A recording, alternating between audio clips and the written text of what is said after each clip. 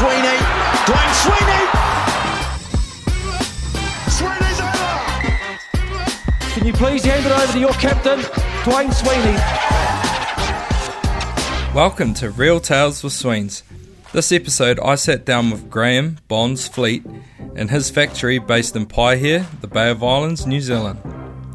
The Bay of Islands is the home of marlin fishing in New Zealand, and as Bonze is New Zealand's top lure maker, it seems only fitting that he is born, bred, and now based there.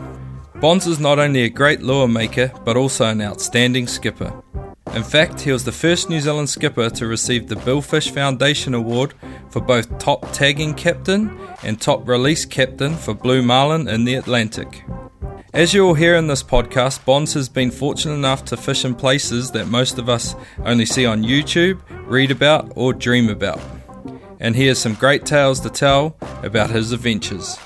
From flying to Kona without a plan, then meeting the legend skipper of Spellbound Mike Rand on the dock, and then he later became his mentor and lifelong friend. Flying to Cape Verde on 7 flights for 63 hours non-stop, only to have his bags lost in transit with all his lures and discover the happy hooker wasn't how she looked in her photos. We also discuss how a school project turned into the business that is Bonze Lures, pressures of social media, how taking a day off to go fishing puts immense pressure on the business, catching blue marlin at 18 knots, his go-to lure spread, and so much more. As always, the show notes will be available on Instagram at Real Tales with Sweens and the website realtaleswithsweens.com. The website will also have all the links to listen on your favourite platform, as well as some great content on all the guests. As Good George have partnered the podcast, all of you listeners will save 10% by entering the discount code REALTALES before checking out on their online store. Perfect timing for all your summer barbecues and activities. Lastly, I want to say a huge thank you to Bonze for sharing his epic tales and some great insight into the sport of marlin fishing. All you keen fishermen and women better have your notebook ready. Join me as we get to know Graeme Bonze Fleet. Enjoy the podcast. Cool, so I'm just sitting here in Bonze Lures' factory with Bonze, the man himself. G'day, Bonze. G'day, Dwayne. Or Graeme. Sweens, I should say. Yeah, we get that straight off the bat there. Get the nicknames out of the way. The real names going on. Yeah, no, we were talking about that, because real name's Graeme, but always been Bonze. Yeah, and there's no story behind it either, man. I've had some pretty good debates about it. People getting pretty angry. So, I remember even one night we're at a bar and my friends didn't believe me. They actually rang up my parents. They're like, "We're going to phone call at 11 o'clock at night. Is there something wrong?" But no, there's no story behind it. And I don't mean I've got no problems being called Graeme either. So, but I've just been called Bonze since I was born, and it's stuck. Yeah. And it's followed me all around the world. Yeah. No, it's and now it's the brand, I guess, isn't it? Yeah. It's so crazy that's the case, mate. From where it all sort of started. But the cool thing about it is the brand is you anyway, isn't it? So it's good that it's your name. Yeah, exactly. It couldn't be anything else now. Graham's Lures just doesn't have the same ring. No, definitely not, mate. Definitely not. But that's the whole thing is me. And guys ask you, what makes your lures different? Me. Yeah. That's it, man. Yeah. Yeah. There's something about that, and I've spoken about it, with heaps of different people now on the podcast, and some really successful people in all different aspects of life, and it always comes down to it's them, it's what they do, it's who they are. That's it. Like Brownie's a good example, and that's someone that we'll talk about as well, because mutual friend of ours, but he was amazing adventure kayaker, but he's mad keen on fishing, and is built to fish is successful because it's him and it's what he's about. He's not trying to recreate something that he's not totally. Like I saw it miles away coming that he was going to be good at it, and he's talking about, am I going to be able to do it and that. But we'll talk about that later. I'm like, I had no doubt. Yeah. And I always give him grief. I says, don't you forget about me, mate, when you know. Yeah, well, he gave you a good shout out on his podcast, actually. Yeah, so he's a good man. He's a good man. Yeah. Yeah, I suppose for me, I'll jump to how we met. And I remember a mutual friend of ours, Sean Thompson, you came down and gave a talk about your lures and about your system and everything. Must have been about 2015, maybe 14, 15. Yes, about 5-6 years ago. And I just got the bug. Like I've been out with a mate. I'd always wanted to catch a marlin, and I've been out with a mate, and we'd managed to catch one. And I got a good handle of you know how to run lures and the rest of it. Sean had recently set his boat up, so I was like, yeah, this is a bit of me. I've got a picture in my head now, and I want to achieve it. So yeah, I went and built Mini Chiefy, which is parked up outside. And cool thing is we're going to put the new riggers on that tomorrow. So yeah, I'm looking forward to setting that up too. You know? That's one thing I've learned over the last few years. We've done a few little boats with, like we did run really little one last year, and just to get it set up right and the success, you know, is you don't need a big boat. No, just needs to be done right. Oh, I've been super lucky. Like the awesome people that I've had share their knowledge, and you were there right at the start when I set my boat up. I was a bit starstruck, mate. I must admit, when I first came across it, you know, put the autograph book away, Bonze. Like, you know, like this. Yeah, no, but I was, I was probably, you know, I was the same way, because I was like, man, this dude's caught so many marlin, and he's giving this talk, and I just remember being captivated. Even my old man, he's not into marlin fishing whatsoever, and we came up. My brothers came up as well. It was more of an excuse for us to just go do something together, and we had a few beers. Yeah. Then, oh man, it was such a good night, and I learned heaps from that talk, and then managed to go out, and third trip out I managed to catch one in Mini Chiefy after. How good. Oh yeah, and then I was really screwed after that. It's like you see that fish come up into the lures, mate, and it's just, there's no other, you can't describe it, eh? It's like the drug, you know. It's man, it's crazy. Yeah, the bites, everything. I always talk about it, you know, we're sitting here like we're doing the podcast right now. Yeah. You know, and then next minute there's this alien, like behind the boat, and it's big, you know. But can you imagine if it roared? Oh, yeah. You know, like if you're sitting there next minute, it's just like, you'd be like, you know, fall off your seat, you know. Like, but that's the bit I like about it so much, is that it's like we'd just be having a talk like we would normally, you know, and then next minute it's right there. You're like, wow, that's crazy, you know. Yeah. And it's that excitement that gets you going, you know. Yeah, so there must have been, like talking about that, you know, I guess my addiction, you know, starting back then, was there like a moment for you when you're like, yeah, this is like, I'm all the way now? There's two. Yeah. There's two, man. Like, so my parents moved up to the Bay of Islands here when I was young. They've always had a house here since I was born, pretty much. But they moved up here, and when I was about 12, and I got a job in a restaurant, like washing dishes and doing stuff there. And the chef was right into marlin fishing. He's like, "Come on, man! Like, I'll take you marlin fishing." I'm like, "Oh man, I don't know." But I'd seen them hanging up, you know. I was like, "Yeah, that's pretty cool. I'll go check this out." So out we went. I was seasick. It was rough as anything. I was just like, "Nah, man, this sucks." Eh? I'm like, I'm not going. No, never again. It was horrible. Anyway, little did I know that was like November, or like October or November. It was like real early. Like, you don't know. I've never caught one that early, you know. And I was like, so anyway, it came to December, and they go, "You want to come again?" And I'm like, "Nah, no way I'm going, man. That was horrific last time." Like, come on, like, let's go. So they bought me a pie head bomb because I get horrendously seasick. Still do. Still do? Yeah, still do. Still do. Just learn how to manage it, you know. Yeah.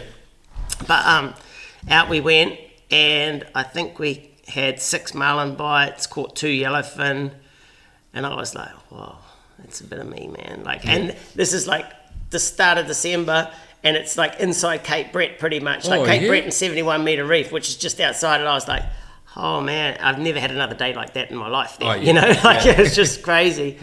Anyway, that was the start of it, and then the real turning point, like I got into the fishing, got into the lure making, and but that's a whole another story. That's what got me started.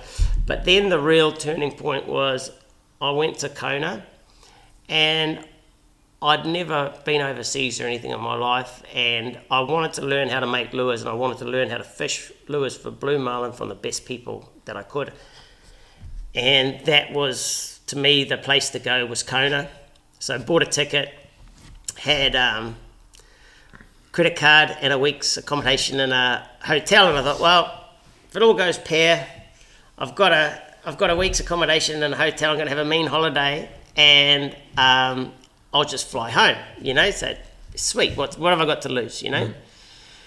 So off I went. First morning I rolled down the marine at 5 o'clock in the morning, and there's one guy on a boat. There's only one boat. There's a whole lot of boats, but there's only one captain on the boat. Get talking to him. He said, "Oh, where are you from?" I'm like, "Oh, I'm a Kiwi."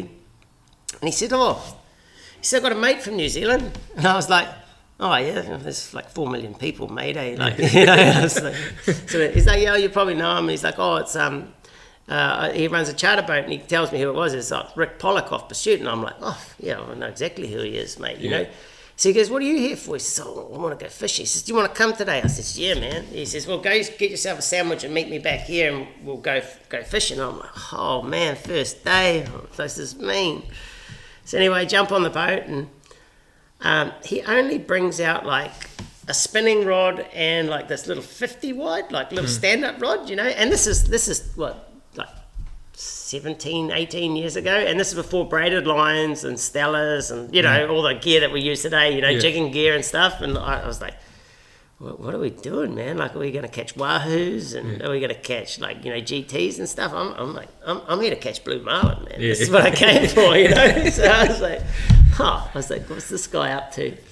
Anyway, we go to the harbour there, and like Kona, like, you fish so close. Like, I mean, if we were leaving the wharf here at Pai here, we'd have the lures in at the little island, you know, just leaving the wharf there. It's that close, you know, and fish between Pai here and Russell, basically. And we go out, go down there, catch a couple of skipjack, and he puts one out on the spinning rod, and that's got straight braid and a straight piano wire leader, like just a real thin leader, just straight single strand wire. I'm like, "Wow, that's pretty crazy." I'm like, what are we catching, sharks or something, you know? Anyway, puts it in, and they're not real talkative guys. Like, the angler doesn't say anything. The captain, he's not exactly the most like talkative dude. Like, you know, he's sort of quite grumpy and just sat there all day smoking cigarettes and chewing that Nicorette gum. Oh, yeah. And I'm like, "Oh man, this guy's pretty interesting, hey?" You know, like, not saying anything. I'm sitting down there sort of like, yeah, what's going on, you know? And we're going along, the next minute out of the clip, bang, comes the bait. And the angler just goes, and there's this angler's big dude, beard, with a cigar. He's been chewing on a cigar all day. He's like got a singlet on. Yeah. And he just goes across, picks the rod up, and like just big hands, just like starts cranking on this bloody egg beater reel, you know, spinning reel. And the captain comes down, and we don't even like set the hook on this thing or anything. We just start backing up. And I'm like, what's going on? And we start backing up, and next minute the boat's just like shaking, like roaring back as hard as I've ever seen a boat go. And we've still never come tight on this fish. Yeah. And we just start to do this big arc, and there's a bit of water piling over the back of the boat, and it's like roaring. There's something special about a big boat going backwards. Oh man, it's so exciting, man. Yeah, and the thing is, the whole boat's shaking and the turbos are in. Like, it's pretty badass, you know. Like, I'll never forget. He's just got like, and because Kona's perfect for it because it's flat calm, you know. Yeah. And he's driving from downstairs, and all I can remember is he's got the like full rev reverse going after this fish, and like he leaves the controls and he comes across and taps me on the shoulder. I'm like, what? He's like, "Are you scared?" I'm like, yeah. Like, I'm terrified because I don't know what he's doing. I don't know what's on the end of that line. I was just like, what the hell's going on, man?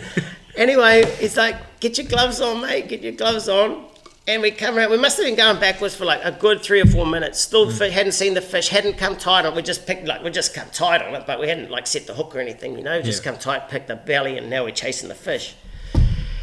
And he's like, "Here's the leader, man. Get ready." And out pops this piano wire leader. I get a wrap on it. He says, "Get a good wrap on it, man." I get a real good wrap on it. And then out comes like a 500-pound blue marlin. And this crazy American is just like trying to back the boat under this fish. I'm just like, he's like, "Hold on to it."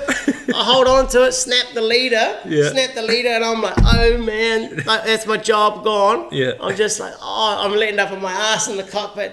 He just comes across like a big like slap on the back and goes, "How badass was that, mate?" And that was the start of like 4 years of just like amazing learning. Yeah. And that guy, he set a new level for me. Yeah. You know, Crazy man. But Did you amazing. fish with him much more? For 4 years. Oh, you were with him? End up living with him, man. Oh, true. Yeah, from that day. Yeah. It's crazy. Just crazy. So that guy's name was Mike Rand, and he ran a boat called the Spellbound. Yeah. And which is... That's the name of this boat. So unfortunately he passed away. So that's sort of like a tribute to him. Yeah. But so far ahead of his time. Yeah. You know, like, so what the whole deal was, what they were doing is they were, the angler was a guy called Jack Nielsen who owns Accurate Reels. Oh, yeah. Yeah. And what they were trying to do was they made this new spinning reel and they wanted to see how strong it was. So they're like, well, what can we catch on it that's like the fastest, hardest, meanest fish? And they're like, well, blue marlin. So what they were doing is they're trying to catch all these blues and stuff on these reels, and that's what they were doing. And so we caught like a bunch of blues, big tunas, all sorts of stuff on the spinning rod. So I would not want to bet, like, after seeing what goes on, there's no way you will give me a spinning rod to catch a blue marlin. Yeah. Not a show. True. You're not allowed to use a harness either, because that's that's is that cheating? Oh yeah, man, you might as well use a normal rod. Yeah. Like, what's the point? Yeah. You know, like, if you're going to do a spinning rod, man, you've got to do it like proper way, mate. No harness. Yeah, well, Sean did that, eh? Like, it's crazy, man. Yeah, they're out of Mere, and they had a fish up and was mucking around there for ages, and they ended up switching it onto a stick bait rod of all things. Ask Brownie about a stick bait rod for catching one. Bro, and it was just under 4 hours, I think he played it, and then he snapped the leader about 10 metres or 20 metres under the boat, and he was broken. Yeah. So this is the thing I love about marlin fishing, you know, like, you could take somebody that doesn't really know, you know, like, you got, and I always laugh because you get the guy that's the real tough dude, eh? I'm like, man, I can destroy you and you won't even know it. Yeah. Like, you know, you get it on there, you can just like juice the drag up and just drive off it a little bit, and they're like, you could just like, they're like, I thought you were strong, you know, like, then they had it after like 20 minutes, you know? When the adrenaline wears out. Yeah, you're like, it's pretty funny, but I've had some pretty big guys break, doing it. Fishing with Sean again, I had another funny story like that. We were, he put up the boat for an auction. We were raising some money for one of the boys that worked for him. They had the spinal injury. Mm-hmm. So we went out in front of Mere there, did some live baiting. We got a double on. We had a real nice blue marlin on, but that jumped off. And then we had the stripey on, and we backing down on this fish, and pretty sure it was the granddad and the grandson were on the rods. The grandson he was on the blue marlin that got off, and then the granddad was on the other one. He was like, oh, yeah, jump over, and he was already harnessed up and stuff. He's like, the young fella's like, no, it's all right, granddad, you carry on. He carried on and keep going, and then the fish comes up, and then I'm there they decided they wanted to keep it, so I'm there with the gaff.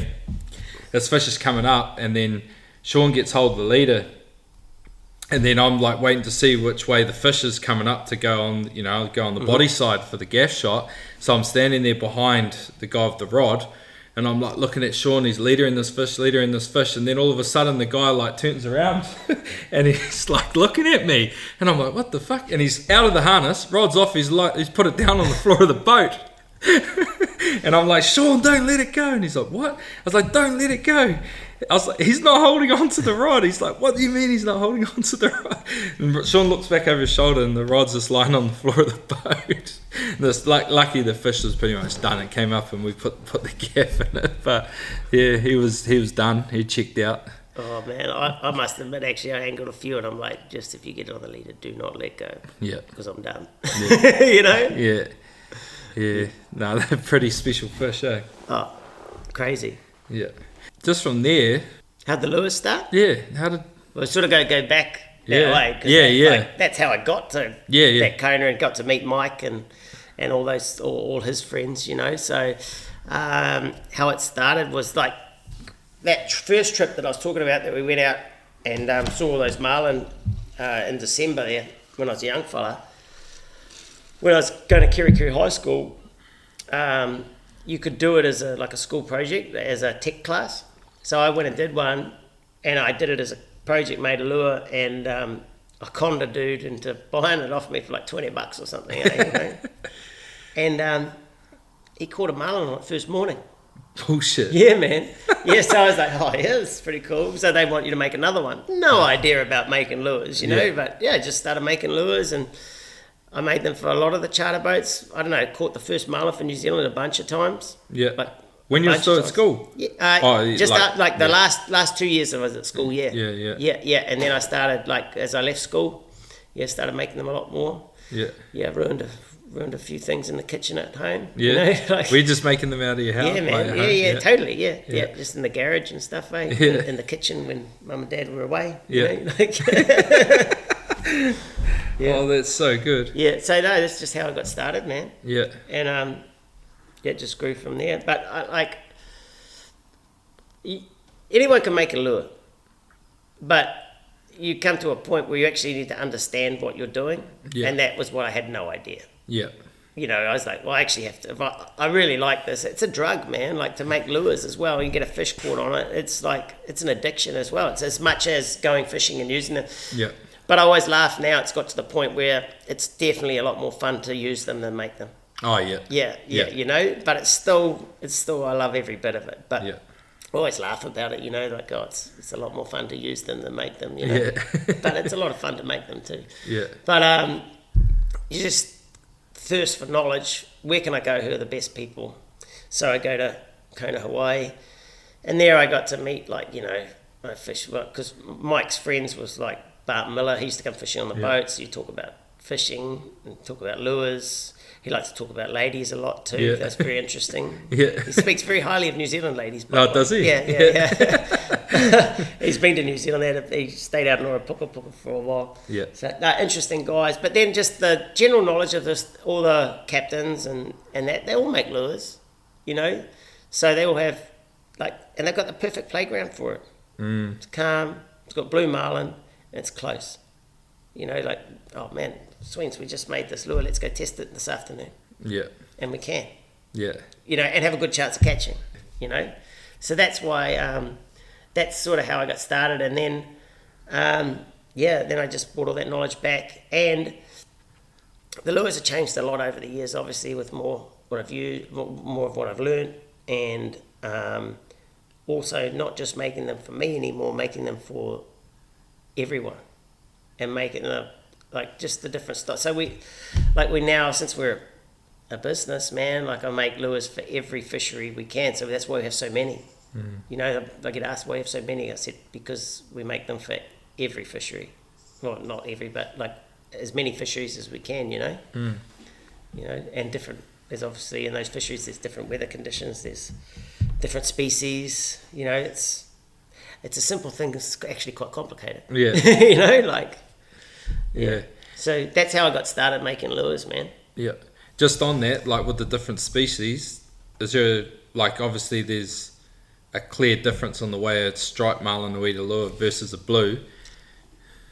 Is there? No. No? I used to think that too. Yeah. And that was a New Zealand thing. Okay. You know, because we, like, New Zealand stripey can quite often be like a real finicky Erratic, feeder. yeah. You know. And then blue's normally big here, you know, it's normally Yeah. a good fish, you know, it's a 300-pound plus fish, you know, it's 150 plus. Average fish probably 200 kilos more. Yeah, that would be you know, true, so, right? Yeah. And you think, it just piles on. Yeah. You know, I'm like, oh yeah, man. In New Zealand, very much so. You know, Yeah. you get that mean crash bite, and that's the one you want because you normally hook them, eh? You know. Yeah. But in all honesty, no. Once you see a lot more of them overseas, no. Especially like So the smaller ones eat more like our stripers? No, Or- it doesn't no? matter what size Oh, it they are, doesn't. man. In They the just Atlantic, do it. especially, they're terrible a lot of the time. Oh, yeah? Yeah, a lot of the times, very well, like, you'll get them up and come up. I call them like Atlantic striped marlin, you know. Oh, yeah. Yeah. They can be pretty frustrating. Yeah. Yeah, and I mean that. Like, I can talk about that later on, but like, just in my travels, man, like, some of the eye-opening things about how marlin should react, and then they actually don't do what the textbook said. Yeah. But the internet said it should be like that. I'm like, but it's not. I read a book one day. Yeah. Look, the book's true to a point, but not necessarily every time, you know. And I can understand that too now. Like, as we see, you've got to have a story to tell, and you know, like, you can talk about how it's supposed to be, but then you throw in the mix, there's a thing that we can't control, you know. Yeah. Yeah, well, that's very much like rugby. Yeah. You know, like Yeah. I think that's why I love it so much. In all honesty, like, yeah, I don't know. Like, I love fishing, and I love, like, I'm a real. Yeah, I don't know. Like, I love a challenge as well. Like, and I get what you're saying. The only thing I will say that I reckon is different about Yeah. rugby is that you're dealing with humans in Yeah. rugby. So you can actually talk about it, and Yeah. you can, like, you can sit there with your opposition, yeah, have a drink with them, and get all the secrets. yeah, yeah. I still yet to get drunk enough with a marlin Yeah. to be able to find out about it. Find out what's going on in his head, man. Yeah. I'm guessing It's not so a lot, true. Like, That's so true, because they eat a piece of plastic with Yeah. rubber on the back. Yeah, I don't know. Yeah. I don't know. It's such a weird thing that you think, oh, you've got this dialed, man, and then it completely goes yeah. haywire. It wasn't supposed to do that. That's not how the other ones work. Yeah, exactly. Yeah. What was the first lure that you made? What was it like? Very different to what we have now. Yeah. Yeah, it was made out of a rod grip. The Oh, foam? yeah. Yeah, like all my lures when I first started were made out of rod grips. True. Yeah, man, and they were mean. Did you just go and buy grips? Yeah. Yeah. So I used to go to like composites and Yeah. Kilwell and that, and buy the rod grips, and then I had a little lathe that we used to just like sand them up with sandpaper. Yeah. Yeah, it's pretty cool. And they caught a truckload of fish, man, Yeah. but they're just not pretty, Yep.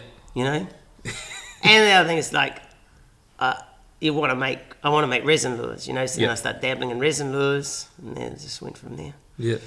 So yeah, it used to be a pretty dirty process, man. Oh, with the rod grips? Yeah, and the resin back in the day. Oh, yeah. It's changed so much, Yeah. Now it's clean. Like, you're sitting in the factory, there's no smell of chemicals or anything like that, eh? No, not at all. Crazy, eh? Yeah, no little Chinese people either. Oh, man. Yeah, there's a lot of people I think that, eh? But, Yeah. Nah.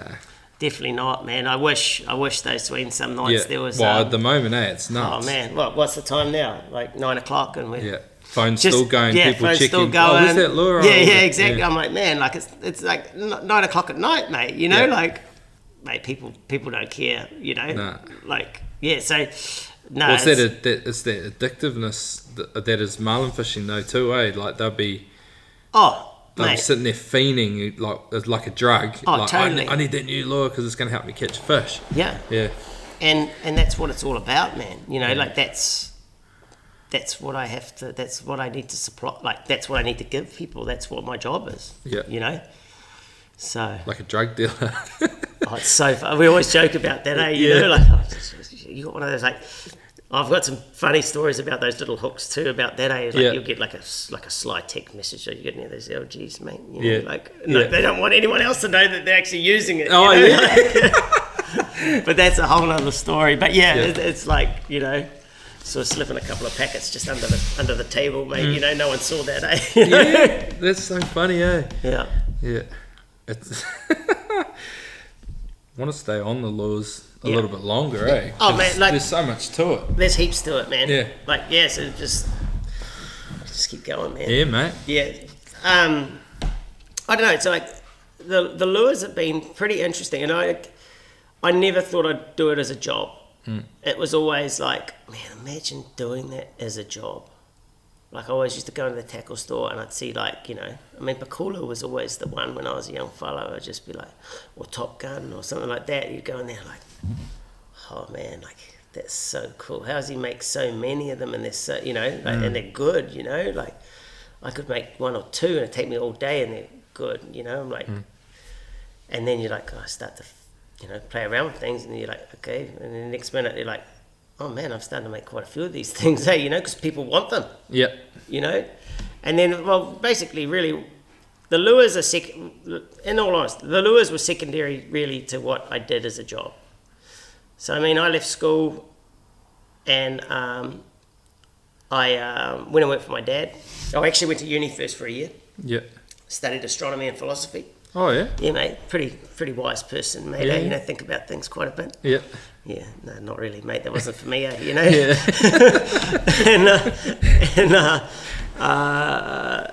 I went and worked with my dad, and he was building at the time. We built a couple of houses in town here, and we were. I was cleaning up the site one day, and there was a couple of glue cartridges on like that liquid nails, Yeah, you know?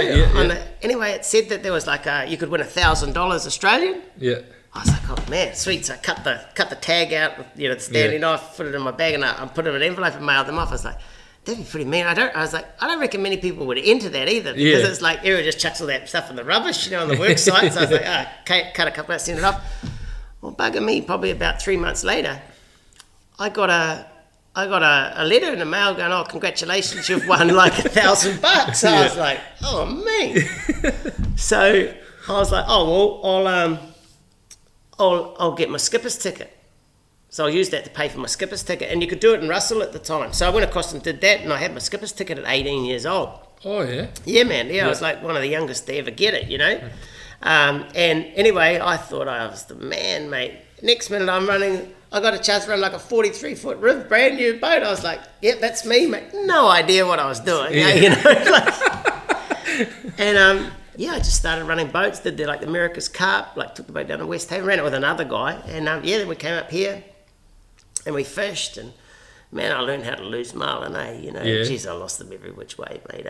Geez, so that was cool. And then I got a job the next year, running a boat called Indalo.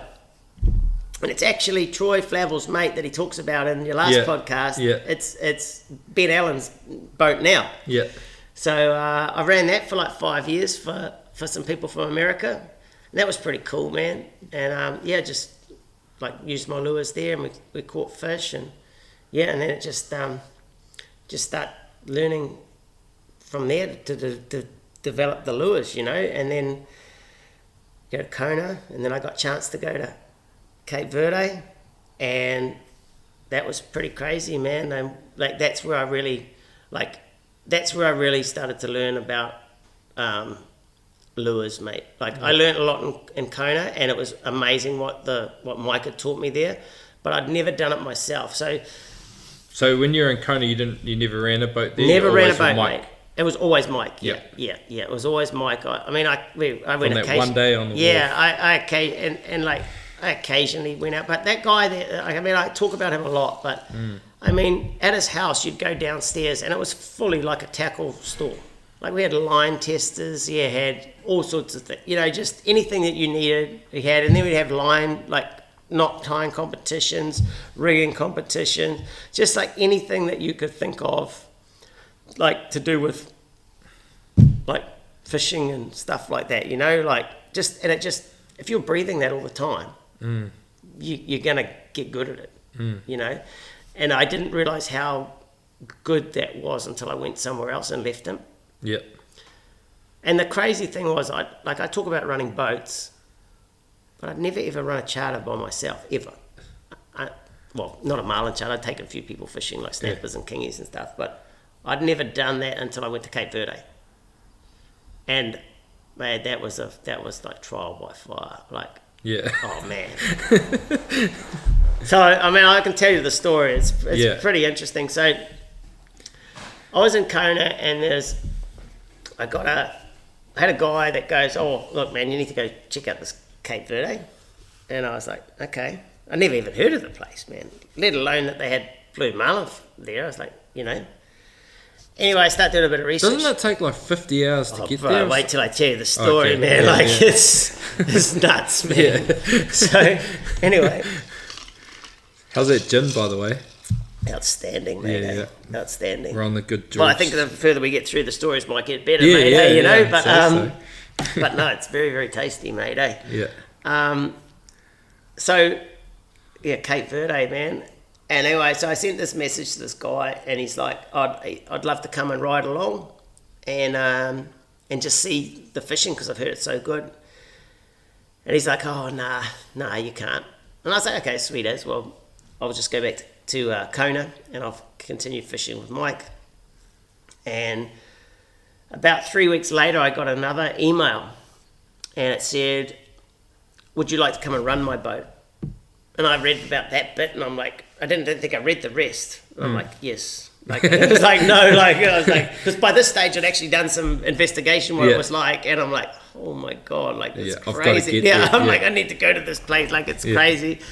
And, he sends me photos of the boat, and says, I've got an apartment for you and everything like that, it'd be sweet. And so I like all of this kind of stuff, I always to pay my way, man. Yeah. Like I never went for the money, I went for the fishing. And like I used to like go to Cape Verde, man. I paid my own way, Yeah. And he gave me a place to live and a little bit of money, but it was not a lot, But anyway, so I start the plan to go on this trip, and I should have known from the start, but I try to book a ticket. I go to the travel agent. Nah, can't get there. I'm like, what do you mean I can't get there? So I'm like, go try another. Were you in Kona at this stage? No, I'm here. Yeah. And I'm like, trying to book a ticket. Nah, I got to think of about 4 travel agents to try to even book a ticket, So anyway, that's cool. Finally get a ticket. And I bought the Lonely Planet guidebook, because this is before the days of like, Oh, yeah. This is before. No smartphones. Nah, nothing like that, man. It's the old like Nokia, the old dial-up internet. Yeah. And I've only finally get this ticket, and I got the Lonely Planet guidebook, and I read the guidebook, and it's like, oh yeah, most European African place, and it's Bohemian cafe lifestyle, whatever the hell that means. Yeah. It's got to be good, man, And those hotels, yep, sweet. Oh, yeah, it looks mean in the photo. It's primo. Oh, and they accept Visa. Sweet. We'll be right, man. So, look, I'll just take the same approach as I did with Hawaii. Yeah. And if it's all bad, got a ticket there, got a visa, got a week in a hotel, get some hotel rooms, it'll be sweet, man. Like mean. Anyway, I got an apartment and I got this real nice boat in the photo here. Check this out, So, like, sweet. So, the day before I leave, man, still haven't heard from Burno, the guy that I'm going to stay with and work for. Still hadn't heard from him. And I've only got a ticket to one of the islands. I still have to pick up another ticket to the other island, and I still don't really know what's going on. Oh, yeah. So I'm like, my mum's like, are you sure this is a good idea? Like, I'm like, it's going to be sweet. Like, look, Lonely Planet says it's sweet, so it's just travel. I've done heaps of traveling. I'll be sweet. So I get on this plane and I fly to Sydney. And in Sydney, I find the email, check the email, see if he sent it. Yep, he sent an email. And there's one that's like, pick the ticket up at this place. Somebody will pick you up at this airport, and then the next day you take that ticket to the airport and you'll fly to the next island. So okay, sweet. I'm feeling pretty good about it now, Anyway, I flew 7 flights. From Sydney? No, 6 flights from Sydney, so 7 including Sydney, for 63 hours, non-stop, one go. Never again, man. Yeah. That was hell. Anyway, I never forget landing into the first island, I think it was Praia, I think we landed in Boa Vista or something. I can't remember the exact airport. Anyway, landing there, and it's like 4 o'clock in the morning. I'm a mess, mate. Yeah. 63 hours. Absolute mess. And I never knew I didn't take any sleeping pills or nothing, man. Yeah. I was just like, oh man, this is going to be cake. It was hell. And I get on the, and like all my luggage is gone. Like no luggage. Got no money. And I'm like the only white dude in the airport. Yeah. I'm just like, I can't speak, like no one can speak English. And I'm just like, oh man, like this is, what am I doing, man? Anyway, so I'm like, well, it's gone. The bags are gone. Never going to see them again, So anyway, go and report the bag. It's a picture this bag. Anyway, that's cool. And I've got no money because it's like a fixed currency there. So they use euro, and you change euro or US dollars and change it to the. So I couldn't get it anywhere before I went there. So I had no money, and they said they used credit card, but that was not quite true. No, the local dude don't have a credit card machine, mate. So I'm like, oh man, how am I going to get a ride? So I rock out. Here's a dude, got a sign, Mr. John, and I'm like looking around. I'm like, oh, my second name's John, so that must be me, man. I'm like, sweet, this is like 4. So anyway, get in this car. And I'd been reading in the guidebook saying, oh yeah, it's the locals are really friendly and it's safe. You know, they'll give you a ride anywhere. Yeah. So, man, I get in this car, mate, and the guy is like, Bruno's like, yeah, the airport, the hotel's like literally 5 minutes down the road.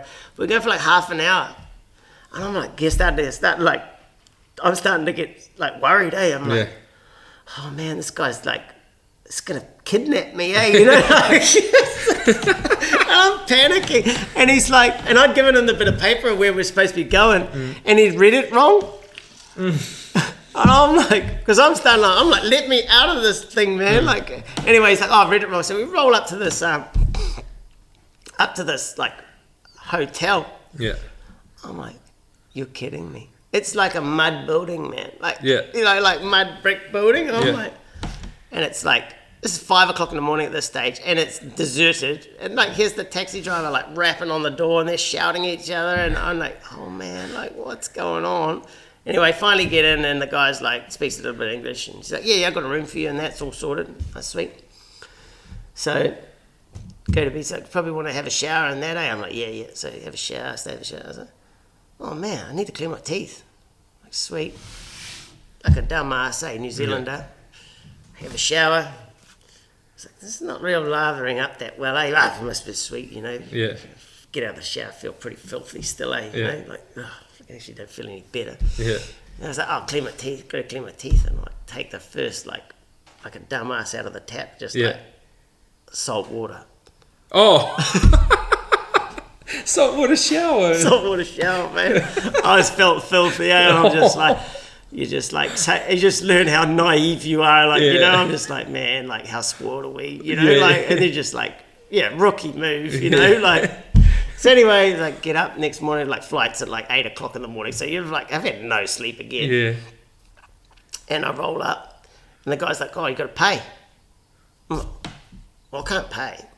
Well, I don't have any money, man. I've got no bags. Yeah. You know, like, I've got nothing. You take credit card? No. So then he's like, I'm looking at the clock. I'm like, I need to get to the airport, man. Like, I'm flying. Yeah. He's like, okay, so just get me to the airport, and I'll get you the money there, man. Man, I got to the airport, mate, and I ran. I ran through security, and I got through security, and this guy's chasing, man, and he got stopped at security, and he was pissed, eh? Like, I was like, I don't care, man. I just need to get through there and get my and sure enough, there's a lady there. Yeah, gave me a ticket. And I got on the plane and off I went, and the ticket doesn't even need your name on it there, man. It didn't even have my name on it. It just had like John something or other. Right? Your name, John, sweet, and you're on the plane. You know, it's just wild, man. So anyway, we're flying over there, and I'm looking down, and I'm like, it looks quite rough down there, eh?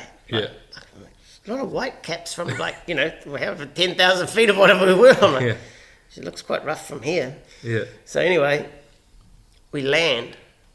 And it's like plummet, man, like just come in and then you just drop, like real steep descent. And it's like, oh shit, like this plane's falling out of the sky, you know? And you land between these two big mountains and you get out and it's just like, like blowing like 30, 40 knots and like sandblasting. And I'm just like, holy shit, man. Like, what have I got? What is this? This is not Kona? No, I'm like, what? It's like the polar opposite of Kona, right? Anyway, you know, I've got nothing with me. Just roll out. And here's this dude, man, and he's got like this big dude with like a big mullet, big blonde mullet, big gold chains, like white linen shirt on, cut off jeans, and like dress shoes, you know, and like the shirt open with these big gold chains and this big eagle tattooed on his chest. I'm like, whoa, check this guy out, eh? Like, wow, and he's just like reaches out a hand, and he's like in a real deep like accent, German accent. He's like, oh, I'm Berto. I'm going to be looking after you. I'm like, holy, check this out. Man, what is this dude, a pimp or something? You know, like, it's just like, turns out to be one of the champions of the world, mate. You know, like just a legend. So anyway, he takes me off down the marina, and I'm like, oh, where's the boat? I can only see this one that doesn't look that nice. Like, I'm looking in my head, I'm like, that's not the one in the photos? That's not the boat in the photo. He says, there's your boat. I'm like, you know when you walk down the wharf and you're like, geez, I hope I'm not going on that one. Yeah. That was my boat. Yeah. You know, like, And it was pretty interesting, man. Like it definitely didn't look like the photo, and like the marina was like white with wind. Oh yeah. Oh, so windy. Probably it's about 40 knots in the marina. Yeah. And I'm just like, oh. What he failed to tell me was that it's the windiest archipelago of islands in the world. So they all go there windsurfing and kite surfing. So man, it was to prove very challenging, you know. Yeah. So I got there, got settled in, and Did your bags ever turn up? yeah, man, how crazy is that? Like, so Birdo goes, don't worry about it, man. Like, it's Cape Verde, man. Like, stuff happens. It'll turn up. So, sure enough, I went to the airport like 2 days later and was just sitting in the corner, and that's taken my hair clippers, and that was about it, man. Yeah. And inside it, I had all my lures. And that was what I was really worried about, you know, Yeah. because I'd taken all my lures, and that was like the big, like, I'm coming here to test my lures, you know. This was the big deal because, like, once I got reading about it, these are all the guys, like, in Marlin magazine, man. Like, these are all the legend captains of the world, and I'm going to be fishing beside them, man. Like it was like, you know, like, I can hardly speak to these dudes, man, because they're the lead, like, this is like the pipeline of marlin fishing here, man. You know, like, these are the legends. So, I mean, Burno himself won the World Cup twice. I don't know how many granders he caught. I think he caught 13 granders. I'm not sure if he had caught quite 13, but he caught a lot. He won, as I say, won the World Cup twice. Like, he's a legend himself, man. Yeah. You know, But you didn't know that before you met him. I did once. I did the research, but I didn't. I mean, he was never one of those guys that you read about. You know, there was other guys that were a lot more flashy. You know, but like, when you start talking to him about how many marlin he's caught and stuff, it's just like, oh, and the big ones, it's like crazy, man. This guy's done it, man. You know, like.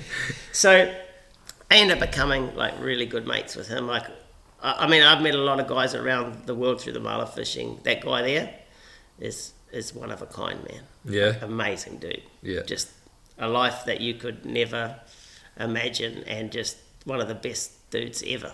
Yeah. You know, so was he? How did he get into fishing? Was he wealthy or?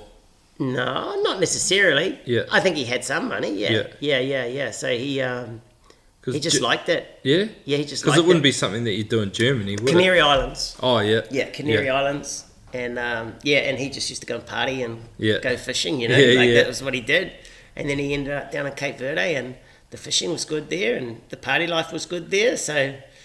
Was it closer for them to get to? Yeah, real easy from Germany. Oh, just one flight. Oh, sweet. Yeah, but that from New Zealand, man, that's the mission. But it's not like that anymore. It's changed a lot since then. Yeah. You can go like Dubai and straight across to Portugal or Germany, and then get a direct flight straight into the island where you fish now, you know. Oh, okay. Still a long way. Like, if you ever do it, you want to go for like a couple of weeks, man, if you're going to do it. Like, it's a once a lifetime sort of thing. Yeah. Yeah, because you want to go there and have good fishing at least for a few days. Yeah. You know, and within 2 weeks you're probably going to strike it pretty good. Yeah. But just getting there, man, like, and then, like, because I was pretty devastated, the bags were gone and all my lures were gone. I was like, man, that was the whole point of coming. It's not like I could just get another set of lures sent across, you know? Yeah. Anyway, so... Not 7 flights. No, exactly. So, they turned up and I got my lures back, and I was there, it was like 10 days before the season. Like, so we had a lot of time to get sort of ready, and the boat was getting some major work done on it, and it needed it, but so when I got there, the boat never ran for more than 10 minutes at a time. Yeah? Yeah, man, yeah. So they had these cat mechanics from Germany, I think they were, working on it, and Beto used to always go to me, he says, Bonze, this boat has never let me down, mate. He says, great boat, never let me down. I'm like, mate, it's never run for more than 10 minutes since I've been here. Like, you know, I'm like, it's not really installing that much confidence in me, mate, you know, like. So, anyway, and what the problem was, they were trying to put Raycor filters on it, you know, like the water separator and stuff, like, you know, off the tank, so your first filter. And they couldn't get them to work. I don't know, they just could not work out why it wouldn't run. So they got rid of those, and we just went straight back to running it off the tank straight into the engine, like just through the filter on the engine. And that's how I ran the boat for the whole time I was there, and it proved to be quite troublesome, but the boat ran. Yeah. So this was the start of it, and I also had a crew there that had never marlin fished, and it couldn't speak English. So it's like me with my Japanese mate. Yeah, man. Yeah, same sort of thing. So like, get there, and then I'm like living in the town, and like I used to call it the prison. Like, 'cause you get in there, like, and it was an old concrete building, and like you had the old jail bed, and like the place was so windy, it had no windows. They just had the wooden shutters, and it rattled, and it's scary, And then like the house next door was made out of oil drums, and there was like 14 people living in it, and it was nuts, man. And like you turn the lights off at night, trying to go to sleep, and you're sure like there were like stuff like cockroaches and stuff. Turn the light on, it's just like So anyway. That was like the whole experience and the culture, and that at the start I was freaking out, man. Like I was struggling. I'll be straight up with you. Like I thought I'd travelled, but this was a whole another level, because you're trying to run a boat that was very difficult. You're dealing with a crew that was a totally different culture, let alone language. And this is like a huge education for me of how cultures work. Because I'm like, I'm the captain of. We're going to be here doing this, fueling the boat, doing this, and this. They're like, Captain, don't worry about it, man. Like, I'm like, no way, man. Like, we've got a job. Like, it's cool, man. I'm like, it's not cool. So it took a while it took a while to get used to that, man. And I still don't think I actually got used to it, but I learned how to manage it, Yeah.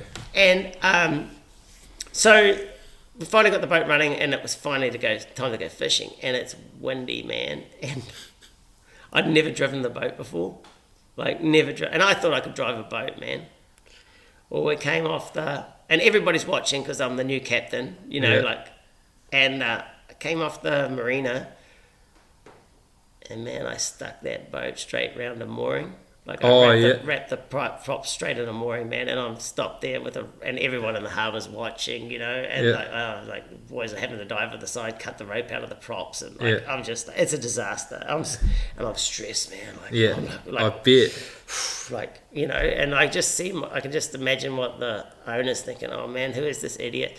But what he didn't tell me is you can't steer the boat. Boat's got no steering. Oh. No, none at all. so I'm like, I'm trying to steer it, and that's why I got into trouble. Yeah. Because you couldn't steer it. He's like, oh yeah, Bonze, you can't steer it, mate. It's all done off the props. So yeah, in the marina, like anywhere close, there's no steering. So I can just steer it enough to troll. And I had people tell, like I had. Did it have twin motors? Had twin motors. Thank God, you'd never steer it otherwise. And I had days where it broke down. And we don't have one engine, obviously. And I could get home from the windward side, but from the leeward side where I had to go into the wind, not a show, man. No way. Yeah. No way. Just no way I'm getting up the channel in that weather, Yeah. So anyway, that's the start of it. And anyway, he sends me off. He's like, yeah, Bonze, you just go down here. You just fish down here, mate. No worries. So off we go. And this is on the leeward side of the island. And to get down to the bank, as they call it, and fish under the big lighthouse there, you go down this channel, and it's between two big mountains, and it's always wind up your bum all the way down there, so it's pretty pleasant ride, And you get down there and you fish, and the average day there, I'm guessing, is 15 to 20, 1.5, 2 meters. It's pretty gnarly. Yeah. And that's in the lee. Yeah. Yeah. So so I go down there and start fishing, and nothing, man. And I'm just like, can't drive the boat, can't talk to the crew. And then they go, oh, we'll come home. So I started to come home. What he failed to tell me was that there's a thing called the wind machine and the washing machine on the way home. Because you know how I said it was nice on the way down with the wind? Well, coming back the other way is the complete opposite. Yeah. It's like, I don't know how to describe it, but basically you get off the bank, you start going up the channel, and like I'm in and out of gear up the channel. I'm like, what the hell? And then I haven't even gone into the rough bit yet. And then I get into this one they call the wind machine, and I'm not joking you, man. There's water spouts going up these cliffs like 300 feet. Yeah? Yeah, I'm just like, what the hell is this place? Like, I mean, over the years, I had days where it ripped the whole top of the bimini off, like, you know, laid the boat over, like nuts, man. Yeah. But what they didn't tell me was, and it's really intimidating, is like, you know, you're taught to stay away from the rocks. Yeah. Well, actually, the best thing is to get right and tight. Oh, real? Yeah, and it's super intimidating. Like, these are mountains, and you're like right hard against them. Yeah. And you want to be right in close. The only problem is, if something goes wrong, you're on the rocks straight away. Yeah. So, and that's the safe bit where I'm talking about. This bit's the safe bit. The wind machine's the safe part. And then you've got the next bit, which is the washing machine. And that is like, so the reason why wind machine, I talk about safe because you're head on to the sea. Yeah. The washing machine is, what happens is it has it opens up into a bay, and you've got to go across, but the waves are hitting cliffs and bouncing back. Oh, and you're not going square on anymore, you're going across, and they're coming from like 4 directions, and you'd have to be real close to the rocks. And you're just like, oh, it's just, the first time I did it, I'm like horrified. Yeah. I'm like, I have to do that every day? I have to do that every day? Like, you know, like, yeah. Let alone go fishing. I'm like, I have to do that every day. And like, I mean, I had days there where I went over the steering wheel, you know, like, you'd be going up there with like another 40-footer beside you, and they're disappearing off one wave, and you're down underneath, like you're underneath one, they're up the top of one, you're looking at, and then they go down, they completely disappear. Yeah. And like, then you're up, it's outrageous. And then I've seen days there where like boats have had the bow, stuff the bow and rip the whole, like the deck off the bow, so it's like a shoe, you know, come off the sole, you know, like just nuts, man. Like, and I was like, this is my, like, I did that the first 3 weeks we did it. I got used to the boat. I could start to steer it by that stage. Yeah. And the fishing was rubbish, man. And I remember talking to a mate of mine. He says, how's it going? I said, oh man, I'm struggling a bit, eh? Like, this place is pretty cactus, eh? You know, like, I like, Burno's a champion, but like, I feel really under, like, I just don't feel like it's me, you know, like, I'm struggling a bit here. Anyway, he said to me, he said, look, man, he says, you've wanted to do this all your life, like, you got a chance to do something like that people only dream of, you know, if you're into what you do, like, just try to relax and enjoy it. It's probably one of the best bits of advice, like, I was ever given. Like, so I was just like, oh man, it doesn't matter anymore, man, just, you're here, just like, this is what you wanted to do, like, just enjoy it. And pretty much everything changed, eh? Yeah. Like, from that point on. And I'll never forget, one of the local guys goes, today's the day, Bonze, like, there's fish down there, like, it's going to be on. And I'm like, oh, whatever, man, like, I was over it by this point, eh, you know. I'm just like, just chilling now, man, you know. Yeah. Anyway, sure enough, go down there, man, and like, get on the bank, and oh my God, like, first pass on the bank, like 600-pounder piles on, like, next rigger, like, there's a 400, and next rigger there's like a 300. I'm just like, holy hell, like, triple header blue marlin first time, and I'm just like, oh my God. Like, and this was the start of it, man, like, just amazing. So the fish just hadn't turned up yet? Just hadn't turned up, no. Yeah. No, it didn't get any calmer. Yeah.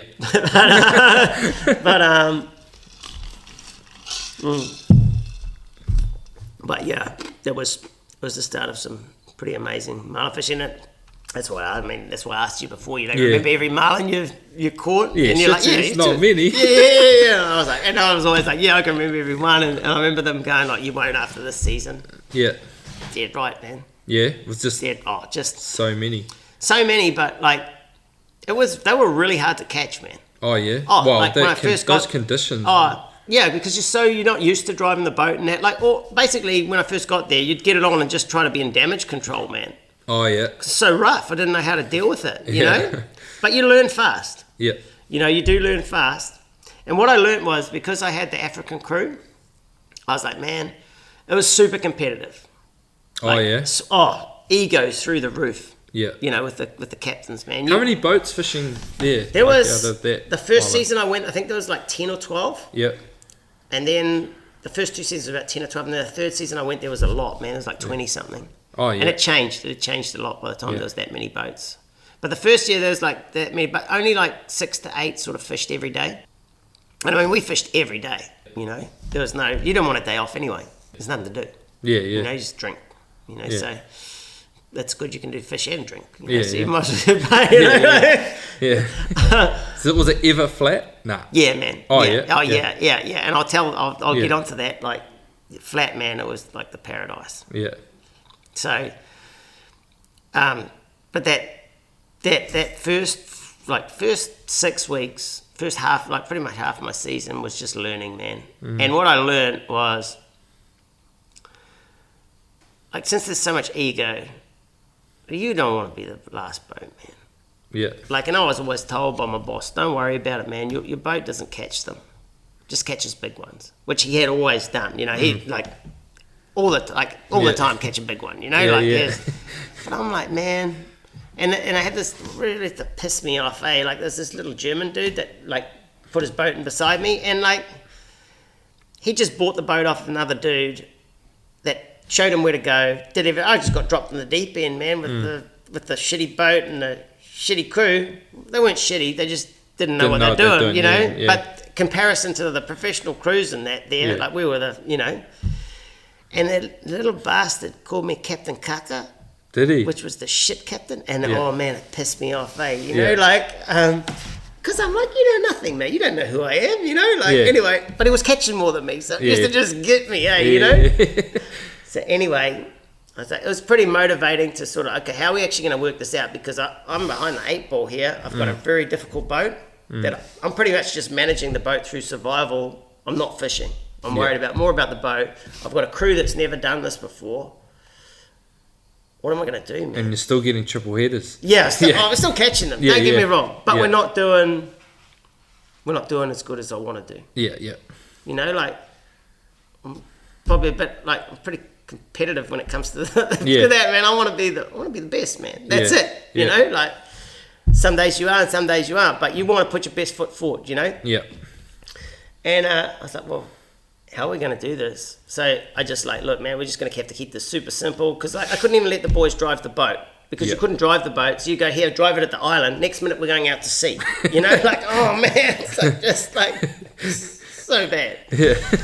And I was just like, okay, so what are we going to do? We're going to make this real simple. So we just had 4 rods, all numbered. So 1 through 4. And then I got a rack on the back of the boat, and I put numbers 1 through 4, and I just used to hook a lure on each one. So number 4 would go on for number 4 rod, and then I also number the rod holders, and then I also ran all the lures parallel. So like my 2 shorts were on the same wave, and my 2 longs were on the same wave. And the reason for that is if they stuffed it up, they only have 50% chance of putting the rod in the wrong place. Yep. So that's how I started doing that, and it started working, because you go to them, oh, put another lure out, like put this lure out, and next minute it'd be like 25 knots, and you're putting out like this angled face plunger that's got no weight in it, and it's flying, you know. Yeah. But they don't know. You told them to put a lure out. That's a lure, boss. Yeah. And yes, it is, but it's not the right lure. Yeah. You know, like, so just trying to control all those things and put the odds in my favour, all of us, you know, like more in my favour than against. Yeah. And once we started doing that, man, things started changing, and the boys, my crew liked being the top. Like, oh yeah, they were like, oh man, we're going good now, and they sort of puffed their chests out, and, they're like, and then they changed too. Yeah. And the other thing, like the cultural thing that I struggled with was, you know, Kiwi. I'm like, it's pretty chill. Like everybody's sort of equal. They like that you were the captain, mate. Yeah. And as soon as I got that in my head as well, and you sort of have quite an authoritative figure towards them, totally changed, man. Oh yeah. Yeah, and it was very difficult for me. Yeah. You know, because I'm not that person, man. Yeah, you know, yeah. I'm sort of, you know, chill. oh yeah, can you please do this and that? Yeah. You know, you're still respectful, but you're like, man, this needs to be done. And that do it. Oh man, loved it. Yeah? Loved it. Hey, you know, loved it as a captain, you know. And then we started to become a pretty good team. You know, because then they'd start giving all their boys grief, you know, like, oh, mate, we beat you today, you know, like, and then we started to gel, and I started to learn, hit the other mate, he could speak English, a little bit of English, and he started there and we started speaking Creole. Yeah. And Creole is actually quite an easy language to learn, to speak Pidgin Creole, you know, because there's no masculine, there's no gender. Oh, yeah. Well, the Creole I was learning, there was no, you know, and I could actually sort of chip away a bit of it after like the first season, man. You know, I could sort of talk to people, which is huge. You know, and as you know yourself, go to another culture and you can't speak to somebody, it's pretty difficult, eh? Yeah. You know. But it's funny that, like you talk about the boat, and once you understood them, and then you worked out what made them tick. It's so much like a rugby team. Like, exactly like it. Like being a captain myself, like I'd never been captain before. I captained Waikato and just didn't know the dynamic of it. But once I got a bit of a handle on it, like, and understood that I just needed to understand the people to empower them to just do their role. Yeah. It's like, not everybody's the same. Some people like it this way, some like it that way, and as soon as you work that out, the whole thing just changes, because it's all there. As a captain, or as, like, you know, you're talking about captain of a boat, but captain of a rugby team, boat, CEO of a business, if you learn what makes your people tick and you empower them to do so, everything changes. It's crazy how much it changed. And then, like, you know, then they're embracing you as they're taking up to their house as your family, and, you know, like, it's just like so different. And the whole journey changed. My whole view on the place changed. Like, it was night and day, and we started to slay them, man. Yeah. Like, slay them. Yeah. Like, ridiculous. And I'll never forget, like, my dad rang up. He said, how you going? I'm like, Dad, you'll never believe it, man. Like, we're like the top boat or the second top boat every day. Like, I'm like, these are all the guys that I used to read about, man. And we're rolling with them, you know? Like, it's mean, man, you know? What were some of the names of the people, like the boats that were there? Oh, like the big ones, like Zach Conde, Les Gallagher, like Dreaming On was there. Oh, yeah. There. Man, he slayed them when I was there. Like, he was real good. Like, he did real well, you know? But, I mean, he's in a 78-foot boat. But they're super nice people. Yep. All really, really good people. Where's that boat based? It's in America, man. America? Like, yeah. Somewhere in America, Alabama, I think. Yeah. It was down here last year. But yeah, then there's like a guy called Olaf Gronkowski. He's a good man. Yeah, so just it's really weird, because I used to watch this. Always people laugh at me about this, but I used to watch this video when I was a kid. Like, I had it in my bedroom every night, you know. Yeah. And like every night before I went to sleep, I watched it. And what it was this Blue Marlin of Ghana video. Yeah.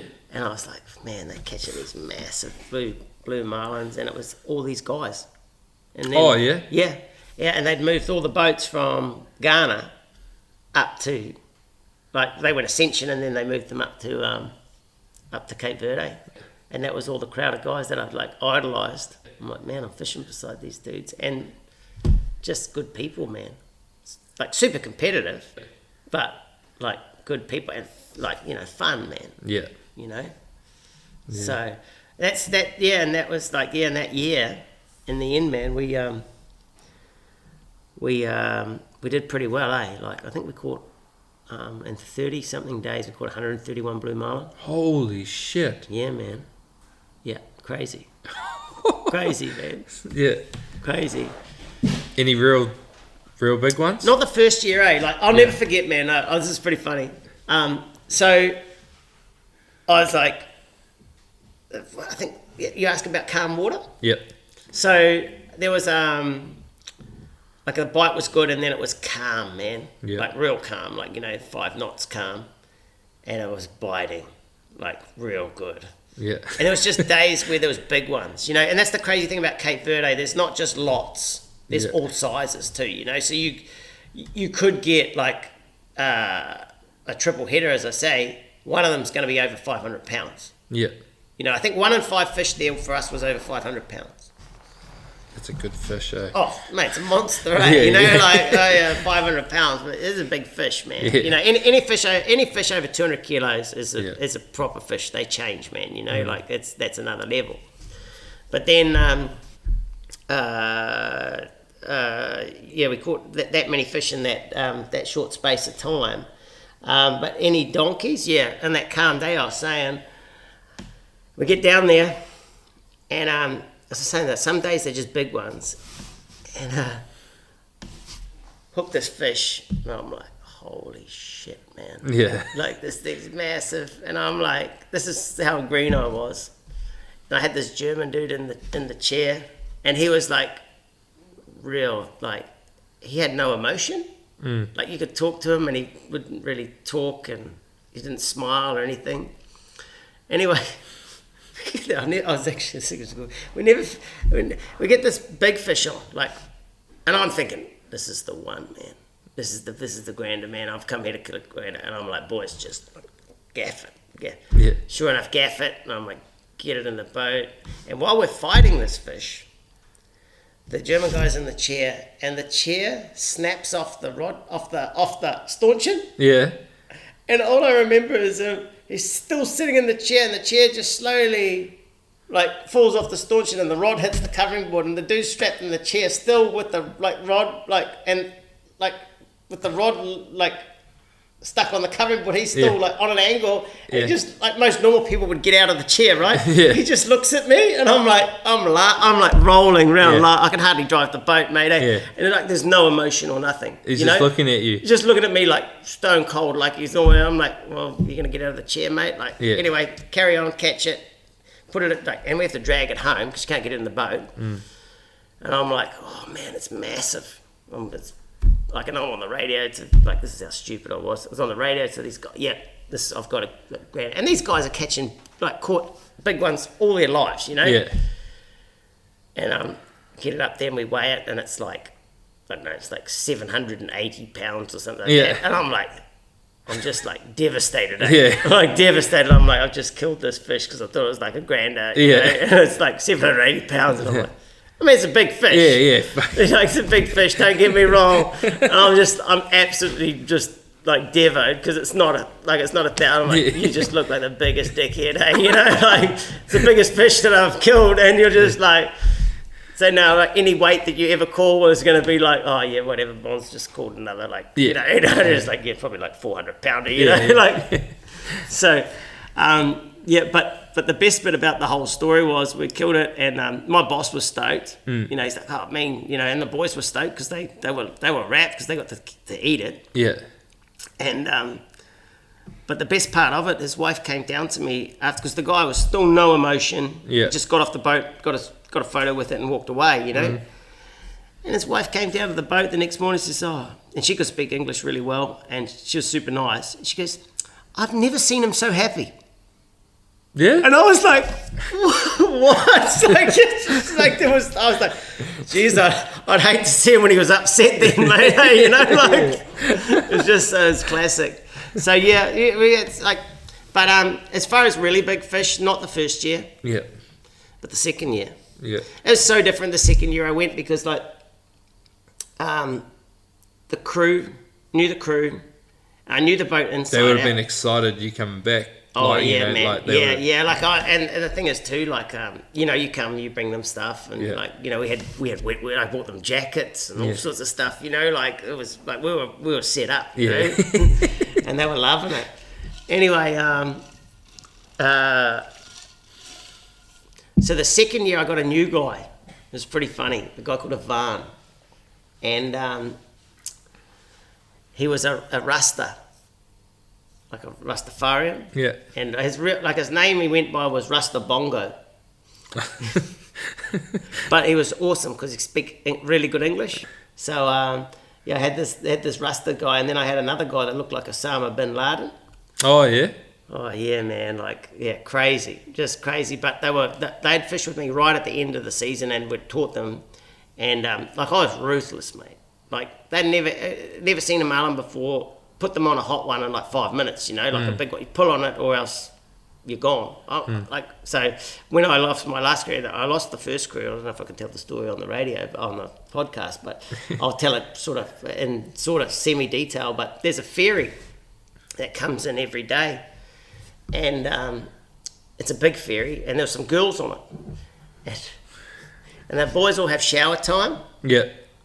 At the end of the day on the dock. Yeah. It's definitely not a shower time that I'll be getting involved in, man, because these boys are like, there's a few bloody babies' arms swinging around, you know, just like, oh my God, you know, and they're trying to talk to you, I'm like, oh my God, what is that thing?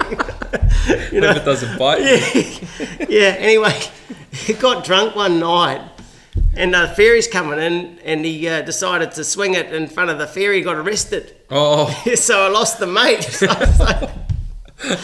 I had to get a new one, and that's where these other two boys finally came in, and they were real good. So the second year I turned up, we were pretty much set to go straight away, and that made a huge difference. And I also knew the boat. So like what I said about the fuel filters, you know, that we didn't have any, like the primary filter, the Rayquil filter, sorry. I used to know if the boat was blowing a bit of smoke that I had to get home that night. I had to do the filters, I had to clean all the filters, or else like some days like I'd get down on the bank and I'm like, okay, we're going through the dangerous part, guys. Like we can't have the boat, any trouble with the boat. So I'm like, okay, well after fishing we need to stop, clean all our filters, put everything back and make sure we're right before we take on the channel, because if you don't go with someone and something goes wrong, you could potentially lose the boat or potentially die. You know, like it's that dangerous, you know. So the second year I was all about it, and I didn't fight the boat, and I just got there and we just fished, man, and it was on from the day we got there. Yeah, like we was catching like 4, I don't know how many times, caught 5 or 6 a day, 7 a day. Yeah, truckloads, man. It sounds so like talking about that. Yeah, but we had numbers wise, is it more than Kona? Oh yeah, it's not even comparable. Oh yeah. No, it's not even comparable. Like Kona has its times, but the beauty of Kona is, man, it's a nice place. Yeah, and it's flat all the time. It's paradise, man. Yeah. Like you can't even, you know, everybody speaks English. We're only running like 5 minutes. So, you know, there's a lot to be said about that. Yeah, I didn't... One flight. Flight. Yeah. I know I'm going there, I'm going to go fishing because it's going to be calm. But I took that for granted as a young person. Like, I was like, there's got to be somewhere better. Oh, yeah. You know, and I'm sure, like, just from what I've seen, I've only seen a handful of places, but, like, Cape Verde is amazing, but it's hard. You know, it doesn't matter how well set up you are, things go wrong, and it's not easy to sort out. It's Africa, man, you know, so, but it's a pretty cool place to go and get educated, and you know, and I'd never change it for the world, but I learnt so much doing that, you know. So it's but the thing is, man, the cool thing about it was, and it was cool for my crew too, because we actually got some accolades out of it too, you know. So they got some pretty cool accolades out of that. They actually got recognised for, well, we got recognised for being good at it, you know, and doing well. Yeah. Which is those Billfish Awards that we won, you know, which is a pretty big deal. Yeah, big deal. Massive, mate. Like, I was like, I'll never forget, like, I was sitting there, I was back in New Zealand at this stage, and letter in the mail. Yeah. This is like in, I don't know, maybe February or something, January, February. And I was like, reading it, Billfish Foundation, congratulations, you're like one of the elite few in the world that's won the like such and such release Captain Blue Marlin in the Atlantic. And I was like, oh, man, I'm not joking, I think one of my mates is playing a prank on me here. Oh, yeah. You know, I don't win this, mate, you know, like. Anyway, I'm like, then there's an email with the same thing. I'm like, oh man, maybe this is real. And so I emailed the dude back, and sure enough, it was real, man. And like, yeah, that first season we won top tagging boat for Blue Marlin in the Atlantic, which is a big deal, man. Like, I didn't realize how much of a big deal it was, but like all the guys that I was like, you know, idolized were those are the guys that won it, man, you know. Yeah. And you see them on social media these days. It's all those, like, you know, there's some pretty big names that have been doing that. And I was like, oh, man, that's pretty cool. Yeah, it's pretty wicked. You know, and then, like, and my mates all chipped in, bought me a ticket to Miami. Went over to the boat show and went to the awards. Oh, do they have like an Yeah, awards? man. Yeah. And I mean, I was so poor that I slept on the Bullfish Foundation dude's couch. Man, Elliot, like, is a champion. Yeah. You know, slept on his couch, went out, partied, and with all these people and that. It was pretty cool. So that was cool. And then the second year we didn't tag the second year. We just did release, which is potentially harder to win because, like, you're counting every fish. Like, you only got to touch the leader, and it's a caught fish. And we won that the second year. So I was like, oh man, this is. So you went from the cucker skipper. Yeah, man, it was pretty funny. You know, like it was, but a lot of hard work too. You know, a lot of hard work in that. Like I was rigging like every night. I did everything, man. Like every night I was rigging 2 hours. Like I wanted to do, like, as much as it sounds bad, like I wasn't fishing for any of my charters. They were just paying for me to go fishing. Yeah. You know? They're just the lucky ones that get to wind it in. Yeah, but hey, they're enjoying it. I was enjoying it. And I you know, but deep down I'm doing this for me, man, you know? Yeah. And I was using my lures at the same time, you know? And that's how I sort of learned. And then I got, so out of that, I met a guy called Les Gallagher. Super nice guy, and he was one of the legends of that sort of area, and he lived in a place called Horta in the Azores, and he was like one of the early guys there, and he was fishing down at Cape Verde, running a boat called Andromeda, and I got friendly with him, and he invited me to come and fish with him up in the Azores. So I went from Cape Verde, I went up to the Azores, and I'd always heard about like the big fish in the Azores, you know. And so he runs a boat there called the Brasilia. You'll see that on social media. Yeah. I've seen it. Yeah. It's owned by a guy called Louis, another champion guy. Like, crack up, so funny, so different to the Birdo, but like one of the nicest guys you'll ever meet. He owns a restaurant in Belgium called Brasilia, you know. Anyway, he has these boats. He has boats in the Azores and Canaries and that. And anyway, go up there and go fishing with Les. And the crazy thing about that place is it's like a European version of Kona, I reckon I call it. Like cafes, real old, you know, old like cafes and stuff. And in the morning you go for breakfast, you know, go and have a coffee and a toasted sandwich or something like that, you know, and like an espresso, you know, then go down the boat and go fish. This real like gentleman now. I think we leave till like 7:30, 8 o'clock, like not early, and don't seem to catch many in the morning there, you know. Yeah, but you'll fish all the way through to 7 in the evening. You know, you fish late and catch quite a few in the afternoon.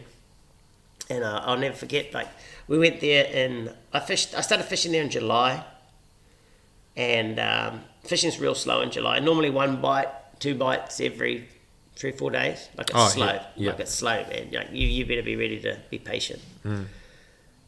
But it's gonna be a real one. Oh yeah. Yeah. I know. I never forget fishing up there, and first time I seen a fish there is like 800 pounds. You know, and you hear these guys talking about these numbers. You know, like it's the 700. I got 700. They got 800. They got 900. And you're like. Yeah, it's a bit like me when I went and caught that grander in Cape Verde, you know, it's like 780 pounds, so it's not a grander, you know. Yeah. But oh my God. Yeah. They're big. Yeah. And they're big. So so catch these big fish there and they want to commit suicide, man. Like they just want to eat. Like your hookup rate is ridiculous there. Like it's like 80-90% there. Because they're big. And like I've never seen fish like come in there, grab a lure, rip a whole heap of line, come off, wind the lure back in, and they're back at your transfer trying to eat. The total opposite to like Cape Verde, where they're like quite often like real finicky, like knock it down, bugger off, you know. And that's what you're talking about. Oh, they eat like a, you know, like a stripe. I'm like, that Cape Verde blue is like a striped marlin, you know. Like, so they were hard to catch. Azores, on the other hand, man, they want to die. Yeah, they want to eat. Yeah, so it's very different, but like. learnt there how to catch big ones fast. And Is that the way to get them? yeah, man. Like, I hear a lot of guys say that they fight different in the Atlantic as they do the Pacific. I don't know, man. I had some pretty nasty ones in the Atlantic too, you know? Oh, yeah. Yeah. Oh, they reckon they're a bit more timid. Yeah, they reckon they don't go as deep and stuff like that in the Oh. Atlantic. And maybe that's true, but I still had some real good battles. Like, I couldn't say that I've had ones in the Pacific that have fought any harder. But maybe they don't go as deep, I don't know. But it's pretty interesting fishing up there. But you know how you're talking about, like, knee tremblers and stuff like that? Yeah. You got used to catching big ones, you know? So, like, 700-800, when you first start there, like, oh, man, I'm shaking and that, you know? But once you get used to it, like, it's just process, man. Just catch it, man. Like, it's a marlin. It still pulls the same drag as what you do. You're in charge here, you know. And that's where I start to learn how to angle instead of like start to learn drag management. And then I like fishing beside a boat called the Chakra, and it's owned by a guy called Ian Carter.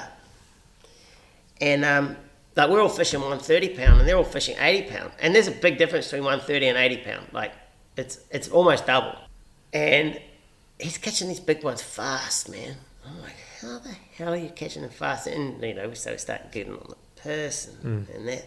He's like, I just don't put any drag on them, man. I'm like, what? Like, you start to get that in your head, and you're like, how's that possible, man? Like, the only way to catch things is put drag on. Yeah, just start to learn all these techniques and start to learn, like, all the stuff about not using any drag and all that. And man, the behaviour of the fish just changes. And that's what really set me up to go back to Cape Verde and learn what I learned the second year. But I actually was lucky enough, well, I was lucky, but it wasn't through a good fortune of other people. I got to run the boat in Azores that first year because unfortunately Les's father passed away and he had to go back to England. So there was no one to run the boat, so I ended up running the boat. And I'll never forget the first day I ran the boat. It's one fish I should have killed. Yeah? Yeah, because that's the only thing I sort of, like, not regret, but I never killed a grander as a captain. And I just want to do it because I say that I've done it. Because if you don't weigh it, you can't say it. But I mean, I would say I have no doubt in my mind I've had like a good half a dozen fish after fishing in places like that for those number of years. That would be well over that number. But I never did to call them 900 and let them go because I never killed it. You know, I never say that I've caught a grander because I haven't. But the first day I ran the boat there, Olaf was crewing for me and he'd seen a lot of big fish.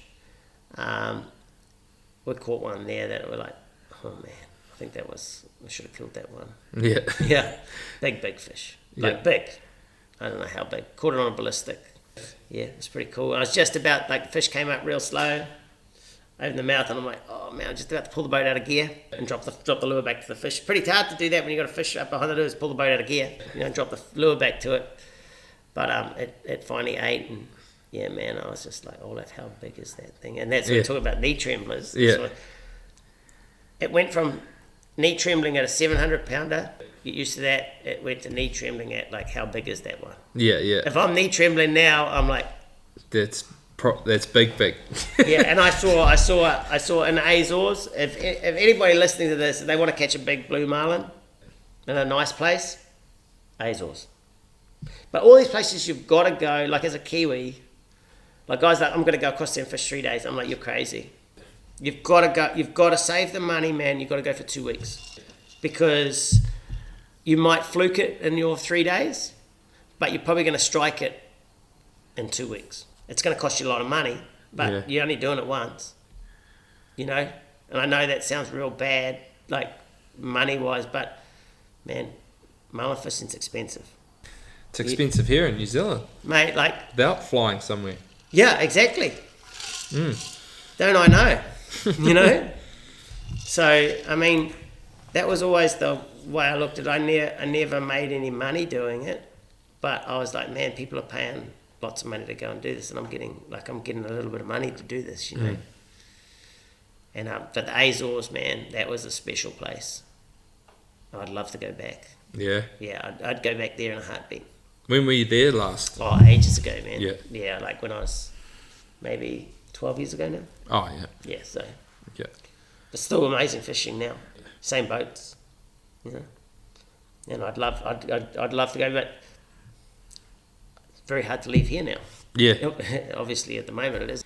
But that's why Kona is so appealing to me. You know, it's just one flight away. Yeah. Easy to get to. What? How does our fishery compare here? Like these, you know, these big boats and things over there. Do they talk? Well, obviously, you mentioned one of the boats, Dreaming On, was down here last year. Is that more just because they want to come to New Zealand rather than the fishing? I don't really know, man. Yeah, more sword fishing there into it. Oh yeah. You know, I think that's New Zealand's more known for that. And the thing is, everybody sees the Wanganella Banks and thinks that's our New Zealand fishery. You know, I'm like, man, oh yeah, you go fish the Wanganella Banks. I'm like, man, no, I've never been there. You know, like it's 3 days away. yeah. You know, like I'm like, yeah, it's pretty tough. You can fly to New Cape Verde in the same amount of time. Yeah. I don't know which one I'd choose actually, man. It's a tough one, yeah. Both pretty big journeys. But and both pretty good outcomes when you get there too, you know. But New Zealand fishery is very, very difficult. To be a good fisherman, consistent fisherman, and that's the one I think is always a good fisherman, is the consistent guy, not necessarily the guy who catches the biggest. I know a lot of guys that I've seen around the world who are pretty average have caught a grander, you know, but I always like the guy that's consistent, you know.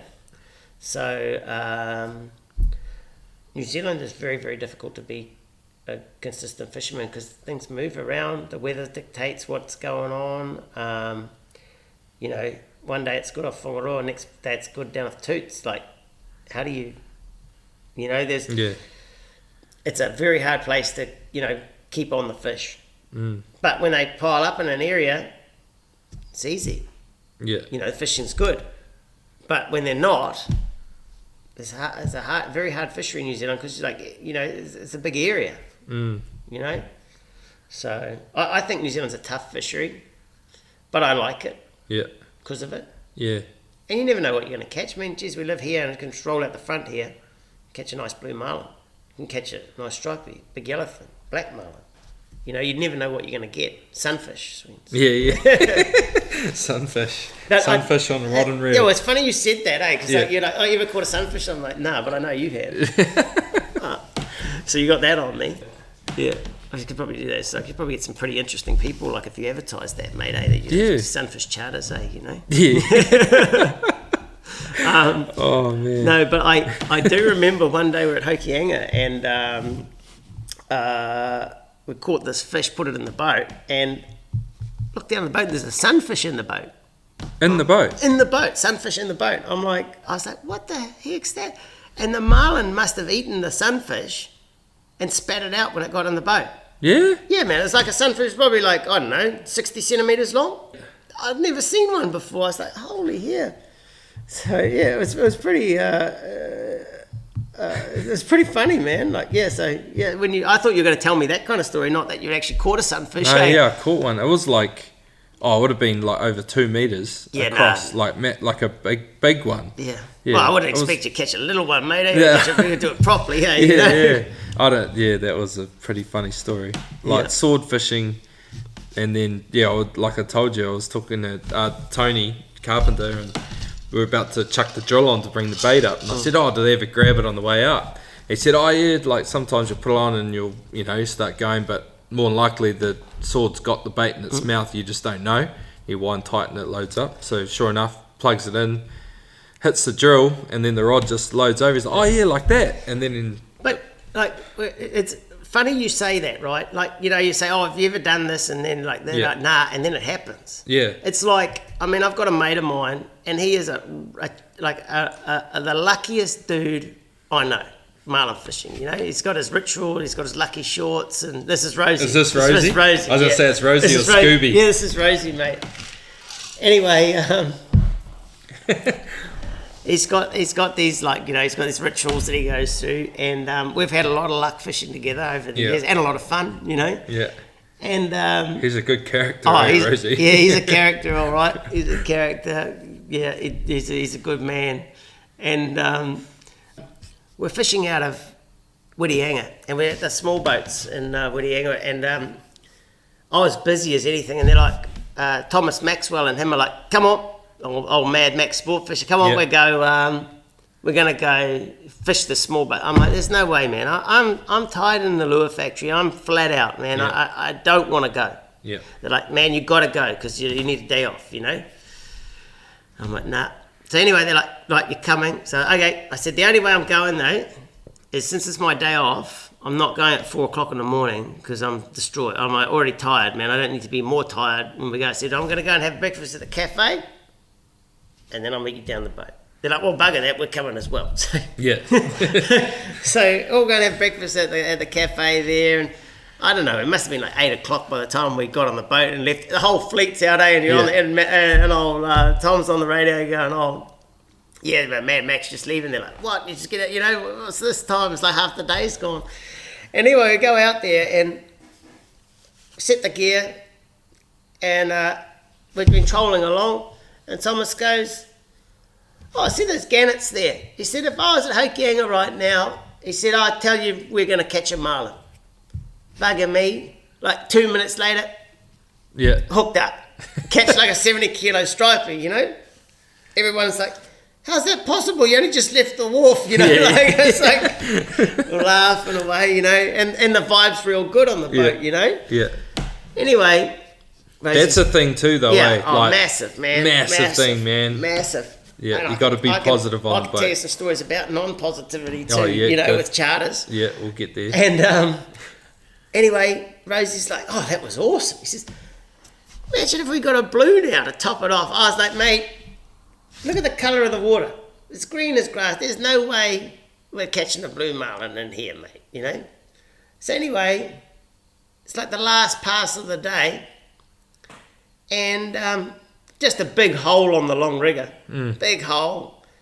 And I'm like, there you go, Rosie, get on the rod. And Thomas is like, you drive. And I'm like, so I'm driving the boat, and I'm like, start running after this fish. And I'm like, normally I start running after in the little boat, you know, you go pretty quick, you'll get the line back real fast. I'm like, looking at the spot, I'm like, Rosie, are we gaining any line? He's like, nah, man, like we're down like half a spool at this stage. I'm like, oh, dude, I think you got what you wanted on the end of this line, you know. And then I ran after it quite a way, man. And sure enough, it went down, and we lifted it up, and he got a 215 kilo blue. So the first day of the tournament, like last boat out, like catch like a striper to start with, catch the blue, like clean the tournament up. Yeah. And just like, you know, just about those things that he said that was going to happen. Yeah. It's just like what you said. Does that happen? Next minute it happens. Yeah. So, and then, like, you know, I remember you telling me the story about these bullet lures. You know?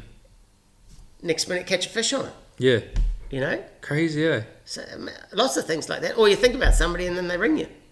Yeah. What's some of Rosie's rituals? Are they top secret? Oh, look, I'll share some lucky shorts. The lucky shorts are the main ones. Yep. Yeah. I can't really go into the other ones. Yep. You know, they're pretty sacred to him. Oh yeah, fair enough. Know, and probably not for the podcast. Yeah. You know, but yeah, he's a lucky man when it comes to marlin fishing. Yeah, loves it too. Yeah, loves it. Yeah. He's just got that attitude too that we're going to catch one every time.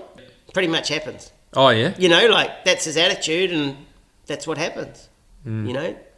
Yeah, something about that, eh? Like like going on that note, like, you know, you have a good charter, and like they're good people, and all you want to do is just like catch them a fish, and you can't, and it's really upset. You're like, oh man, like, and then you get a shitty bunch of people, and you catch the shit out of them. But then you get the other ones where they come on and they're just pricks, mate. Like I remember I had these Italian guys on the boat one day, and they had talked to one of their mates that had a boat or something there, and their captain was telling them this, and I'm like, I know that captain, he's an idiot. Like, I'll be straight up. Like, I'm pretty ruthless. If I think you're a clown, I'll tell you you're a clown, mate. You know. And he's told them to go and do that. I'm like, man, that's not what we're doing. Anyway, we go down, and the fishing was really hard. And we had like 3 bites from Blue Marlin, and they didn't see them, so we didn't have them apparently, you know? Yeah. So they go back and complain to the owner that I'm too young to run the boat, and they want their money back. Anyway, the owner told them to piss off. So they told my next charter that I was like a really shitty captain, and that there was no fish there, and I'd called like, you know, bites for marlin and that. I'm like, well, they were, you know. I'm not, Yeah. So anyway, these guys are from the Shetland Islands, and they were like real, like they were like merchant navy guys. Oh, yeah. They were characters. So anyway, they were staying in the same hotel, and they told my charter how shit I was, and they were going out with their mate who was the gun, Yeah. you know. And I was like, good luck to you boys, mate, Yeah, because yeah. like I know you're not going to catch anything with him, you know, like. Mate, and we roll out, have a mean day. Each of them catches a blue, you know. They were just stoked, man. And those Italian boys that had moaned about me caught nothing, and they came back, said, how'd you get on? The Shetland boys were like, yeah, man, it was mean. So anyway, while they're on the boat, these 2 Shetland guys, were like telling me how much piss they could drink. Yeah. I was like, oh, yeah. I was like, geez, you boys should have a go at the local drink here. Yeah. So I was like, okay. And the local drink there is this grog. So it's made out of like sugar cane. Yeah. And like, it's like, I don't know what you call it, but it's fire water, man. Like it's like far out. Like it's going to knock you for 6. So anyway, and I always try to tell my charter, like warn them, don't drink more than 2. Yeah. Because it's dangerous. Like it will mess you up. Because I know I've done it. Yeah. You know, like, anyway, these boys start to have this drink, and they're having like a shot of this grog and a chaser of beer. I'm like, I'm telling you, 2 of those, man, and you want to stop because it's going to knock you around. Bullshit, mate. I drink rum every day and all this. I'm like, this is not rum, mate. Yeah. It's like, so anyway, he has the second one, and then he has the third one. I said, I told you not to do that, mate. Yeah. And like, he couldn't even speak. Like, I was like, I told you. And he's like, oh man, it's pretty funny. You know, you just get, like, you meet so many characters on those charters. And the thing with it is, like, you're giving them the best day of their life, and they just want to party with you, you know? So you're like, fish party, like, it's a crazy lifestyle. But the thing for me, like, we're getting a bit more like about life and stuff here. Yeah. I was always the young guy. I was like 10 years younger than every other captain, at least minimum 10 years younger. Oh, yeah. You know, so I was like late 20s, they're like late 30s or 40s, and really unhealthy, all like single, and, you know, didn't have anything like that. And what the problem was, they're getting told that they're giving the best day of their life to all these people, so you get used to hearing that every day, and people are like, oh man, this guy's a legend. Yeah. But what happens if that stops, man? You know, and I'm guessing it's very similar to the rugby, so like that was a big motivating factor for me to try to do something else, you know?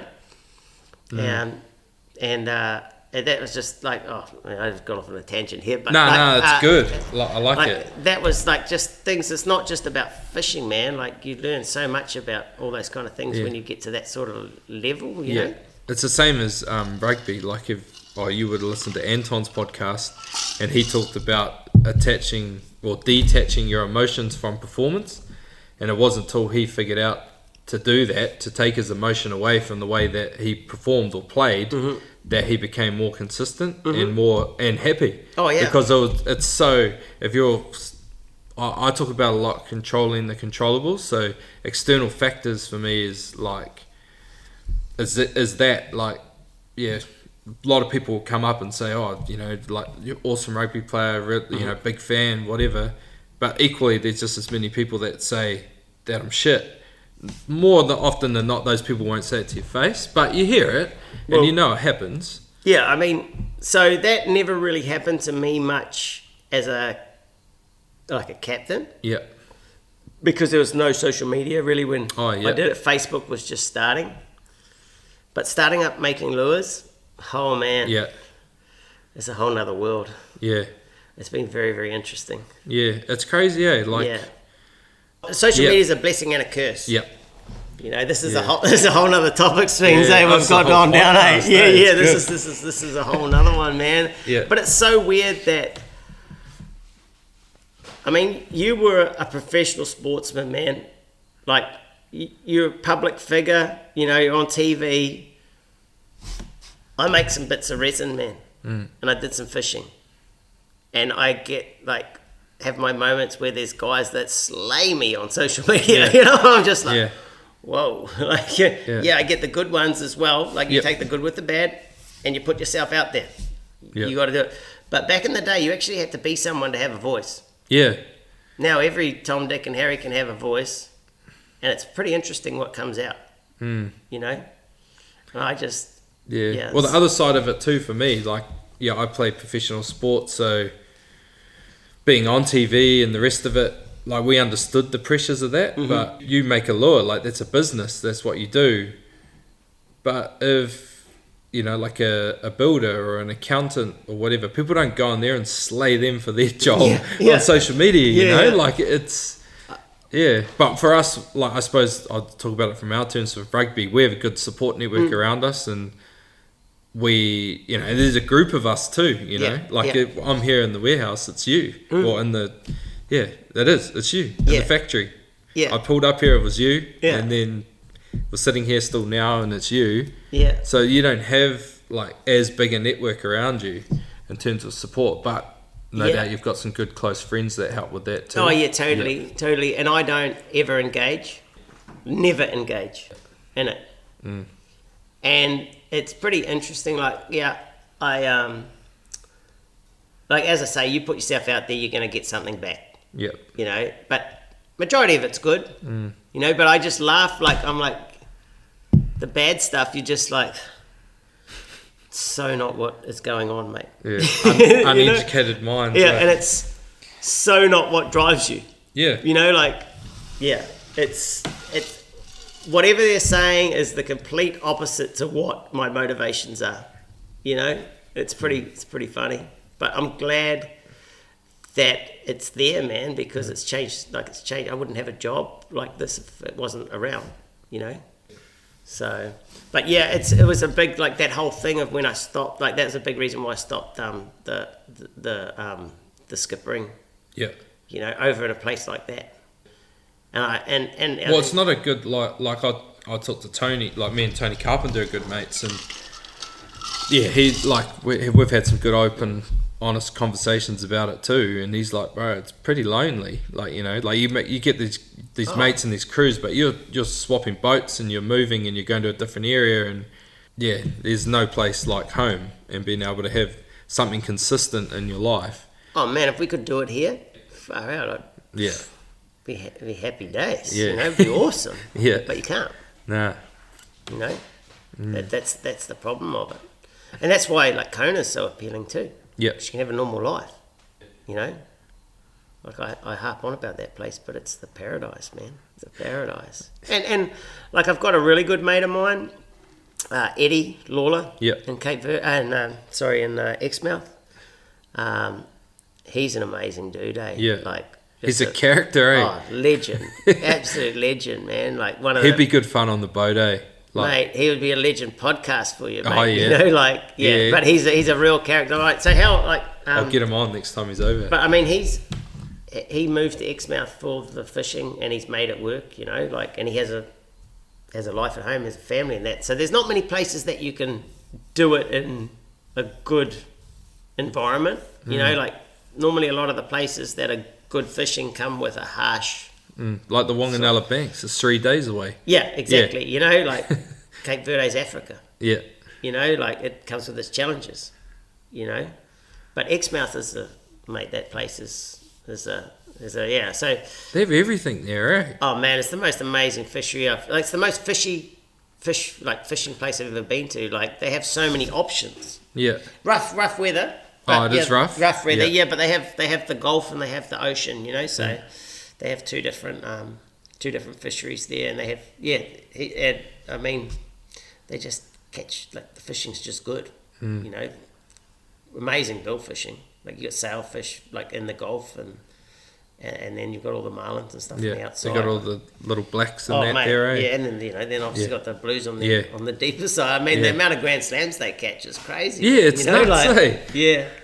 So, but I mean, I've been pretty lucky to meet that guy, eh? You know, like so I just come back from Cape Verde, and just started up this. So I've been home maybe, I don't know, 18 months, I guess, and just started up this, and just was running it from my parents' house, and he rang up and said, "Oh, I'm a charter fisherman from Exmouth, and I want to come see you." And I was like, "Oh man, just another dude wanted free stuff, man." Oh, yeah. Like, like I get it all the time, eh? I'm like, "Ugh, whatever, man." Oh, sweet, I won't ask for any free stuff. Yeah, it's all right, mate. It's all right. You're not a charter fisherman, No, mate. no. You know. So anyway, he turns up and like, there's this dude with like dreadlocks. I'm like, he looks like a surfer. I'm like, So anyway, comes in and starts talking and starts telling me about the bloody fishing over there and what he's doing, and next minute it's lunchtime. I was like, oh shit! So next minute, give him a toasted sandwich. You can't get rid of the guy. Like come to learn that he likes to eat. Yeah. So anyway, gets a bunch of stuff off me, and he's starting to tell me, like, this is right at the infancy. He hadn't done much blue marlin fishing there, Mm-hmm. And next minute he starts sending me photos. I'm like, oh man, I need to get across there. And at that stage, with the business, I was quiet, man, like real quiet. Like when I started, it was I had so much free time, Yeah. So I was like, I bought a ticket and I went. And went across and saw the fishery and told him what I knew, and taught him what my techniques. And he's just one of those guys that just gets it. So he took what I taught him and like just took it to a whole nother level. And then he came across and he fished with me in Cape Verde. And then I jacked him up with the owner, and he ran the boat the following 2 years after I'd gone. Yeah. And and now he's just come back to Exmouth, and it's just an animal, man. Yeah. Like if you ever want to see some mean, like switching and just footage, go to Peak Sport Fishing. Yeah. Just amazing. That And, video, that grander is so good. mate, Eh? I was so stoked like that he was the first guy to get that grander, but that video is out of control. It's mate. awesome. Like, That's such man, a big fish. Oh, it's huge, Yeah. huge. So, first one for Australia, and like there's no one more deserving than that guy, man. And just the crew that he's moulded around, like Wes and his young man Riley, and that they're like second to none, man. Yeah. So, but I just give it to him because he did it himself, man. Like there's no one else. Like he went out there, and this is what he's doing, and he made it happen, man. Is he Australian? Like Yeah, he's Australian. Yeah, but his mum and dad and his grandparents all lived here in Paihia. Oh yeah. Yeah, and then they've moved now, but Yeah. But yeah, he's a character. Yeah, he's a character, all right. Eh? I remember when he came to Cape Verde, he used to sell his cut a dreadlock off and sell it for beer. With the locals. Yeah, trade it for beer. Yeah, pretty funny. Eh? All the local chicks say just swap a couple of bottles of beer for a dreadlock and stuff. Yeah, man, it's funny. Yes. He'd come back with no hair. Yeah, I was shaved it all off, Yeah. But yeah, we've had some pretty interesting journeys, mate, eh? And those trips, you know what happens, eh? It gets a bit out of control. You meet some characters. Yeah, I bet. Is there any other boats doing it out of Exmouth now? Yes. Like now that he's... Yeah, there's a couple, man. A couple is actually Guy Brendan Hawker from Whangarei, from Turakaka. He's got a boat up there.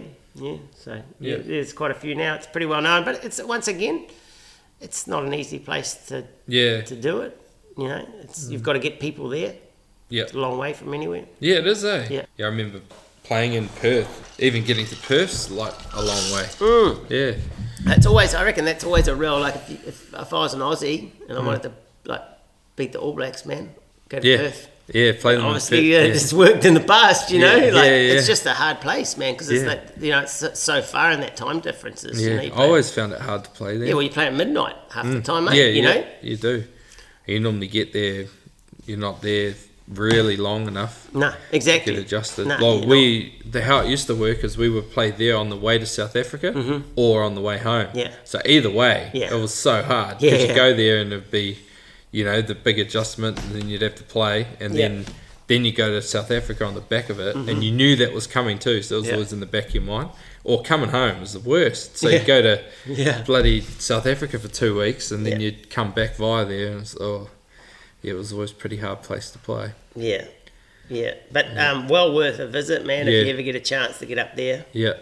And just from an education point of view too, fishing with him, I always say to him, I was like, man, I got to get across for like a couple of weeks every year just to do a refresher with you, Yeah. like. Yeah.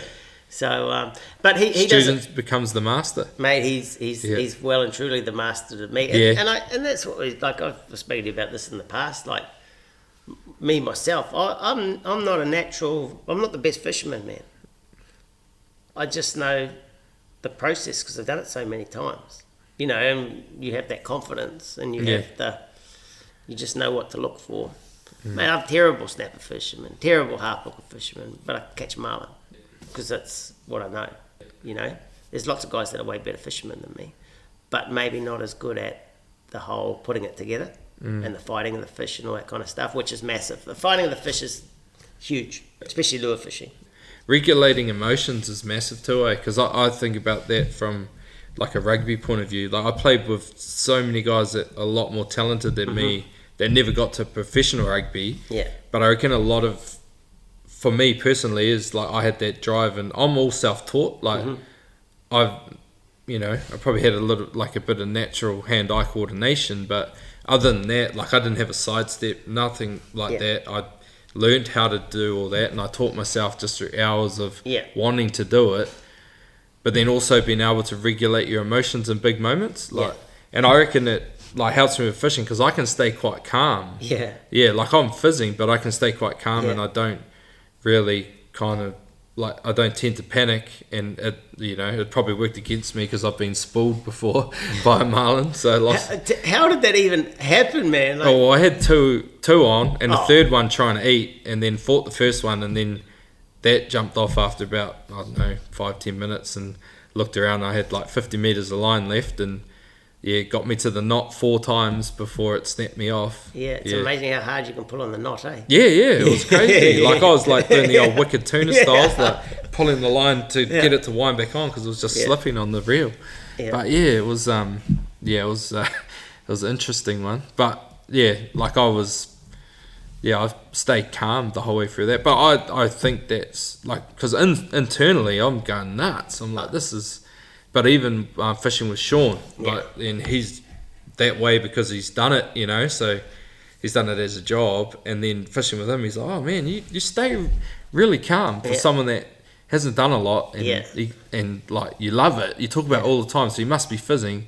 I was like, but I just know that there's no point in me fizzing or getting fizzed up because I'll do something wrong. Yeah, so like I'll never forget, man. That's a real good thing. Like I don't go well shouting. Like if I'm with a skipper and they're tuning me up, nightmare. I just, not the person, I will not fish with you anymore. Because I do not perform.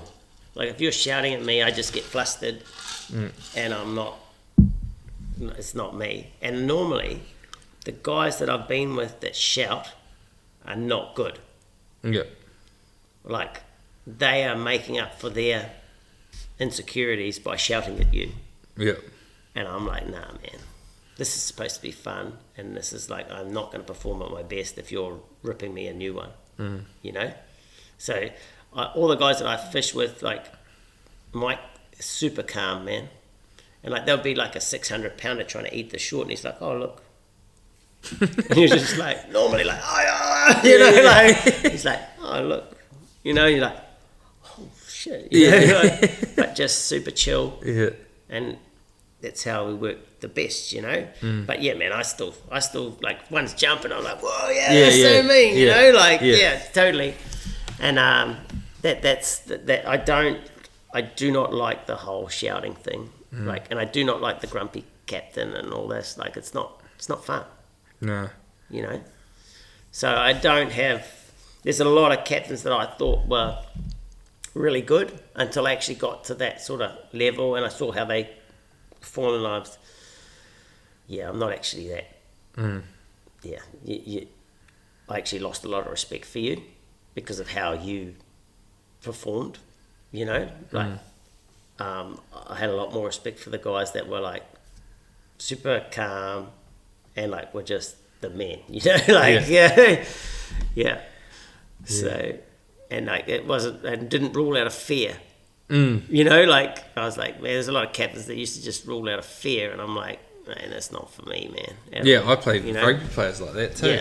Yeah. It's not going to get the best out of me. No. And I never would go because I'm like, I just know that I'm not going to gel with that person at all, and I'm going to come off second best because it's not going to work for me. Yeah. You know.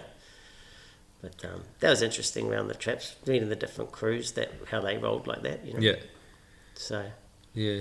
The crews from anywhere in particular, are they more like that? Like Aussies, man. Aussies? Yeah. Are they like... Oh, mate, don't get me started. Yeah?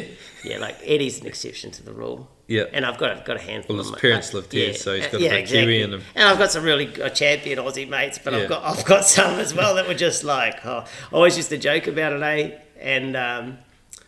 and we'd go to some place and the Aussie would always talk his way in real fast, but the Kiwi would still be just like lagging in the background. But the Aussie would talk his way out just as fast, and the Kiwi would be in there and he'd have it for life, you know? Kiwis have a good name. Like, it's the best. Worldwide, eh? Like Dickies. Oh, mate, because most of them are really good. Yeah. You know? Because we come from such we're hard workers, you know? We come from such a hard place, man, you know? Like, New Zealand's not easy, you know, to fish. It's rough. If you normally fish in the Kings and stuff like that, you know, just the general, I think the lifestyle that we get taught is a good worldly one, you know. So I think we fit in pretty well, and we're pretty easy going, man, chilled, you know. So we're not, how would I say, we're not real harsh. No. You know, like. No. Yeah. Unless it comes to rugby. Oh yeah, man! Like that is, yeah. Or lure making. Lure making. But I think it just comes down to like, just you're confident in what you do. You know, like this here, what I'm doing, man. Like, I'm not a natural lure maker. I'm not talented as far as like I can make things. I just did exactly what you talked about. I wanted to make them, so I taught myself how to do it, and you just get into it, so you learn. And then I think that's the best way, self-taught. No one showed me how to do it. All self-taught. Like, there was no YouTube, no nothing when I started, man. Like, it's all self-taught. It's a really black art back in the day. Now, man, there's thousands of lure makers, you know? Like, you go on Facebook and there's truckloads of them, you know? Yeah. So it's a thing of beauty, though, eh? Like, I'm just holding on to the weapon. Oh yeah, man, that thing's so pretty. Yeah, and that's the first thing, man. Yeah, that's the first thing it's got to do. Yeah, you know, like I always say, now we're in fashion. Yeah, you know, like the business is fashion business because you're gonna like, but it's so weird, man. Like, going from a fisherman to starting a business. Yeah. I knew nothing about that. Yeah. Nothing. That was a definite. If I knew what I was getting in for, I would have stuck fishing, man. Yeah. You know, like I was like, I'm going to stick fishing, like, and that's why I said, you know, I was like, I've got to do something different because, like, you know, these guys are all like 10 years older than me, and I'm like, this is what I'm going to do, and I'm like, oh man, maybe they actually had something going on there. I was like, maybe I was wrong, you know. Grass is always greener. Yeah. But best thing I ever did was sticking at it. But it's been very, very difficult. Yeah. You know, it's still difficult to this day, you know. Yeah. But I couldn't imagine myself doing anything else because I absolutely love it, man. Yeah. You know, and you get to make stuff like this and you get better at it, you learn, you know. And like, because I don't think everybody realises that we make everything here, you know, like, as you can see, like, I got my man Dave, and he's a legend too. And that's us, me and him, you know, and we get to make some cool stuff every day when we come to work, you know, and then, you know, you get people using it and they tell you how it works. It's, you know, it's pretty cool. Yeah. That must be like that probably never gets old either, does it? When someone flicks you a text or sends a photo. It makes my day, man. Yeah. You know, you can be having some stuff going on, and then you get like a text that's like, oh yeah, man. Yeah. You know, that's awesome. So I always like waiting for my like summertime, like I'm trapped in here. How many do you must get a lot during a lot of messages during summer? It's pretty tough. It's awesome, but it's pretty tough sometimes, Like, and I did struggle with it when I first started. Like, the first couple of years wasn't too bad because I had plenty of time to go fishing because we weren't busy. Yep. And then it started to grow, and then a few things changed, and it really started to go, and then I couldn't keep up. And it's been like that for a while now. Yeah. But it's a really hard one because it's so labor intensive, and then the summer's busy and then the winter's not. So it's But the problem is like, and you don't know what's going to sell either, do you? Man. So you can't just go and make a shitload all through winter. No, it's so difficult to predict what's going to be popular or what's going to be successful. Yeah. You know, so you can't just go through and do that either. But like the thing is too, like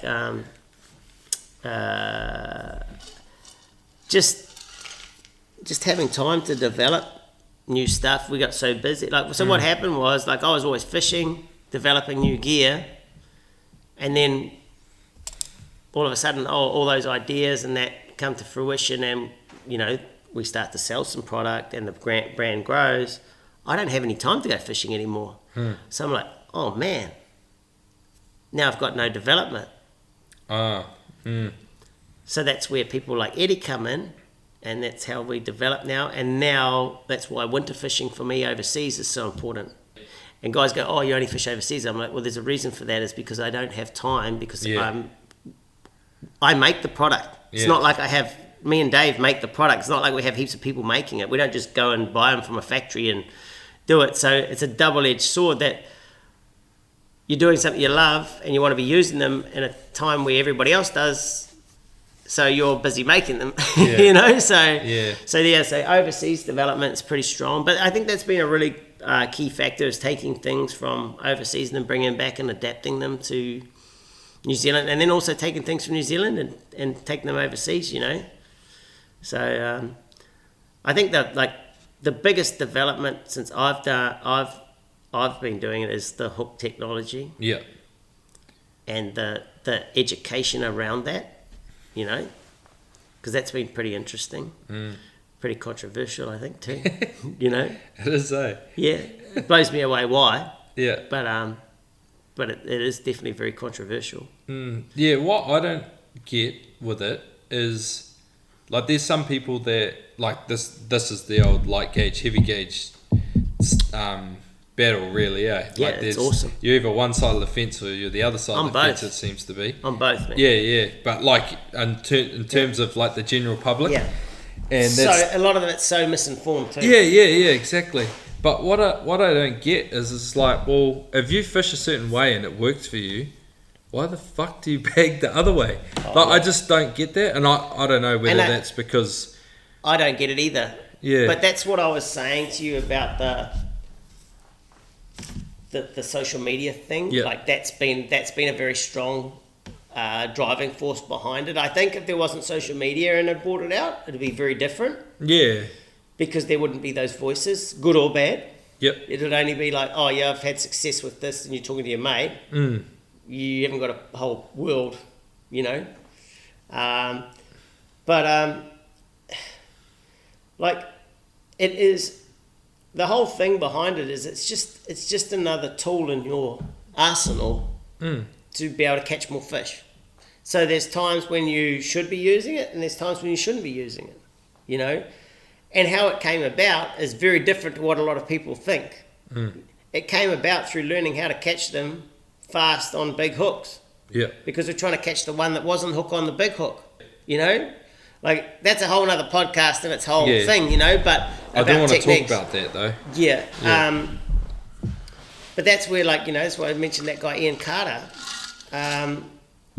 He was, like, just give you those few ideas, and then you start to think about it, and then you go and see, like, the white marlin fishing in North Carolina, how they catch them there on the dink baits, and with the little rods, 30-pound, little 50-pound traces and stuff. You're like, oh man, like, you know, we can adapt this to fishing with lures. And then obviously there's been light hooks around for years, but there's never been the education around it. And that's always been the problem, because in the past that's been a failure, because people fish the same way they traditionally did. It's impossible to.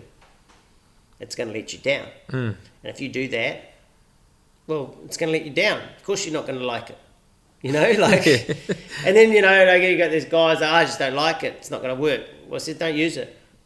Not trying to force you to use it, because if you go in with that attitude, of course it's going to fail. You know? But all it simply is there to do is hook more fish.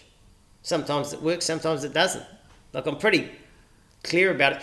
But what I can tell you from my starting this up as a job, I've never had customers have the numbers that they have since that's come out. Yeah. And people can say what they like. I'm only saying what I've seen. Yeah. You know. Well, I know it firsthand from friends. Yeah. Yeah. And there's a couple that I give a bit of grief about that too. Yeah. You know?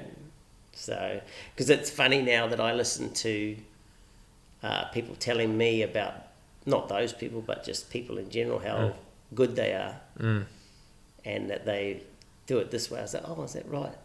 I was wondering where they learnt that from. Yeah. You know, like, Yeah. listen to how good he is. I'm like, yeah, well, man, you know. And that was the other thing, is like, since I don't fish, a lot of the young guys that come through don't know that I ever did fish. You know, so they're just like, oh, you fished? I'm like, yeah, man, yeah, you know, like. And now I'm slowly starting to get back into it. It's not that I never did fish, I just didn't have the time. Now I've got a boat, and now I can hopefully get some more time on there. But the great thing about that is, like, oh man, like, yo, he caught a fish, it's mean, you know, like, yeah, I can do it. Yeah.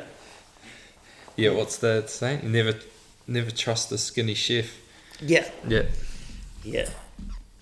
So, but no, it's that's been a very interesting journey, that whole thing. And just like, I mean, because we just tried it. I just tried it. I didn't know it was going to work. I was scared of it, man. I mean, I talked about it for years, but I never had the knowledge to actually utilize it. You know, I always knew that smaller hook's going to hook it better. But then how the hell are you going to keep it on? Well, how you going to catch it without breaking the hooks or bending the hooks, you know? So that was always the problem. And then, you know, you work out, okay, well, I can now have the knowledge to use the drag management to catch that fish, you know, which we never had before, you know, or I never had it, you know. So it took a long time to work out. Yeah, it just makes so much sense though with the drag management, because like when a marlin runs, like if you've ever caught one, you'll know what we're talking about. But when one goes, no reel in the fucking world's gonna stop it. Nah. You know, like, no, I don't care what reel you got. Like, there's no way you're gonna slow it down. Yeah, they pull hard, eh? Yeah, real hard. Like an 80 kilo stripey pulls real hard, you know. So it just makes so much sense. It's like, well, why are you trying? Because you ain't gonna stop it anyway, and all you're gonna do is risk snapping something. Yeah. Yeah, so it's like, oh, back it off. And it does. Yeah. It does. It breaks. Yeah, you know, yeah. And the thing is, it's exponentially more so with blue marlin. Yeah. Like the speed and the change of direction. direction. Yeah, they go way faster, eh? Oh man, that's a whole nother beast, mate. Yeah. You know. I've only like hooked a couple with fishing with Sean, and that, Jesus, they go fast. Yeah, that's the fish, man. Yeah. That you can see why people get so addicted to that one. You know, like I've got mates now here that have been to places like Exmouth and that, and they've fished. They're like, oh man, I just want to come back to New Zealand. I just want to catch blue marlin. And I'm like, yeah, I know, man, but like, I'm like, I just got to take what you get. But I mean, there's ways you can catch more for sure. Yep. You know, that's the crazy fish you want to catch. Thomas Maxwell seems to be pretty good at finding blues, eh? He found his first one that day. Was that the first one? That's the first one, yeah. He's caught a few since then, Caught a few now, Yeah. yeah. But that was the first one. I always give him shit. It took you that long, and I had to come on the boat and do it for you. But no, he's a good man. He's caught a bunch now. He's got that new boat, so I'll be very interested to see. Yeah, that's right. Yeah, I'll be really interested to see what he racks up this season, because he'll be he's sort of got a new machine for that, which should be pretty good, you know. Yeah. So he should go pretty good. Yeah.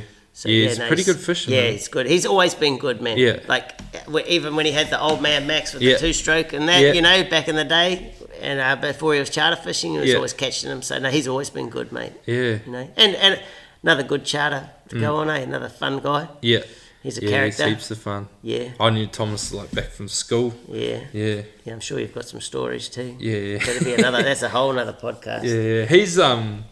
He's real good with sharing knowledge too, eh? Like that's the other thing I find with good, like especially marlin fishermen, like the good ones, they don't guard nothing. Well, really, like they're so open to. Look, I don't need to, man. No. Like in my mind. Yeah.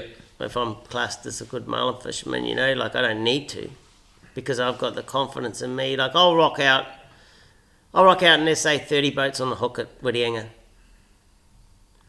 I'm going to catch one. Like that's just how I roll. Yeah. Like that's just what's going on in my head, man. I don't care how many boats are there. You know, like I'm fishing so different to them. I'm doing my thing. Like I just know that I'm going to do it, man. You know, like that's like.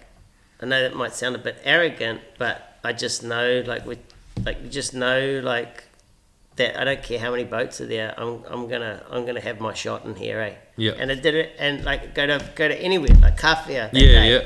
There was a truckload of boats there. There was so many boats I was there. like, I never fished here before, and we like run 30 miles, and there's like 40 boats out. I'm like, what the heck? You know why that is, though, eh? Why? It's because of Brownie's boat and bloody Luke's, and they catch all the fish. Yeah. And people know what their boats look like, so they literally follow them. That was a pretty interesting trip, eh? Come down there, do that. Yeah, you got a bit hostile, eh? Oh man, yeah, I was like, oh man, I was like, it's a bit different on the west coast down our way. Next minute, I'm like thinking I'm gonna have a big scrap at their ramp, mate. Yeah. I'm getting pretty heated, eh? You know, like, yeah, that was an interesting old trip. Yeah, but yeah, I watched you catch one there. And then but that was pretty cool. Like I learned a lot down there, and just to see that, I'd never seen the fishery there. And I can see why Brownie and Luke and that do so well there. It's a good fishery there, eh? Yeah. But yeah, I was surprised to see you 30 miles out there. I was like, who's this fella? Oh, it was pretty magical day that day. That was glamour, eh? Yeah. Oh man, it was so nice. Yeah. Yeah. This next day wasn't so nice. Nah, I didn't go that day. Yeah, because of that reason. Yeah, I went the day before. Yeah. Yeah, I did the 2 days. Yeah. But yeah, I was quite surprised how far they run every morning. I was like, shit, man, you do this every morning? There must be closer spots though. I'm sure, but I'm guessing that's where the fish were, eh? Where they were holding, so they just run in there, eh? Yeah, you know, well, they're always there, you know. It's like a 30-mile run from Kawhia, I think. Yep. Yeah. But that was cool, man. Like, sort of do the sort of satisfying thing for me was, like, I just towed the boat and was doing those roadshow with the talks, you know, and then the boys are like, come on, man, like, let's get across there and go for a fish. I'm like, oh, man. I say organise the crew and then drive from doing a talk, which, oh, man, I'm normally, like, drained after doing a talk, eh? Because, like, you get a bunch of people at you and they're just sucking it out of you, you know, like... Like, oh man, and then you like drive to Kawhia from Hamilton, and they've got the boat on the back, and it's a shitty drive. It is a shitty drive. I was like, oh man, like what? I've never been like down there in the night time with the boat on the back. Yeah. I'm like, it's quite a substantial rig to to pull round. Anyway, you know, you get there at midnight, and Brownie's like, come on, we're going at like 5 o'clock or something. I'm like, oh shit, man, and then because it's 30 miles to get out there. Yeah. And and it's pretty cool to do the talks and then actually go out and like we were lucky enough to catch one each day we did. It was you and Rosie, Me and Rosie the first day. There was supposed to be some other boys come with us, but they pulled the pin right at the end, so it's just me and Rosie and and Rosie was he's best just on the rod, you know.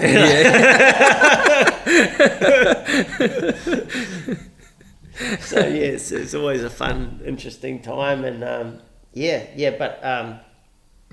but it was cool to go and like at least do a talk, or do the talks, and then actually go out and perform, like show that you can actually do the damage. Yeah.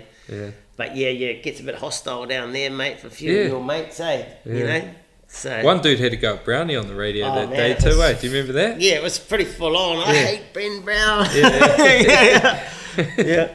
So that was there. That was pretty interesting, eh? I was like, oh man, and that's just another thing we talked about, just tall poppy thing. You know? Yeah, but you even hear it though, eh? You hear it on the radio, and they'll be ripping in like East Coast boats. What are they doing over here? It's just like the surf break at Manu Bay, I think. Oh, I think it's worldwide, man. Yeah, you know, it's worldwide, all that kind of stuff. You know? Is it? Yeah, I mean, like we went out on Friday, and I rolled down there, and here's like a couple of the boys from Raglan. I'm like, what are you doing on my turf? Yeah, you know, like I'm giving them grief. Eh? Yeah, like, what are you doing on my turf? You know, it's pretty funny. But yeah, it's just banter, eh? Yeah. But that we went a bit further than banter, that one. Yeah, did I? Yeah, man. Yeah. It was not that great. No.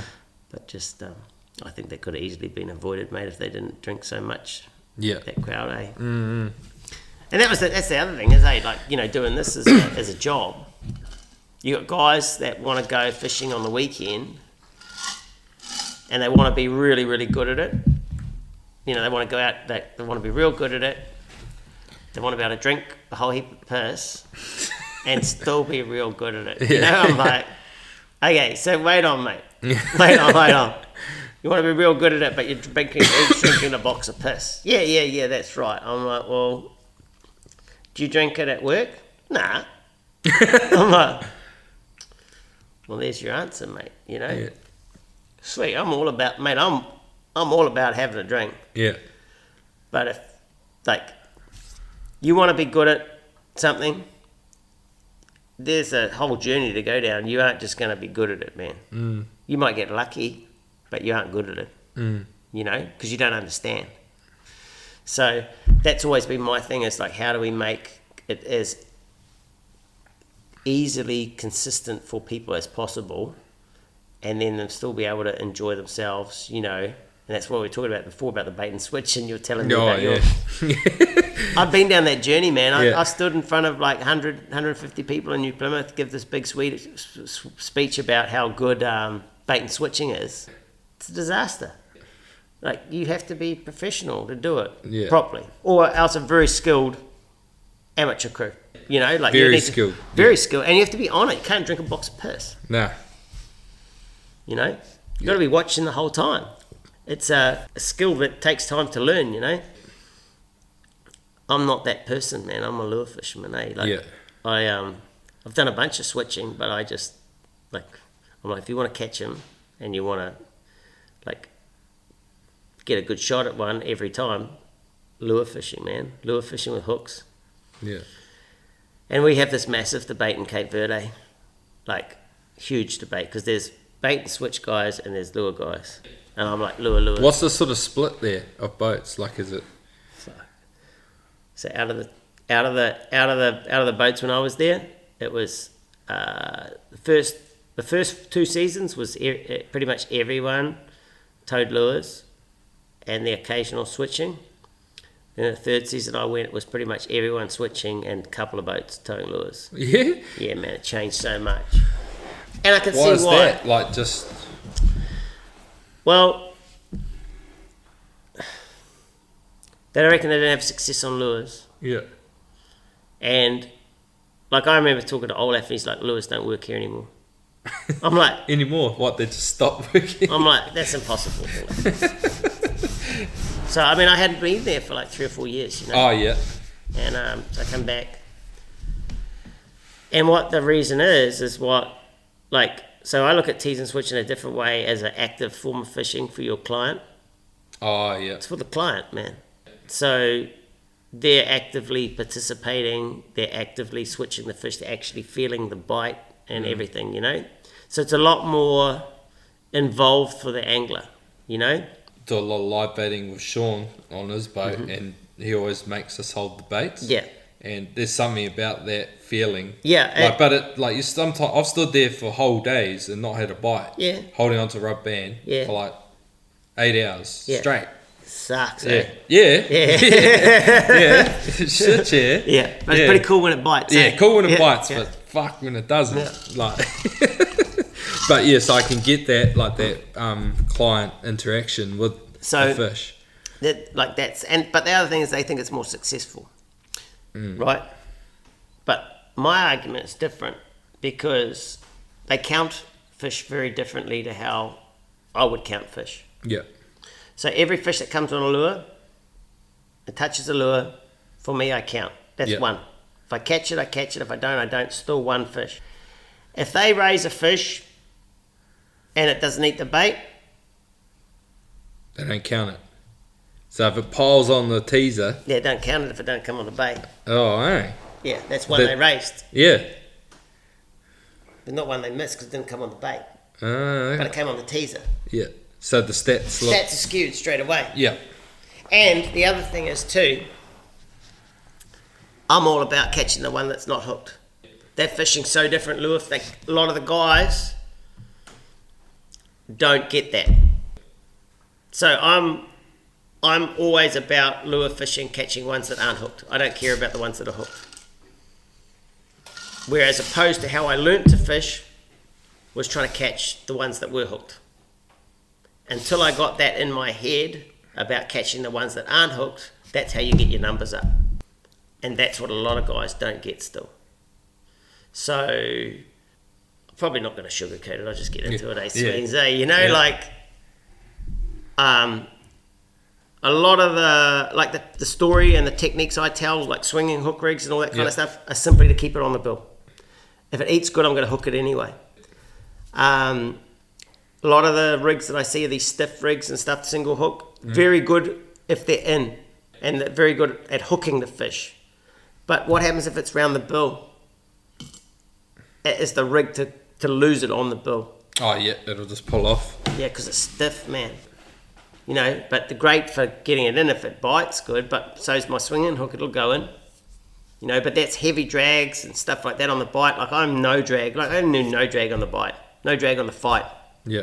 Like I'm using just enough drag to gain line. And ever since I started doing that, just the difference is massive.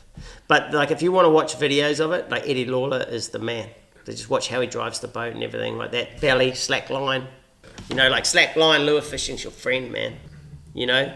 Like if you could do one thing, lure fishing is keep the lure behind the fish. You know, if you did that, and what I mean, it's pretty hard to say on the podcast, like how it works, but I mean, you know, like lure behind the fish, if that hook's over the bill, that hook's got to go over the head all the way down the body and off the tail to come off. But if you're in front of the fish, it's only got to slide off the bill, there's nothing there, you know? Yeah. So just the techniques of how you drive and that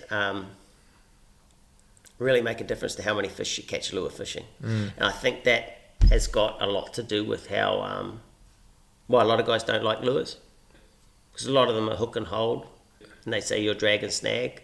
Well, yeah, if you drag and snag, you're going to be shit at it. Simple. There's a lot more to lure fishing than drag and snag. Like I am watching from the bite what I'm doing. You know, I'm like, if it bites bad and I think it's around the bill, I'm just going to get the drag off it. And why I'm doing that is because what I used to be, the theory was, fishes come in, if it hasn't hooked it, I want to rip that hook away from it, and hopefully he comes back and he piles on it and I can hook him better. Oh, is that what you used to do? That's how I used to fish, and I missed so many fish. Then I went to the whole thing that's given me a shot, keep the hook on the bill if it's not hooked. So I'm watching straight away what it's doing. If it comes in, I watch the spread like a hawk. Yeah. A lot of guys will drive and watch forward, and that's cool. But I also need to watch the spread. You know, I might miss a couple of things around me. Yeah.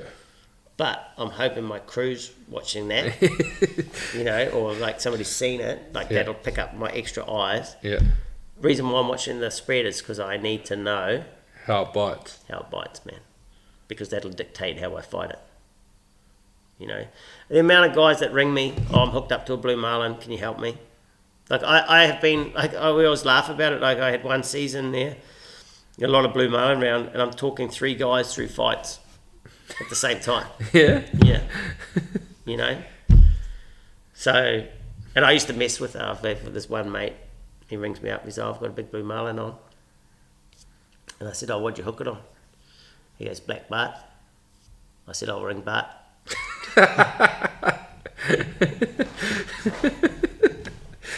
You know, no, I mean, of course I help him, but, you know, like, I was just like, well, that's why, like, that's, you know, we talked about what makes, well, that's what it is. You can ring me in the middle of a fight and go, look, what do I do? And I will do my best from my knowledge that I have to help you catch that one. Yeah. You know, but, that's why a lot of the guys don't like the lure fishing, you know. But, and then the other thing is too, like, I want to catch every one. A lot of guys only want to catch a big one, so they'll rig it for catching a big one. Yeah. But quite often you miss a bunch of little ones. Yeah. I don't want to do that. Yeah. I want to catch every one that comes into the spread. I want to catch it. And all of them are fun to catch, though. Mate. Hey, like everyone. Yeah. Everyone. A 20-kilo marlin. Big one's not fun to catch. Yeah. Well, yeah, because a lot of guys go, I want to catch a big one, right? Yeah. You're like, okay. Well, be careful what you wish for, man, because that thing's going to, like, tear you apart, mate, eh? You know? You're like, I don't want one that big next time, mate, you know? Like, I want a little one. Well, you said you wanted a big one, mate, you know? Yeah, it's like, it pulls hard. I'm like, yeah, it pulls hard, man. Yeah. So, but, yeah, that's why I think a lot of them, like, so predominantly switching because of the interactiveness and that they can pick what they want to put to a fish, but we used to switch all the time. We just didn't switch with bait. Yeah. So the happy hooker, since you couldn't steer it, and they wanted to switch because like that's what they wanted to do. We're happy to switch. We just switch with lures because they didn't have to slow down. And like mate, we were teasing these things in and switching it like. Leader still on the swivel, on the like the swivel's still on the rod tip, and it's like right there, and you're like, you know, you get these fish eating like right at the trap. It's pretty exciting, and the angler's like rod tipping it, you know, like oh man, it's pretty cool. Yeah, and it was easy, you know. So like, I'd highly recommend that if you wanted to give the teeth and switch a go to start with, just do it with lures, man. You know, just tow your teasers.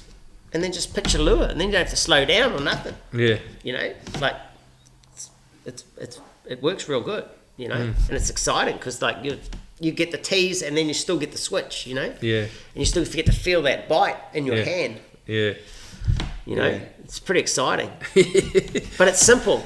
Yeah, you know, like it doesn't have to be, man. Like you don't have to have all these baits sitting there and everything. But the only thing with the tease and switches, man, it's with the average person.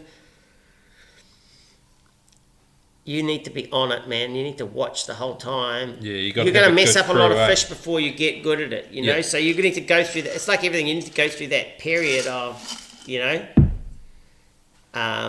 like if you want to catch some fish consistently, well, you just tow some lures with some sharp hooks and you're probably going to do better, man, in all honesty. Like, so, I mean, we talked to Eddie about it a lot, you know, and he's like, I don't do it because I catch any more fish. Like, his lure fishing is exceptional, you know. He does it because he's like, it's for my clients, you know. So, it's a different way. Oh, yeah, when you see a good bait and switch video. Oh, mate, that one of his granders. Oh, no, yeah. Mate, that's the one. Yeah. Like you can definitely see that client interaction. And, that's as good as it gets, man. And then you watch like the old school ones, like of all the Madeira ones, like with Stuart Campbell and that, you know. Yeah. Did you ever see the dude that gets ripped? He's the dude that got ripped over the side. Oh no, I haven't seen that one. You need to go on and see that, man. He's got like gets ripped over the side. Yeah, the boat's pretty. I've seen one. I think brutal, is it left long or long left? 2012. I think that's what it's called. Tony Carpenter told me that. I said, "Oh man, I've been trying to find some good bait and switch." That's not the one in the Azores. Might be. And big fish, and they tease it right to the back of the transom, and it eats. Oh, this is like heat. It's like a highlights video of like a season, and it's just so many like just bites, like right at the back of the boat. Yeah, pile-ons, like it's pretty epic. Yeah. Yeah, it's got a good soundtrack to it too, so That it always gets you helps, fizzed eh? up, eh? Yeah. But yeah, man, like those blue marlins are another level. But you ask about the New Zealand fishery. We have seasons where we have good blues, and we have seasons where we have. I mean, look, last year they got their grander. I mean, that's unbelievable fish. Yeah. You know, like Fuck, it was massive, eh? and it was only a matter of time. And like, you know, those people the people that caught it, obviously, you know, they've been fishing for a long time, so they did amazingly well. You know, It's good when someone like that gets one, eh? You know, it wasn't like the first time fishing. You know, Yeah. that was a fish of a lifetime, and they put their lifetime into it to catch it. You know, so it's pretty cool to see that. You know, so that was cool. But yeah, it just shows you they're here. I mean, I talk about Chris. Have I mentioned Chris Ash so far on this podcast? Oh, not yet. Oh man, that guy is the man. Just gotta get sweet hoodie, mate. Yeah, get that hoodie on. So yeah, like that guy there, that Chris Ash. Like we talk about blue marlin, and when I started running that Indalo boat. It was a season where there's a lot of blue marlin around, and I'd go out and catch a striped marlin. Chris would go out and catch a blue marlin. And you're like, man, I'm like, how do you catch these blue marlin?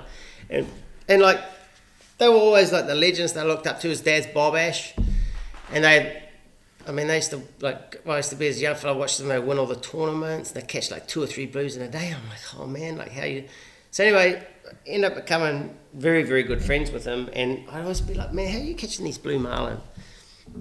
He's like, I go fast. What do you mean you go fast? It's just trolls faster. Yeah.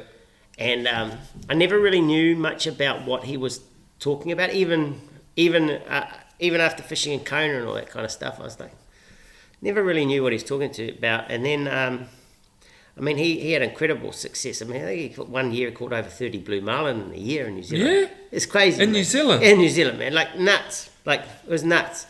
And he's been involved in two blue marlin granders in New Zealand. Like, I mean, it's pretty... There's no one else. Yeah. Like, no one else has done that. But he always used to go to me, go fast. And anyway, I never really understood what he meant.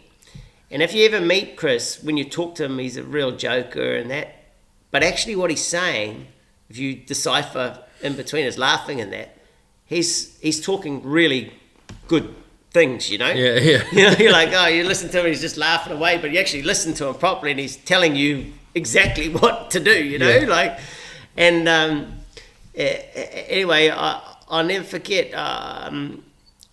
when I went to Cape Verde and the boss saying your boat doesn't, he says, don't worry, your boat doesn't catch many, it catches big ones. Yeah. I was like, and I'm like, yeah, but he's like, yeah. I'm like, what speed do you try? What revs? And he's like, yeah. And it feel like I was like crawling. You know, I'm like, man, we're going slow. You know, we're doing like 7 knots. Like for me, that's slow. You know, like, so I bumped it up, and I was doing like 8.5, 9 knots in that boat. I was powering, and since it's little, it looked like it was just flying. Yeah. You know, like you know, massive like bum sunk down, big white water out the back of it, and we're going. You know. Anyway, I caught in the first season 3 times as many as he caught in his best season. Oh, yeah? Yeah, and the only thing I changed is I went fast, but I didn't catch the big ones like he did. Oh, yeah. Yeah, I mean, I still caught some reasonable fish, but I didn't catch the beasts like he did, you know. But that speed thing for blue marlin, man, is huge, eh? Yeah. Huge. Like, get your pace up over 8 knots. Yeah. Makes a difference, man. Yeah. True. That's so hard to do in the trailer boat here, eh? Yeah, because my boat will start planing. Yeah, it doesn't want to do it, eh? You know, but there's ways round it. Yeah. You know, you just adjust your spread, but definitely want to be pulling stuff that's more aggressive than that for that kind of thing. But yeah, the speed is the secret. I mean, I've caught them fast too. You know, like 18 knots. Yeah, man. Yeah. Yeah. So yeah. I was working for that guy, the Belgium guy, Yeah. Louis, and he's a character. He always used to tow a lure off his bridge teaser Yeah. on the way out to the ground.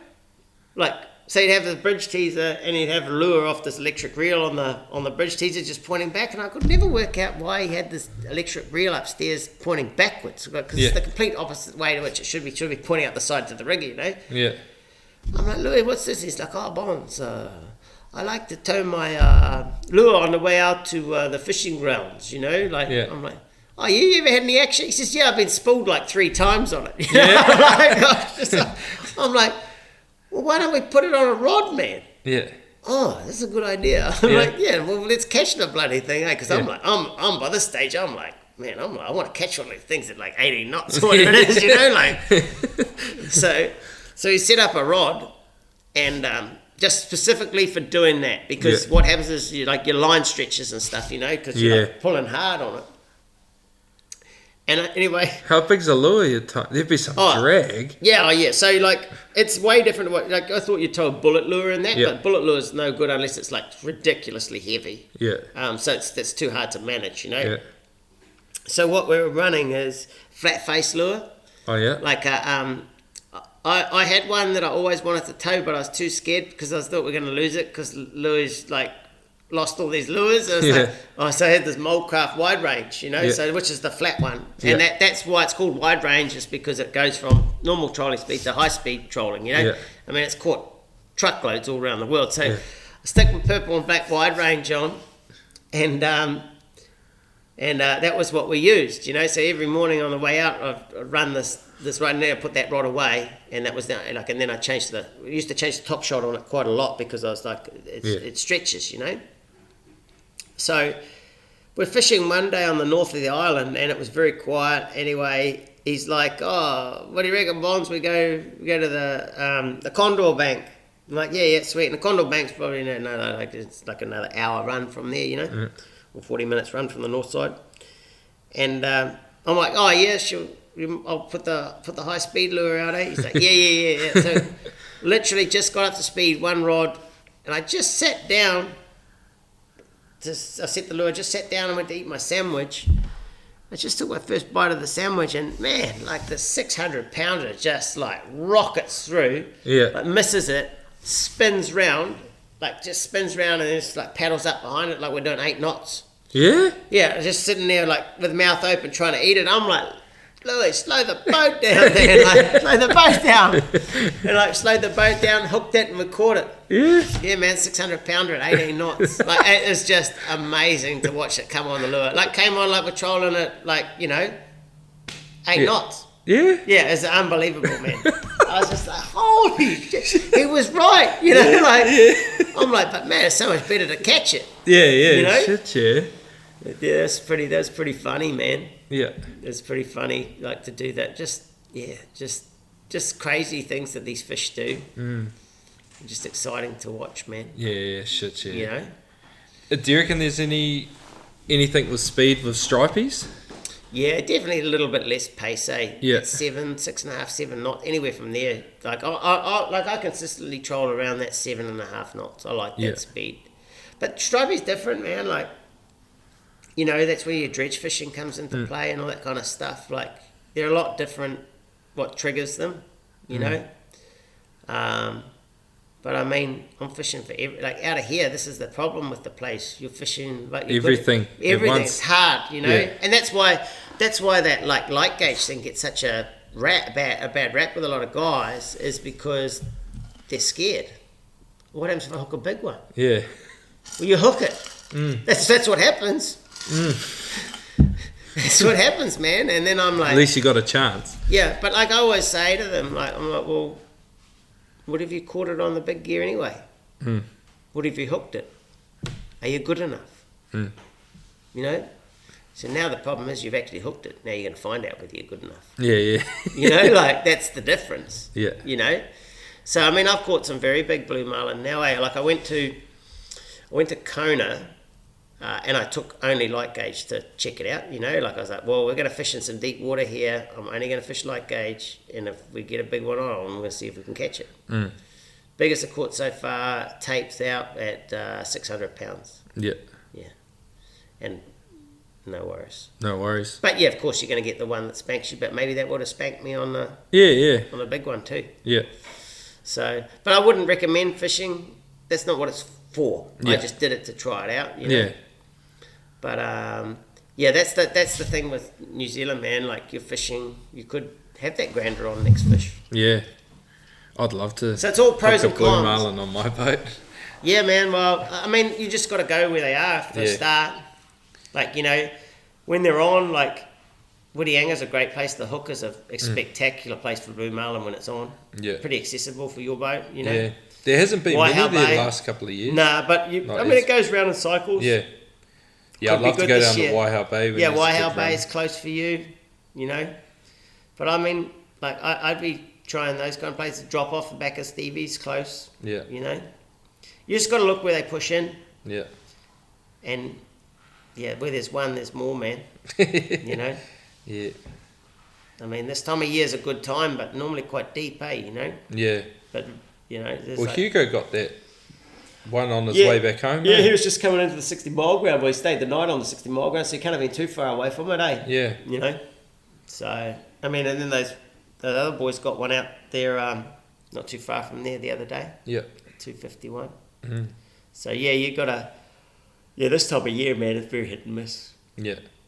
But probably going to be a pretty good fish if you find it, Yeah. you know? Yeah.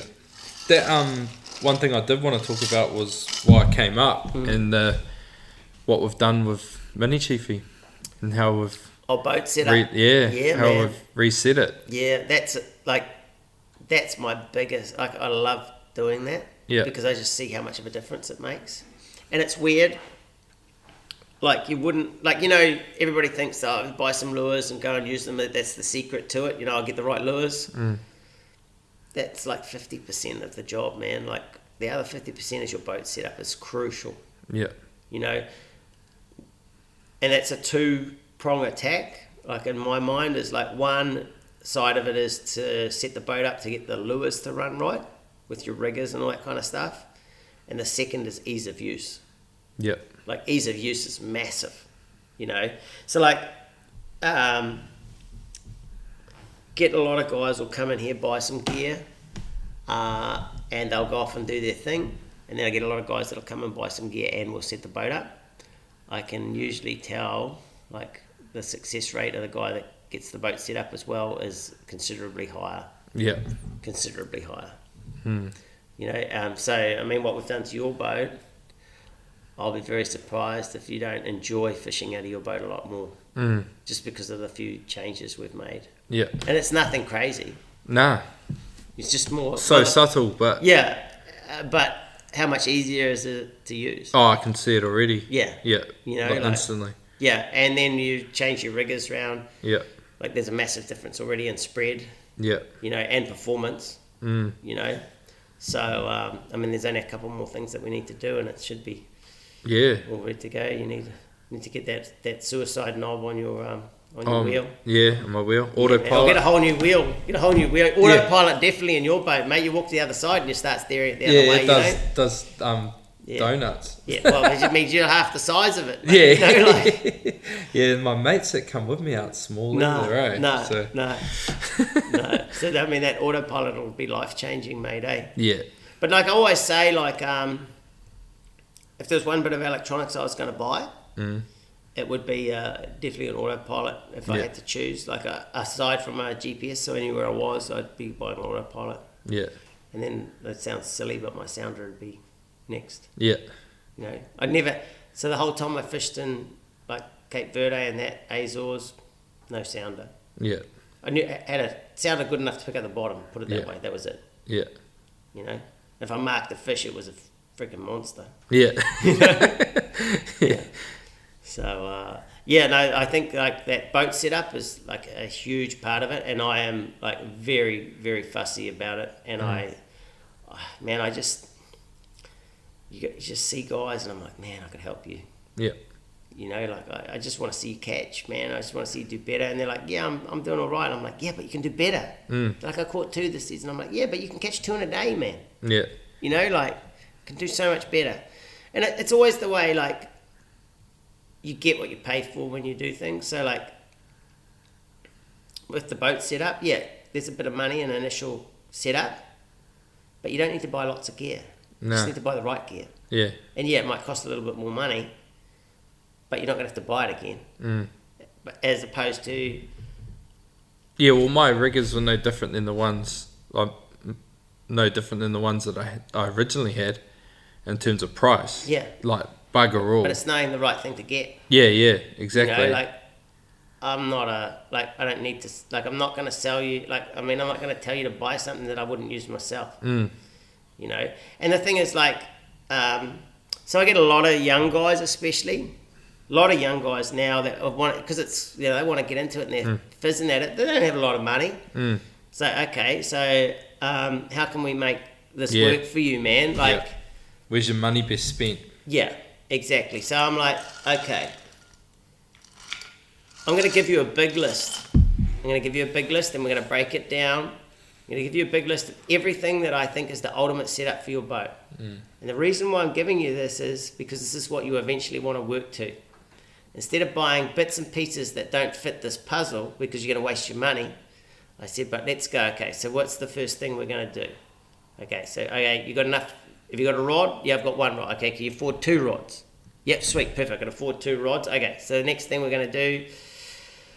Okay, so this season he says I can only afford 2 rods, but I can afford a set of riggers. Okay, so let's get your set of riggers. Okay, so you're going to have 2 lures, and I said we're going to put 2 teasers in there of some form. And that's what that's your spread for the season, you know. And he's like, oh, okay. So then what about next season? He says, oh, I can afford another rod. Okay, so then let's look at the list. Yeah, sweet. We can put 1 more lure in. He says, oh, can you afford a dredge? Yep. Okay, that's the next piece of the puzzle. Next minute, they've got a full setup, and their boat is set up exactly how I'd want to go fishing. Yeah. You know, and it might have taken a couple of seasons, but in that meantime, they've had success. Yeah. You know, and they haven't wasted a whole heap of money, man. No. You know, so I mean, if I was a lure salesman, man, I'd be like, "What are you doing? You know, you're trying to talk yourself out of a whole heap." But you just need to buy the right gear. Yeah. And naturally, guys will want to buy more lures because it's just how it is. Look man. at them. Yeah, look you know what I mean. Like, that's so pretty. But I'm not about that. I'm more about the whole having a tool for a purpose. Yep. You know, and setting it up in a way that you're systematically approaching it. And I was just man, I'm not that kind. I was never that kind of person. And then you start to learn, like, oh man, like planning and all that kind of stuff, and process, huge. You know. Process is everything with it, eh? Oh man, process, man. Yeah. Process, whether setting the boat up, whether planning your day, fighting a fish, like it's the whole process, man. You know, so it's it's really important, that boat setup, man. So yeah, I'm looking forward to seeing what the outcome is with your boat, not just from a fishing point of view, what you think about actually an enjoyment point of view. Yeah. And using it, you know. Yeah, I can already see like a massive difference now, just in just the rod holder placement alone, like. And that always blows me away. Yeah. Like you get all these boats, guys spend a lot of money on, and they're like, yeah, it's game rigged. I'm like, they bring it to you, and you're like, oh look, man, like this is what I would do. It's like, yeah, but it's brand new. Yeah.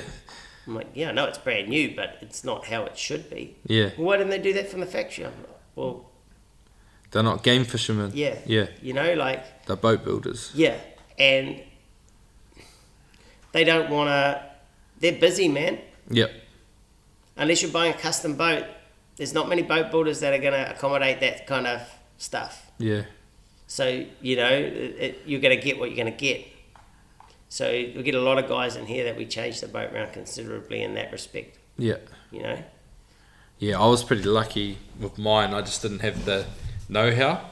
So like I pretty much designed Mini Chiefy from the shell and then got to work it. But I just didn't, you know, like where I put my rod holder for my dredge boom and everything, like that was all, I could set that out all prior, design my whole dash. Yeah, everything. But I just didn't have the know-how So that's why we changed the rod holder placements. Yeah. And that's a recurring thing, man, you know. And it's the opposite to what you think, eh?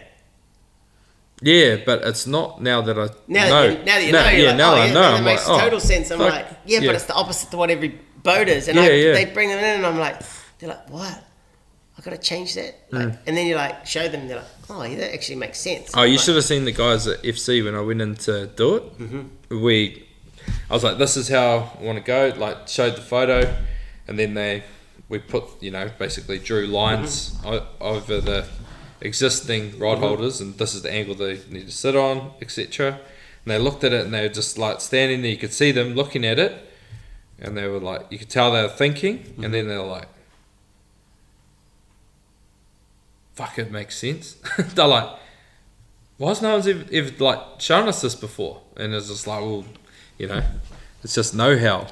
Mate, it's like, I just like feel like smashing my head against the table, man, like I've been saying this for so long, Yeah, but they're saying it now, like they're like, if people come in and they're going to ask, like, if they're going to, do you go game fishing, this is how your rod holder should be. Yeah.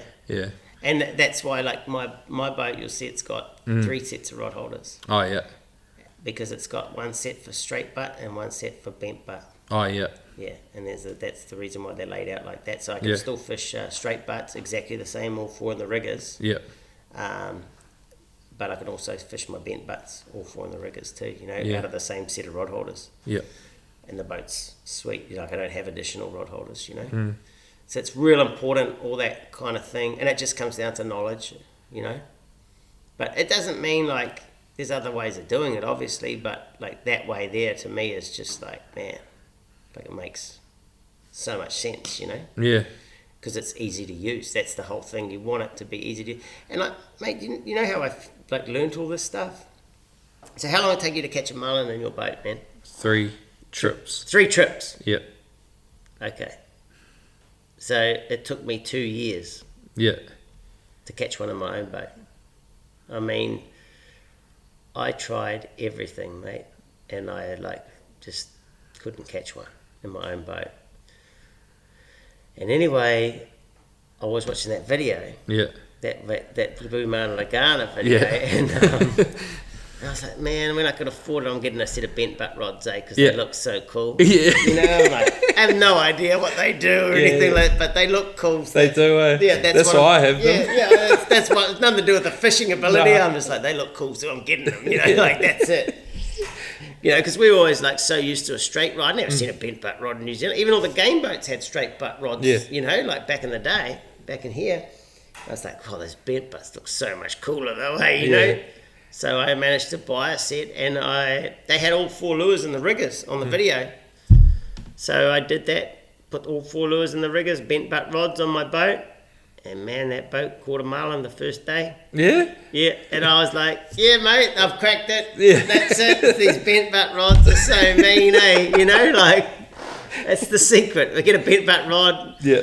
Not only does it look cool, it catches fish, mate, So you do that, and then so that season I actually caught a few marlin in that boat, and then I thought, oh, this marlin fishing is too easy on these heavy rods. I'm going to go back to the light rods, 30 pound.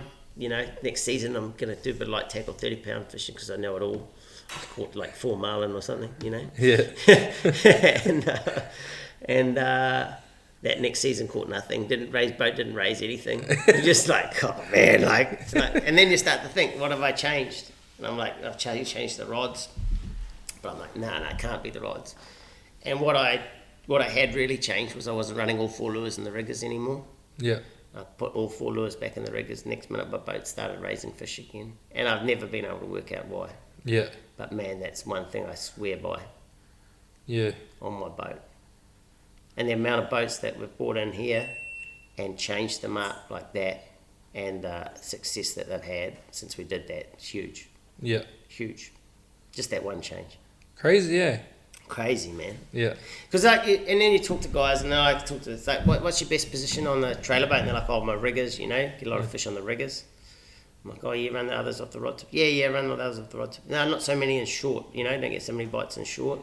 I mean, some guys do, but majority of guys is like their boat bites on the riggers, Oh, well, how about you drop your spread back, put all 4 up on the riggers and see what happens. Next minute, your shorts are like getting action because they're pretty much in the position that your riggers were originally in. And the thing is, like, we were so ingrained to run waves 2, 3, 4, when we learnt, because that was always the Kiwi thing, was wave 2, 3, 4, 5, like staggered pattern. Yeah. And then, I start go fishing in Kona and they're running them back. I'm like, oh man, I go 4, 5, 6, 7. Yeah, and that's why I think, but you got to remember how... But my 4 wouldn't be that far back. No, but that's still 4. That's still wave 4, like... It's pretty clear. Yeah. There's no... I think that's... And I can do that because they're the rigger. Yeah, and I think that, because you're pulling it up higher, the lures, right? But I think that's probably a reason why you're raising more fish as well, or seeing more fish in your spread, is because your lures are back a little bit further. But, I mean, you got to exaggerate everything on a trailer boat because it's so small. You can run it back, mate. You can run it wave 6 and it's probably only wave 2 on a launch, like on your boat. You know, it was like this, like Spellbound here. Yeah. I don't put a lure in there's no lure before wave 4. Yeah. The closest lures are wave 4. Yeah. It's a long way back for what. I mean, and then you're side by side, eh? Yeah, I'm side by side. Yeah. And the only reason, because I like... So do you go 4, 5? No, 4, 6. 4, 6, or so 4, one 7. Oh, yeah. Yeah, and then I might go 5, 7. Yeah. Depends. Yeah. And the only reason I do that is because I like looking at it.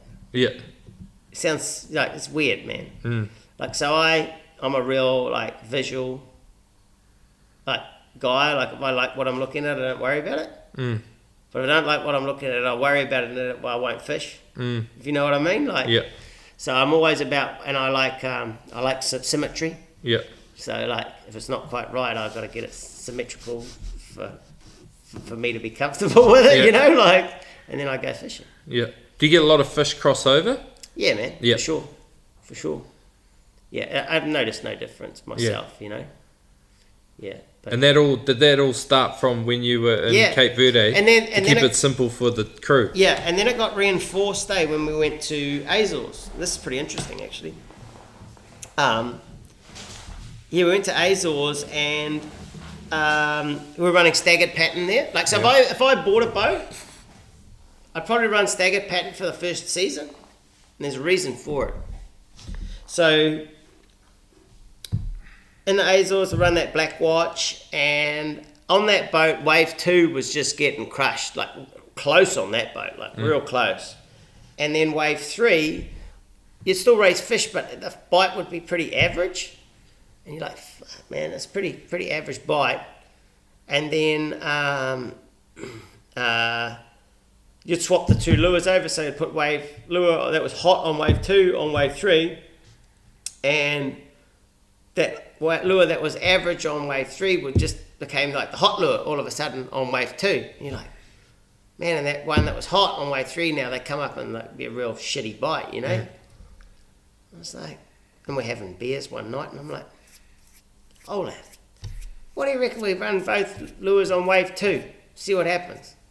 And he's doing, okay. Yeah. Let's try it. We got crushed on it, both of them. Yeah. Just started getting crushed. Like, and like you're trying, like lure fishing, you want to try to get the real mean bite because that's the best hookup, You get the shitty bite, shitty hookup.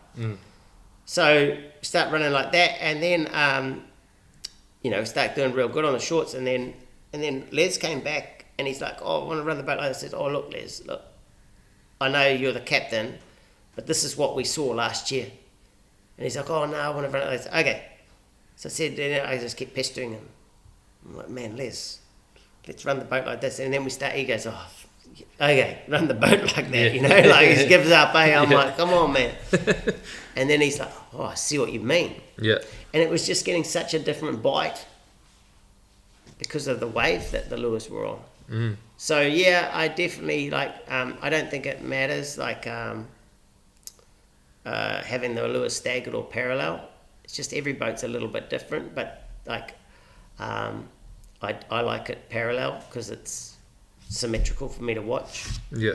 Be easier to pick them up too. Oh, way easier, man. I can pick the lure up. I just know which wave to look at, and And that's the other thing is too, like I keep a notebook of the so I run everything in a Dacron loop. Yep. So everything's at a set distance. And there's two reasons for that is, one is that it's really easy for my crew to reset the gear and fast. But the other is like, I know the distance where that peg marker, like that Dacron loop is set. And as I say, I keep a book and I measure off how many arm spans. Yeah, I did the same. And I write it down. Yeah. But what it does, it gives me speed. It gives me my speed, you see? So because I've got that lure set in the right place, that if it's not in the right place, there's probably something wrong. Either the boat's wrong speed or the hangers or the Dacron loop's moved. Yeah. So if I can look at it and there's three of them in the right place, well, it's the lure's moved. Like, you know, and if there's if they're all four aren't in the place, my speed's not right. Yeah. And that's sort of what I use to judge. And like I don't like the speed in the boat, like setting that up. I have my set revs and that's all. I never change them, man. Like if I'm 1600 RPM, I'm 1600 RPM. I don't change it at all. I don't do for up sea faster, down sea slower or anything like that. I just try not to drive up and down sea. I'm always trying to quarter it, you know. Yeah. And that'll make my lures run better too. None of that surging and stopping and that, you know. Yeah. So. Yeah, because I reckon I probably sit between like 6.2 and like 6.5 knots. But everything just seems to hum at that speed. Like real good action. They sit well. Yeah, everything just looks good. Yeah. So I'm like, well, if it looks good, then I would eat it. Yeah, exactly. You know? Like exactly. That's how I look at it. And I'm like, I have no idea whether it's right or wrong, but I'm just like, oh. But that's gut feeling, man. Yeah. But since I've slowed, because I used to think, oh, you got to do 7 knots, 7.5 knots. Yeah. So I used to try and sit there, but my boat can't really sit there because it's too and the little, like, and it'll go to plane any little good. bit of sea, and it'll just take off. And I'm like, so that's what you do when you set those the boat up like you do. You get it just up to where you're talking about, and then just pull it back. Yeah. So it's not doing that. Yeah. And then it should go all smooth. Yeah. You know, and you're like, that's the spot. Yeah, and that's what I did. Yeah. So I was doing that, and I was getting frustrated with it one day, and I slowed backed it off a bit, and I was just like, oh. Yeah. That looks good. Yeah, yeah. And I was just like, and then I talked to someone, they're like, bro, speed doesn't matter, it's just what it looks like. And I was like, that makes sense to me, because I'd look and be like, that looks really good. Yeah. And the mate's like, how fast are you going? I'm like, 6.2. Yeah. He's like, oh, it's a bit slow, bro, speed up. I was like, would you eat that? And he's like, yeah. And I was like, well, we don't need to go faster. Yeah. Well, I mean, you're raising plenty of fish. Yeah. Going to catch a few more now, hopefully. Yeah, man. Yeah. Yeah. Process. Process, mate. Yeah. I need to stop going by myself. Yeah, autopilot. Yeah. Autopilot, man. You're taking somebody with you, you know? Yeah. Straight away. That's gonna be life changing, mate, eh? You're gonna be like, how did I do it for all these years without it? You know, like my neck will thank me and my back. The thing is, it's gonna drive it way better than you can too, mate. Yeah. No offense, but it drives straight lines way better than we can. Yeah. You know, like Happy Hooker never had an autopilot because the autopilot wouldn't have survived it. You know? Yeah. It would have been hard work. Oh man, like I was like pretty much I couldn't I ended up after the second season coming back, and I was like a mess, man. I had to go I couldn't get out of bed, back was hips were here, back was here, chiropractors what have you done to yourself, man? Yeah. I'm like, because you sit like this all day, you know, and you're driving. But I had a guy called Paul Mann come on the boat one day, and Paul Mann is a boat builder from North Carolina, builds beautiful boats, and he fished with me for a day, and he goes, is this boat hard to steer? I said, yeah, you can't steer it. He's like, oh, I'll fix that when we get back. He says, it'll be a hose, it'll be sweet. I'm like, it's not a hose, mate. No, I'll fix it. I'm like, hey. And he gets back in, and he's looking at the steering and that, and he's watching you turn the wheel and the hose goes boom, pulses. Yeah. And he comes out and says, yeah, I can't fix it. I told you, mate. You know, like I still see him round the place when we go around the boat shows and that. And he's like, "Oh, that boat of yours, mate, that you ran." I'm like, So did you just steer it off the motors? Or, no, I could drive it enough to steer it, like, but I couldn't do like real sharp turns and stuff like that. You could, like, you know, once you had the speed on, you could turn and that. But I'd be coming down the bank and there'd be a boat coming this way, and I'd be like, next minute I'd be going this way, he'd be going that way, and then I'd be going this way. Like, you know, I'm like, just, hey man, when you see me coming down the bank, I'm not trying to mess with you. I just can't steer the boat. Yeah. You know, like, so. Yeah, but yeah, once I got into the dock, it's just all like, as soon as I come anywhere near the marine, it's just all on the throttles. Yeah. You know, but the boat was amazing on the throttles. Like, you could steer it. Like, it was really fun to drive on a fish because it turned really well. It wasn't fast, but it turned really well, and you could maneuver it really well. But that boat, I always used to laugh about it, that I was going to die on that boat. You know, like sit in the rough and it was going to sink and stuff. Never did, thank God. But it unfortunately came to an end. It sunk at the marina one day. Oh, did it? I was like, yeah, man. I was like, man, that boat, I've been through hell in that thing, and it never sunk. And then a whole bunch of other people have run it, and they never sunk. And then the damn thing sinks at the marina. Yeah? yeah. I'm not exactly sure what happened. Like, Yeah. they had a bad seacock or something in it. Yeah. It sunk there, eh? So it was pretty sad. It was a sad day. Yeah. You know, I know. I know that had some history, that boat. Yeah. So I think it's still sitting there ready for somebody to take over, man, like rebuilding that, but I don't know what the story is. Oh, is it sitting up on land? Yeah, sitting up on land there, eh? Yeah. So, yeah. What's the craziest catch you've had? Craziest catch? Like one that just stands out, you're like, how the hell did that happen? Oh, okay. Well, there was the 18 knots one, I suppose. Yeah, that was pretty cool. But there's sort of two, man, that were pretty wild, eh? Like, that stand out. We were fishing away on the bank and hook a blue marlin, and we're all like, all the people are taking photos and watching it jump and all this kind of stuff all over the ocean, and we're pulling a tuna. I was like, and I'm like scratching my head. I'm like, what's going on, man? Like, and I'm like, we definitely had a blue marlin on, eh? And like, everyone's like, yeah. Like, I was like, they're like, I was trying to take photos of it, you know? I'm like, well, did you get a photo of it? They're like, oh, no, I just checked, there's no photo. I'm like, we definitely watched a blue marlin, because I'm positive we watched a blue marlin and we pulling a yellowfin. Yeah. And what I think happened was, like, we're fighting it, and there was just like a little bit of slack all of a sudden, and then it came tight again. It's like, oh no, sweet. And it must have fallen off, and the yellowfin must have eaten the lure as the buddy, hey mate, all good. So yeah, as they must have eaten this bloody lure as it had fallen out of the blue marlin's mouth. Yeah, it's pretty funny. So that was one. That was like, you know, hook a blue marlin, catch a yellowfin, and then we had another one where it was a real calm day, and I actually got another one after this too. It's pretty crazy. Yeah. And we hooked this marlin, and I start backing up on it, and it's this. We had all the windows open in the boat because it's so hot. And it was this two young guys from, I don't know where they're from, like Switzerland or something like this, and it was their last day fishing, and we're gone early. We hooked this blue marlin, and I'm backing down on it, and it starts to jump towards the boat, and next minute, all I see the marlin jump up the side of the boat, and next minute I just see this guy running out, screaming out of the cockpit, out of the cabin. I'm like, what? Like, he's screaming, and I look down, here's the tail of the marlin hanging out the side of the boat, and the head's in the window.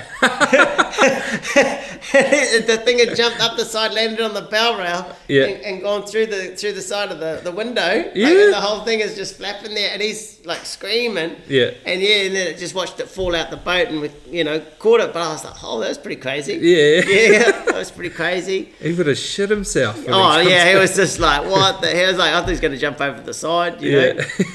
So, well, you see some good videos of them jumping in, into boats. So. Oh, crazy stuff, man. Scary. Well, there's dangerous. There's that documentary. It was on Discovery Channel. I remember watching it years ago. And that one jumps on and the bill pierces that guy, goes straight in his mouth. And all he ends up with is a small cut in the back of his throat. His bill went straight in the guy's mouth. And I've had one through here. have you? Yeah, man. Through your chin? Through my chin, yeah. But I'll tell that story in a minute, but I'll just tell the other one that was pretty crazy. So we had...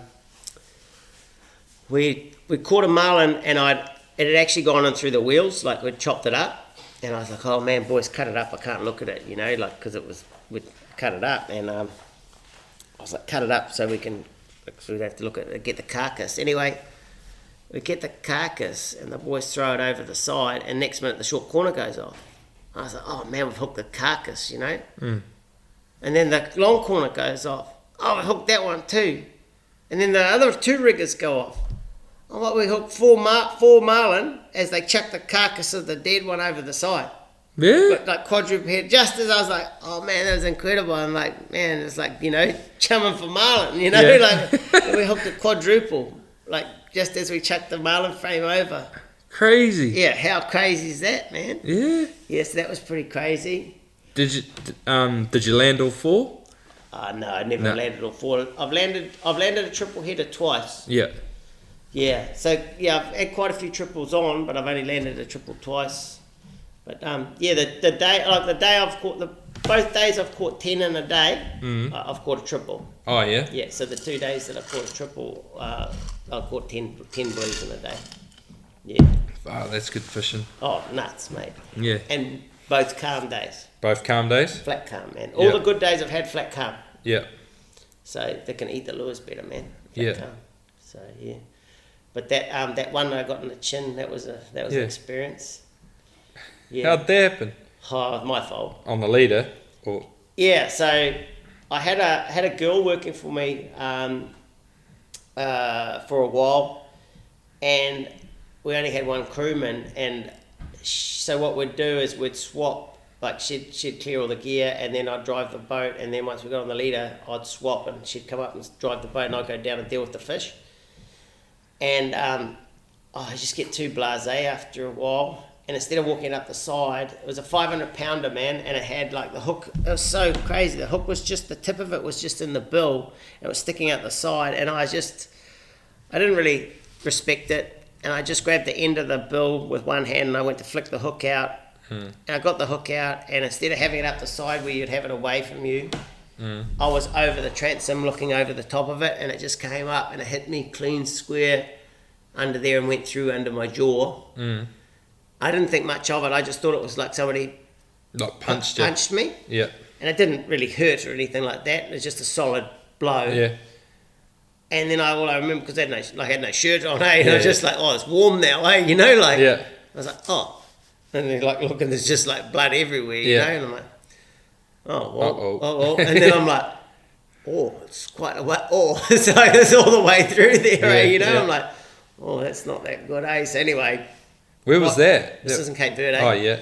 Yeah, wash it out with hydrogen peroxide, you know. Yeah, bit of salt water. Oh, yeah, and just some Vaseline and put a paper towel on it, you know. It should be right, mate, keep fishing.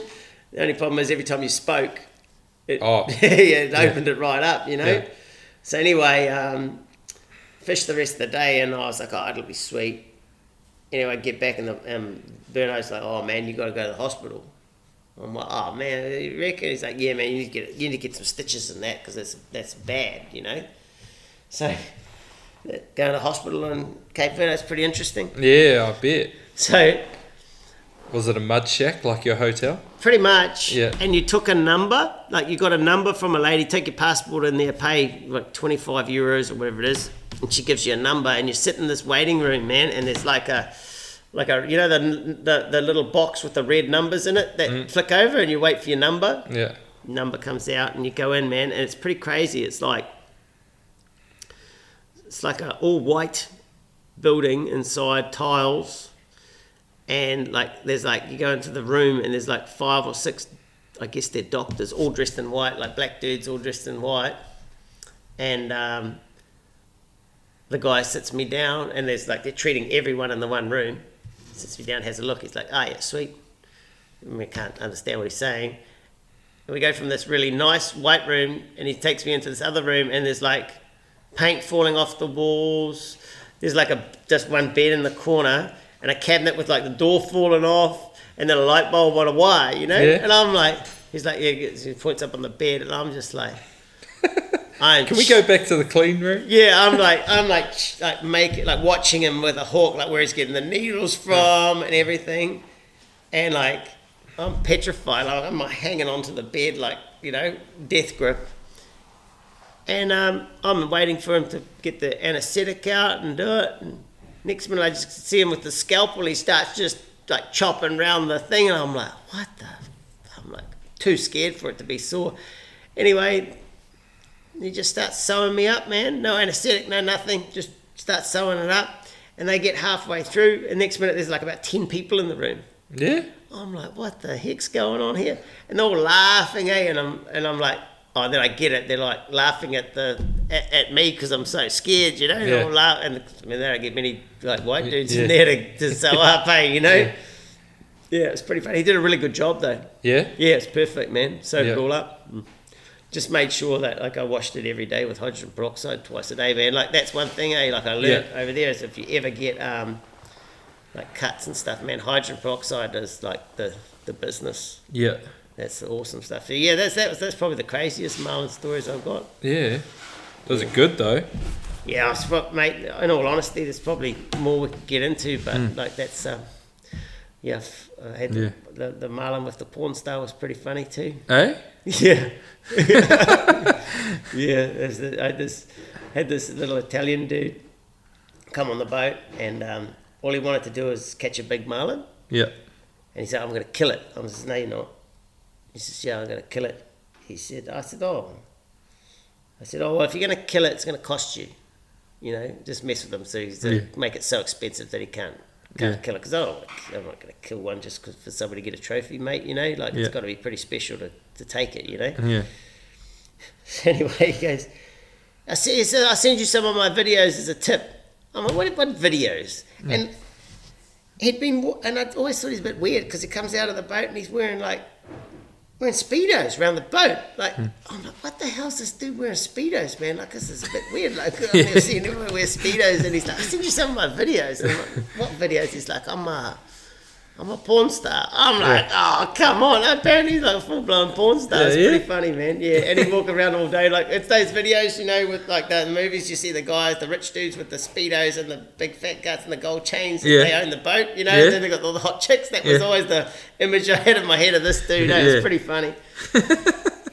So, but yeah, that was a very tame version of what that story was. All right. If you had to have 5, what are your 5? What's your spread? Lures? Yep. Oh man, don't do this to me. And 5 in respect of fishing here? Yep.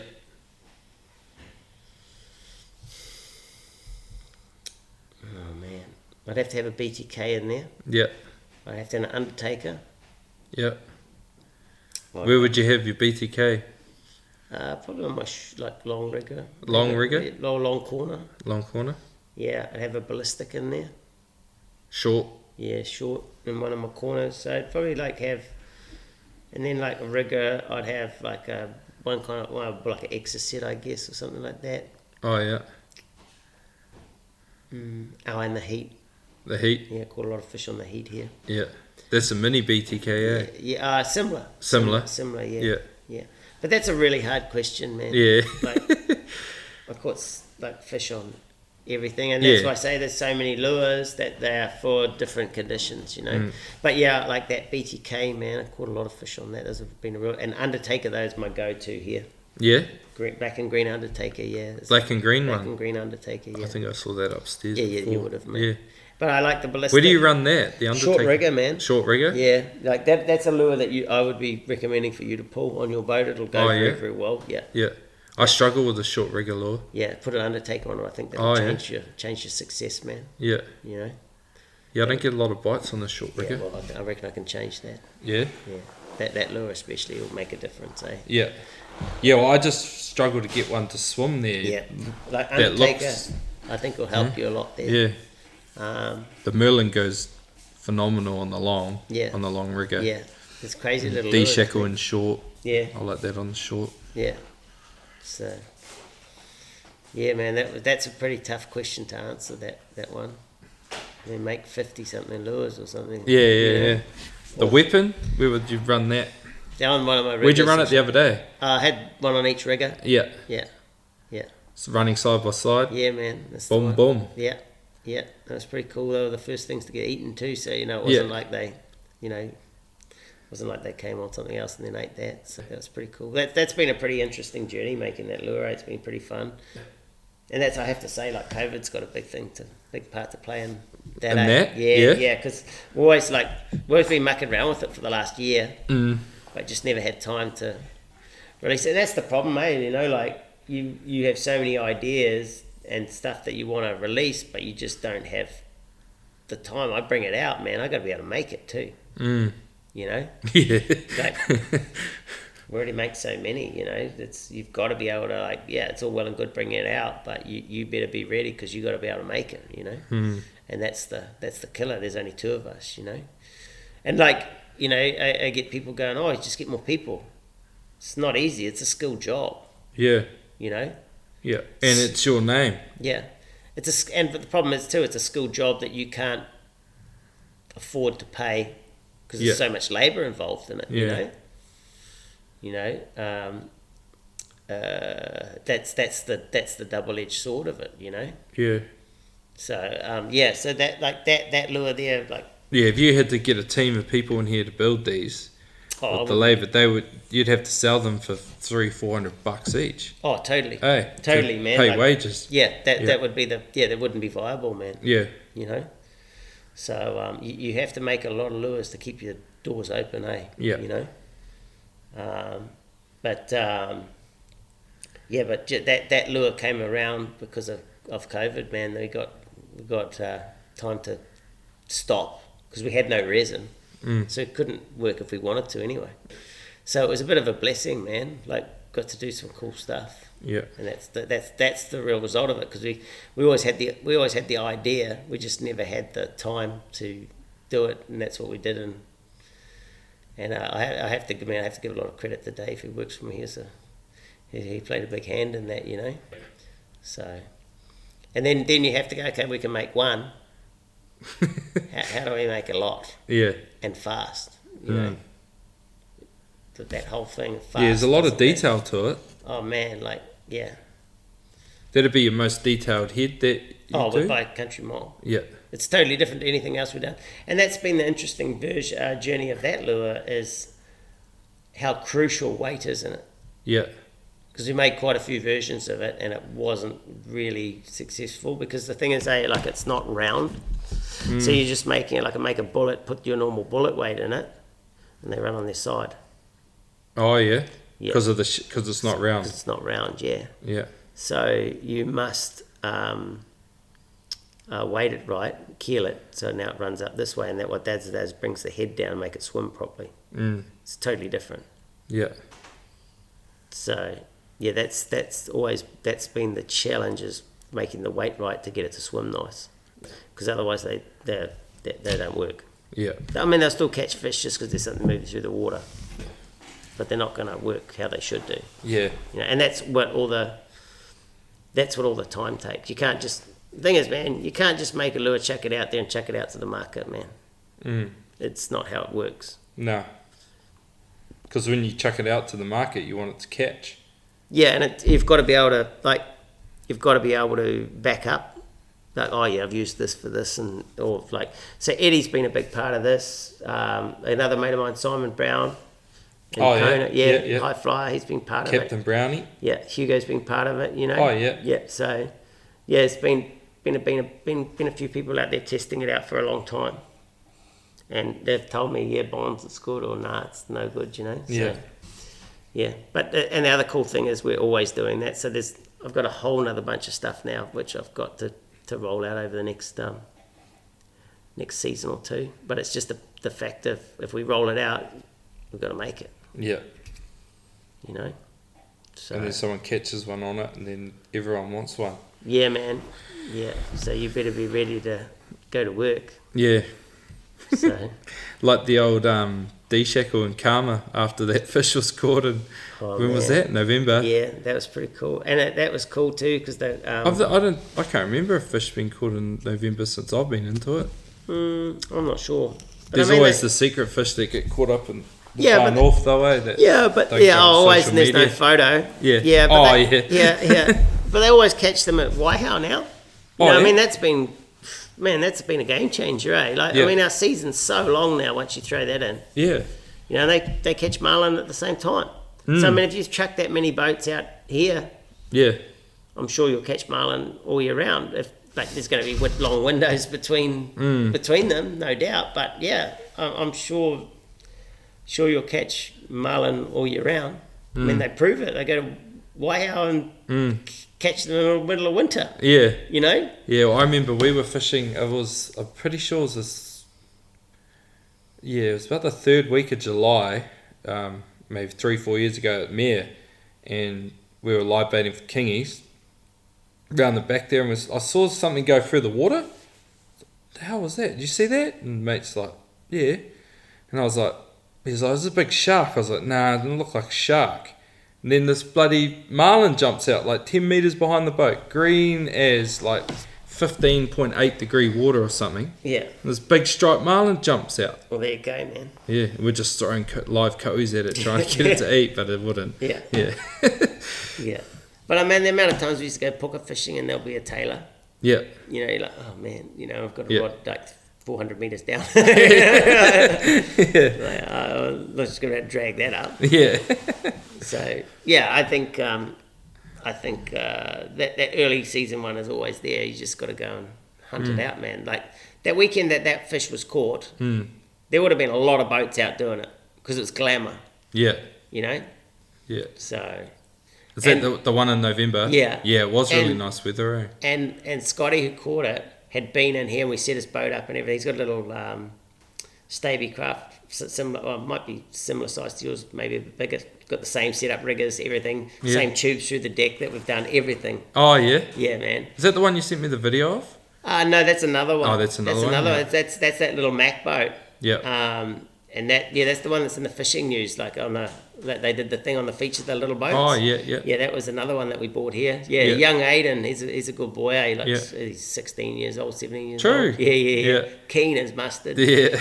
So yeah, we did the same thing. Bought his boat here, went through it, man. And that's what I was saying about doing it on a budget. Yeah. You know, like he had a budget and we worked to that, man. You know, same thing. Like as I say, you just need. Well, that was exactly my boat. So I had a budget and I wanted to catch marlin, so that's why my boat's small.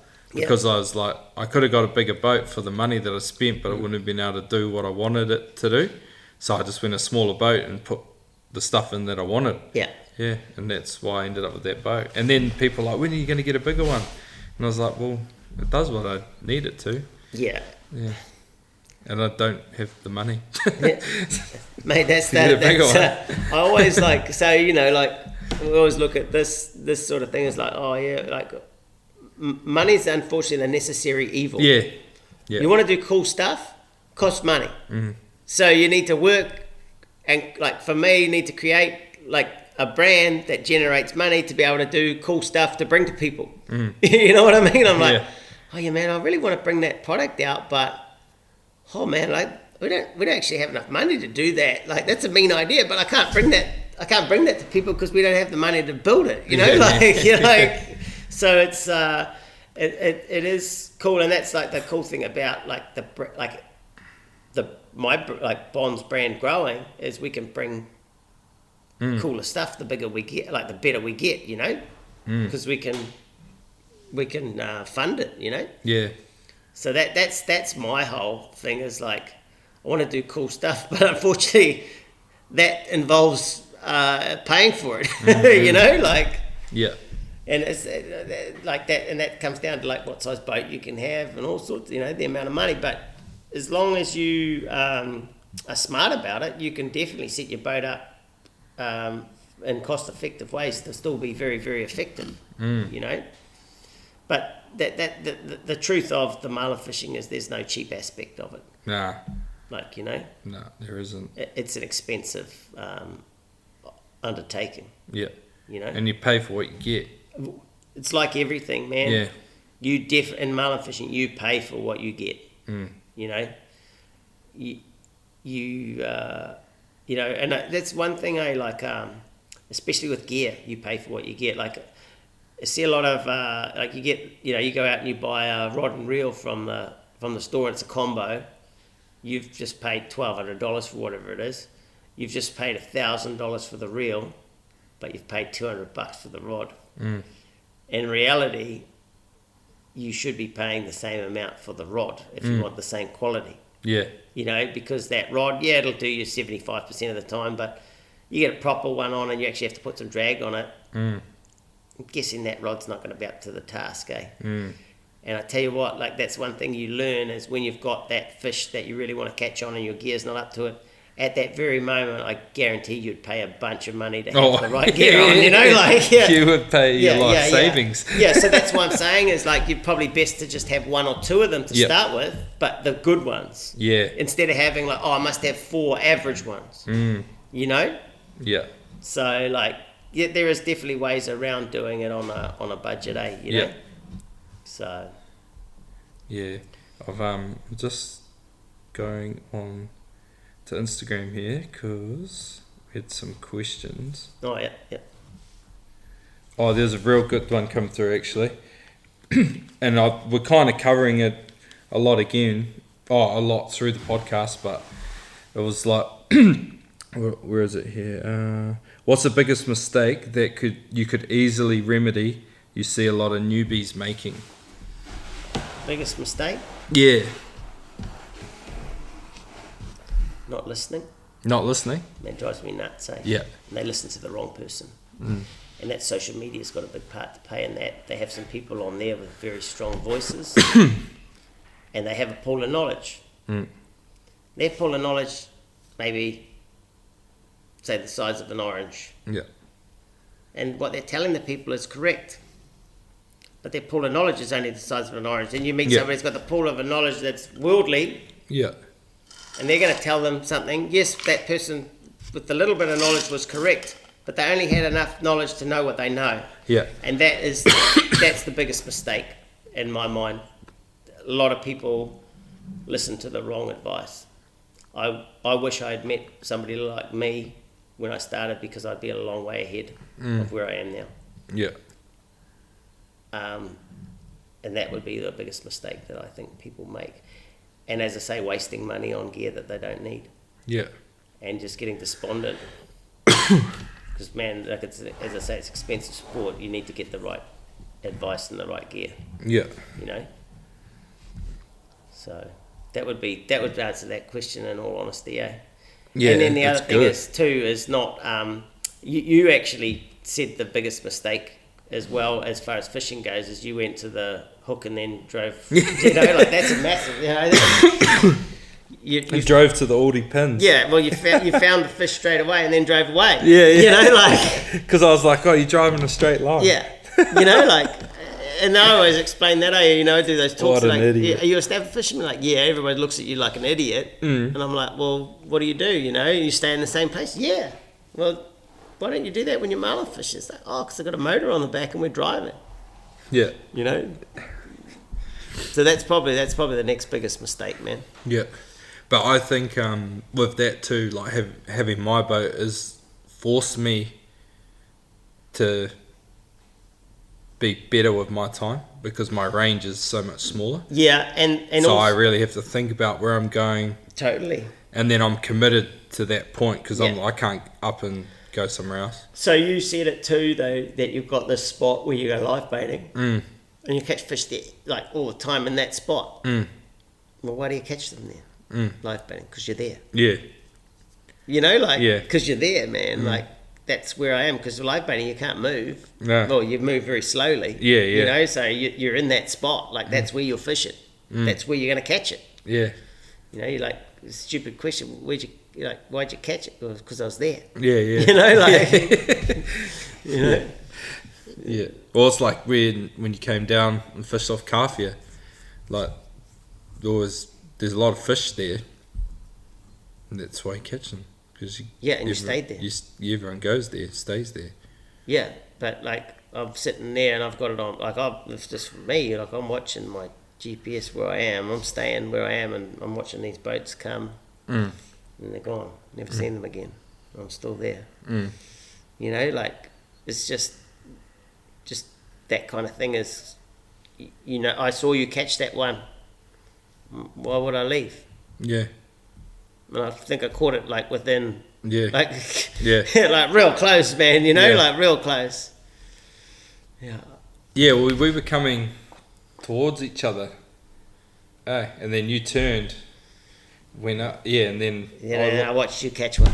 Yeah. I was like, God damn it, swings. There was like, when I was fighting that fish, there was like a massive school of skippies, like huge, half the size of a rugby field, just come up beside the boat, and I was like, oh, that's why they're here. Yeah. So much food. Oh, that was, I mean, marking. You mean you're marking all day? Yeah. You know? So it's just a matter of you. Gives you a lot of confidence. Oh yeah, you just got to stick it out. You're going to get shot, you know. Yep. And look, and the way I look at it is too, even if you don't, you've put yourself in the give best yourself place the best for the day. chance, and I mean, you're not always going to get a bite, just how it is. But you're like, I know I've put myself in a good place today. And other days I'll be like, oh man, I should actually chase my tail a bit there. That was a bit silly. Yeah. You know, I should have stayed and done that. But hindsight's wonderful. You try to minimise those days, eh? Yeah. Well, that day I got spooled was like, and like an example of that. I fished in closer because I was by myself and had to go in earlier. And Brownie and Luke and Max, they were into them. Like they had 2 by lunchtime. Yeah. And I'm in it. They're out at the 100, and I'm in at 65 meters, which out there is a long way. Oh, like 15 mile difference or something.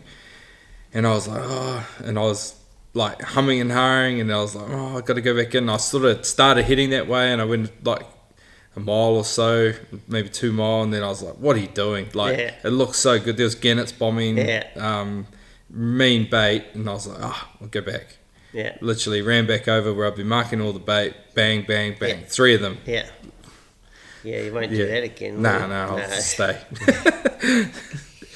Yeah. Maybe I'll just tow 2 lures when I'm by myself. Yeah. Oh, I mean, you only catch 2 at a time then, mate. Yeah. You know? There was another one here. And how does he go from fishing every day to fish very little? Good question, man. Good question, eh? Did you lose the bug? No. Very much not. No, very, very much not. Definitely not. The bug is worse, I think. Yeah. The only thing is, man, like I have an interesting personality in that respect. I'm either all or nothing. And the thing is, like, lure making, once you get into it, is very much the same thrill. It's weird to say it, but the other thing is too is that it's a step-by-step process. So when you're busy, like at the moment, for example, it's almost sickening to have a day off, because I come back to emails, which are just like so many emails, man. And I have Messenger, I have Instagram, and then I haven't made lures, and guys are like, where's my lure? Like, people are so demanding, and if I miss a day, it actually puts me back about 3 days, because the process, I have to start again. Yeah. So that's why I don't like having a day off, because I'm just like, I don't want to let the process stop, because I know I'm coming back to a world of pain, and that to me was really like quite difficult. But yes, I miss the fishing desperately, and that's why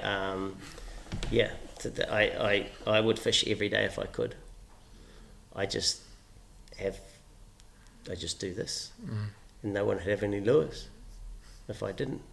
You know, I could easily be like, oh man, you're just going to wait to get them when you get them.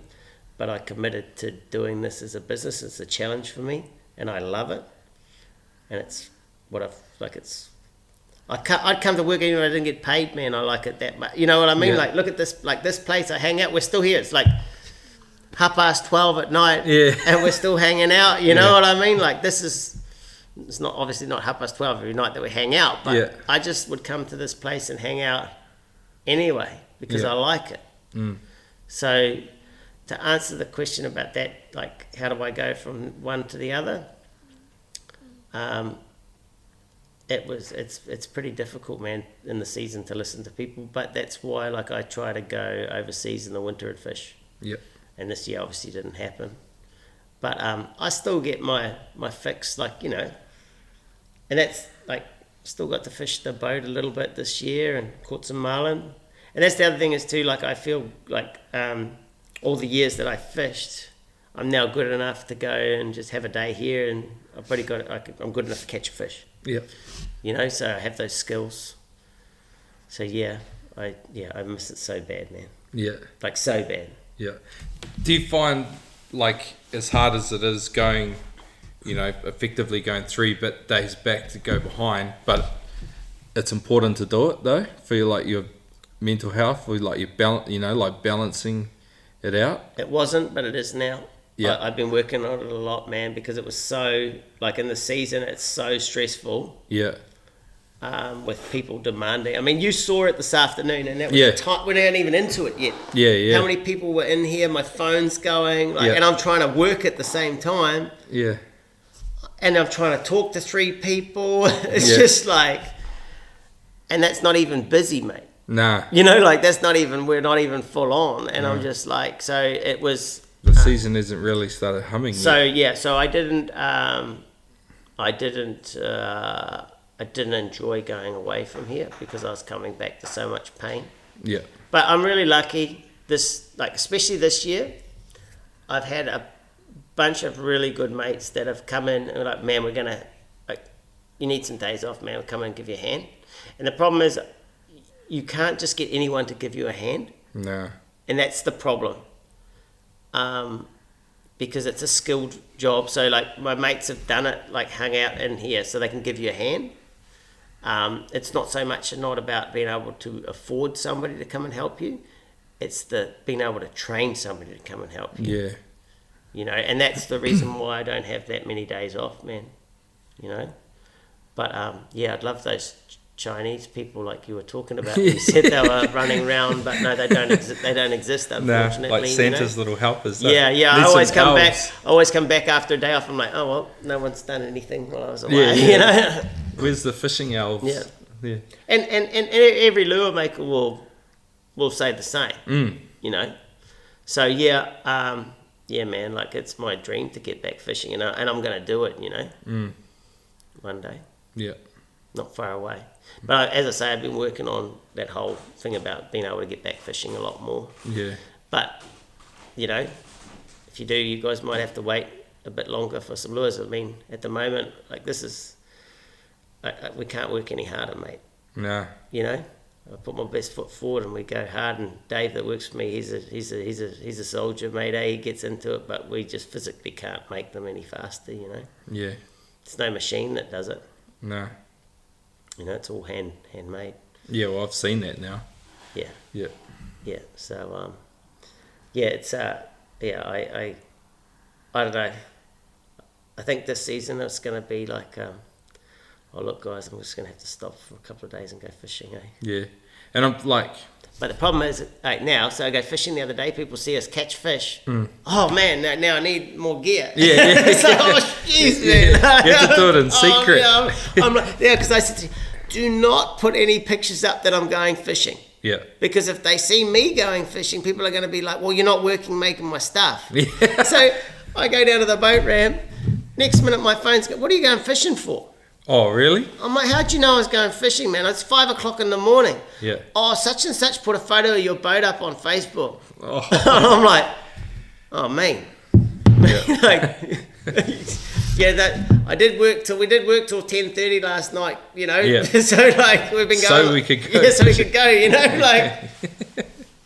And then you've seen it tonight, like guys ring up. Oh, look, I ordered the lure. Where is it? I'm like, look, man.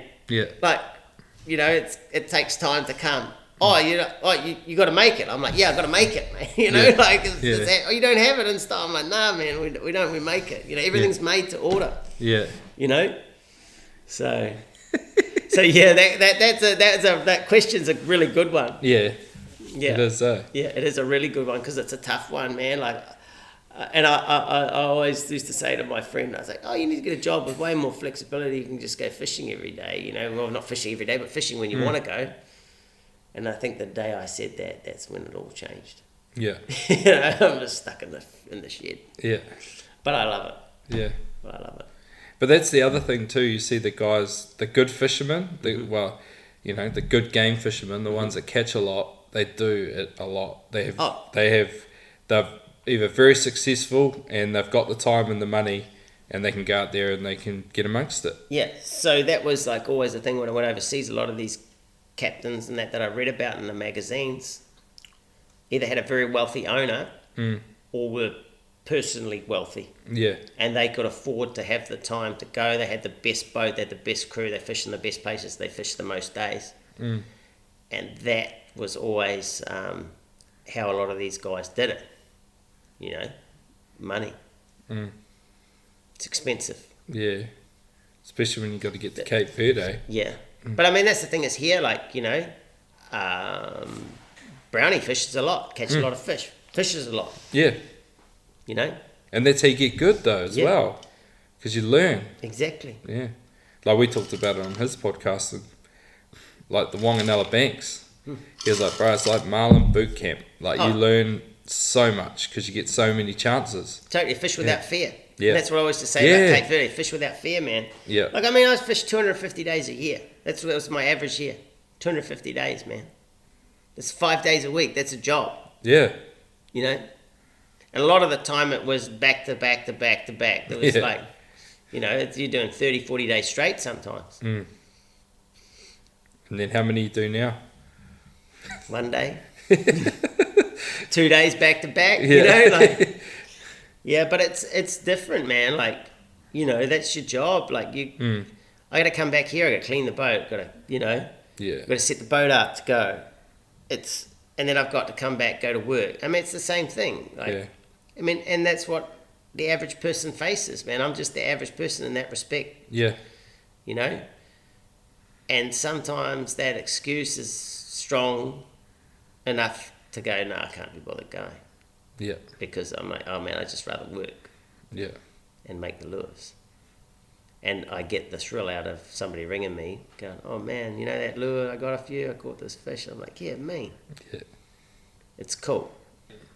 But it's way more fun using them, man. Yeah. You know? Yeah, I can vouch for that. Yeah. I can't make them, but I imagine that it would be a lot. You don't need to make them, mate. I'll make them for you. Yeah. It's all good. Nice. It's all good. So. Mean. Well, that might do us. It's a hell of a yarn. Yeah, it is. It is. I hope it was interesting, man. No, definitely. I was interested, so that's all I'm worried about. It's your podcast, yeah. Hopefully the listeners are interested. If not, all good. I enjoyed it. Hopefully in a few, couple of weeks, man, you'll be able to tell, oh, man, I did this podcast, and then, look, man, we've got the boat all set up, and I caught this fish, you know. Hopefully that's what's going on in the next few weeks, mate, really. Yeah, definitely. So when is the big hit out, man? What's the plan for the season? I normally spend sort of Christmas, New Year period at Whirianga at Mum Dad's batch, and I normally do a shakedown trip there just to go out, get the gear running, have a bit of a look at my little lucky spot, see what's going on, and then then coming up here up to the far north, so nice. Camping at Hihi. Mate. We've done it last 2 summers.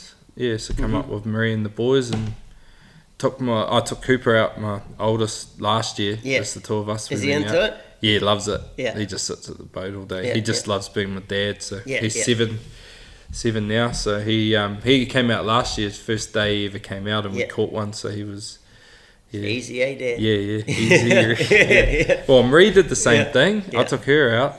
Perfect. She gets seasick.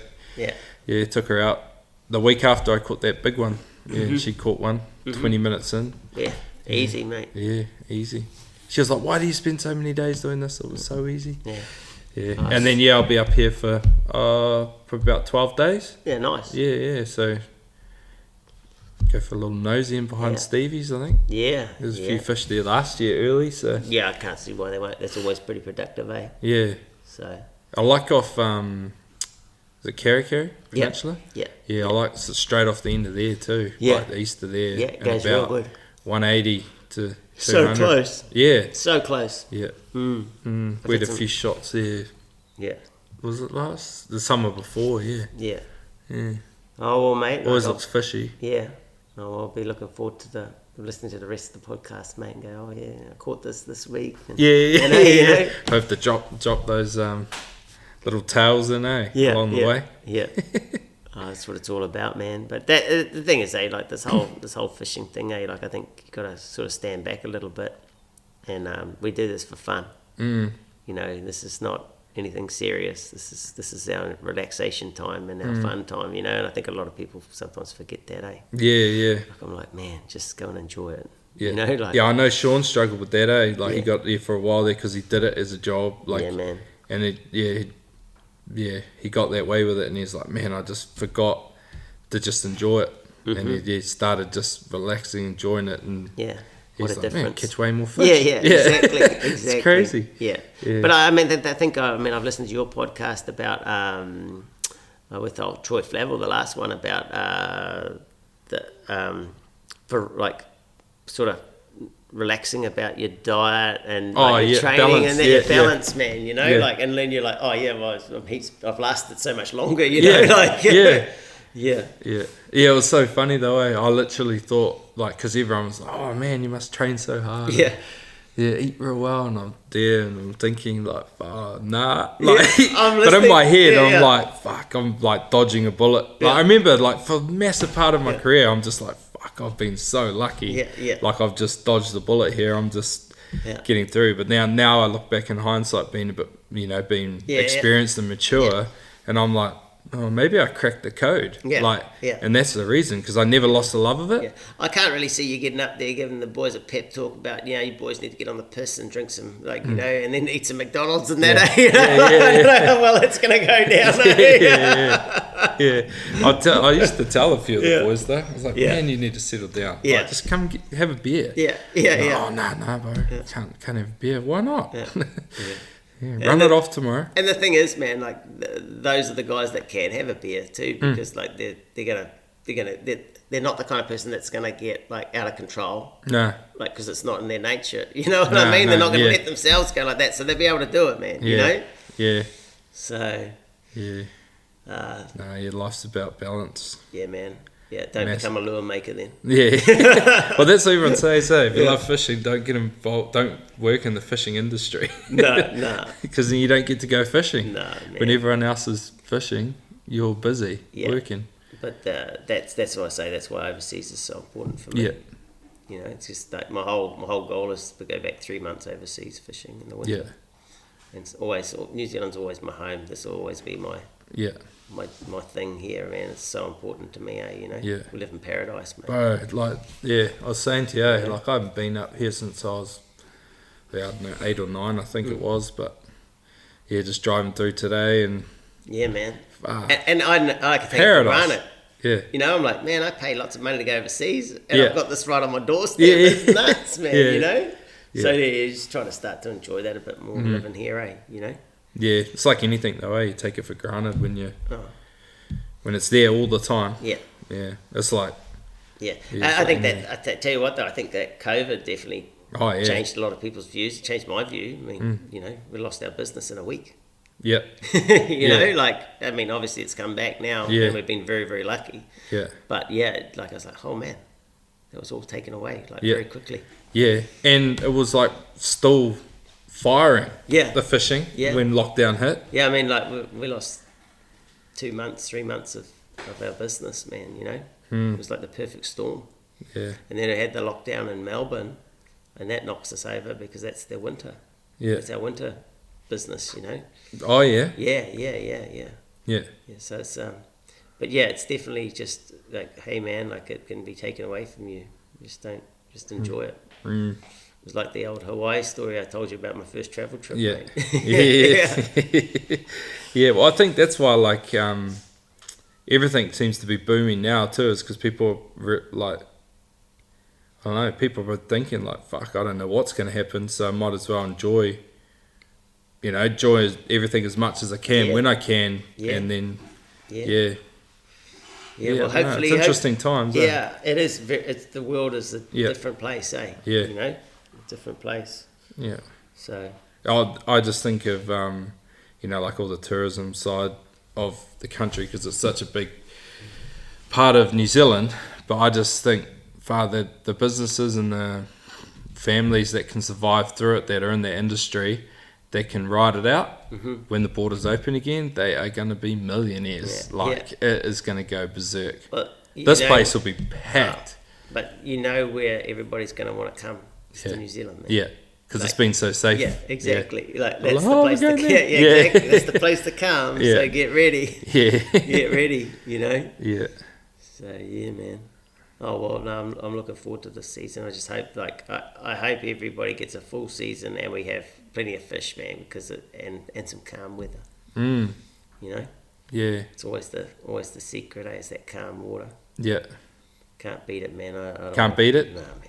Yeah. Can't beat it. I don't want to fish in the rough. Yeah. You can say whatever, like, you're wimping that. I'm like, man, you know how many days I fish in the rough? Yeah. Like, real rough. You know, like, I don't need any more rough, man. Yeah. And they bite way better in the calm, I tell you right now. You know? So, yeah, man. Man.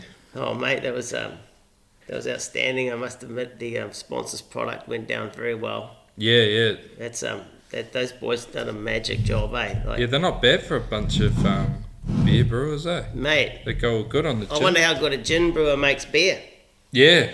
Or distiller, because that's I like a gin, man, and that's probably one of the nicest ones I've ever had, eh? Yeah, so good.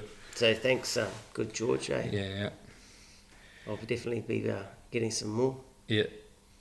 Use the discount code, mate. Real Tales. Real Tales? Yep. Right. I'll bring you some more next time I come up too. Sounds good. Sounds good. Sweet, bro. Awesome, right, Bonze. mate. Thank you very much, mate. Man, it's a pleasure, eh? Yeah. It's great having a yarn, man. I sort of feel sort of humbled to be chatting to you as Swings, mate, eh? Nah, you're right, mate. I'm just normal. Yeah. Like everyone, mate. Yeah, just like everyone, eh? And that's the cool thing about your whole podcast, man, is like you actually realise that, oh man, that dude's the captain of the All Blacks, but he's like, he's a pretty normal dude, eh? Yeah. Like, he loves catching marlin. Man, we need to go, mate. Yeah. So, nah, cool. all right, mate. Awesome, bro. Thank you. Yeah, cheers, man.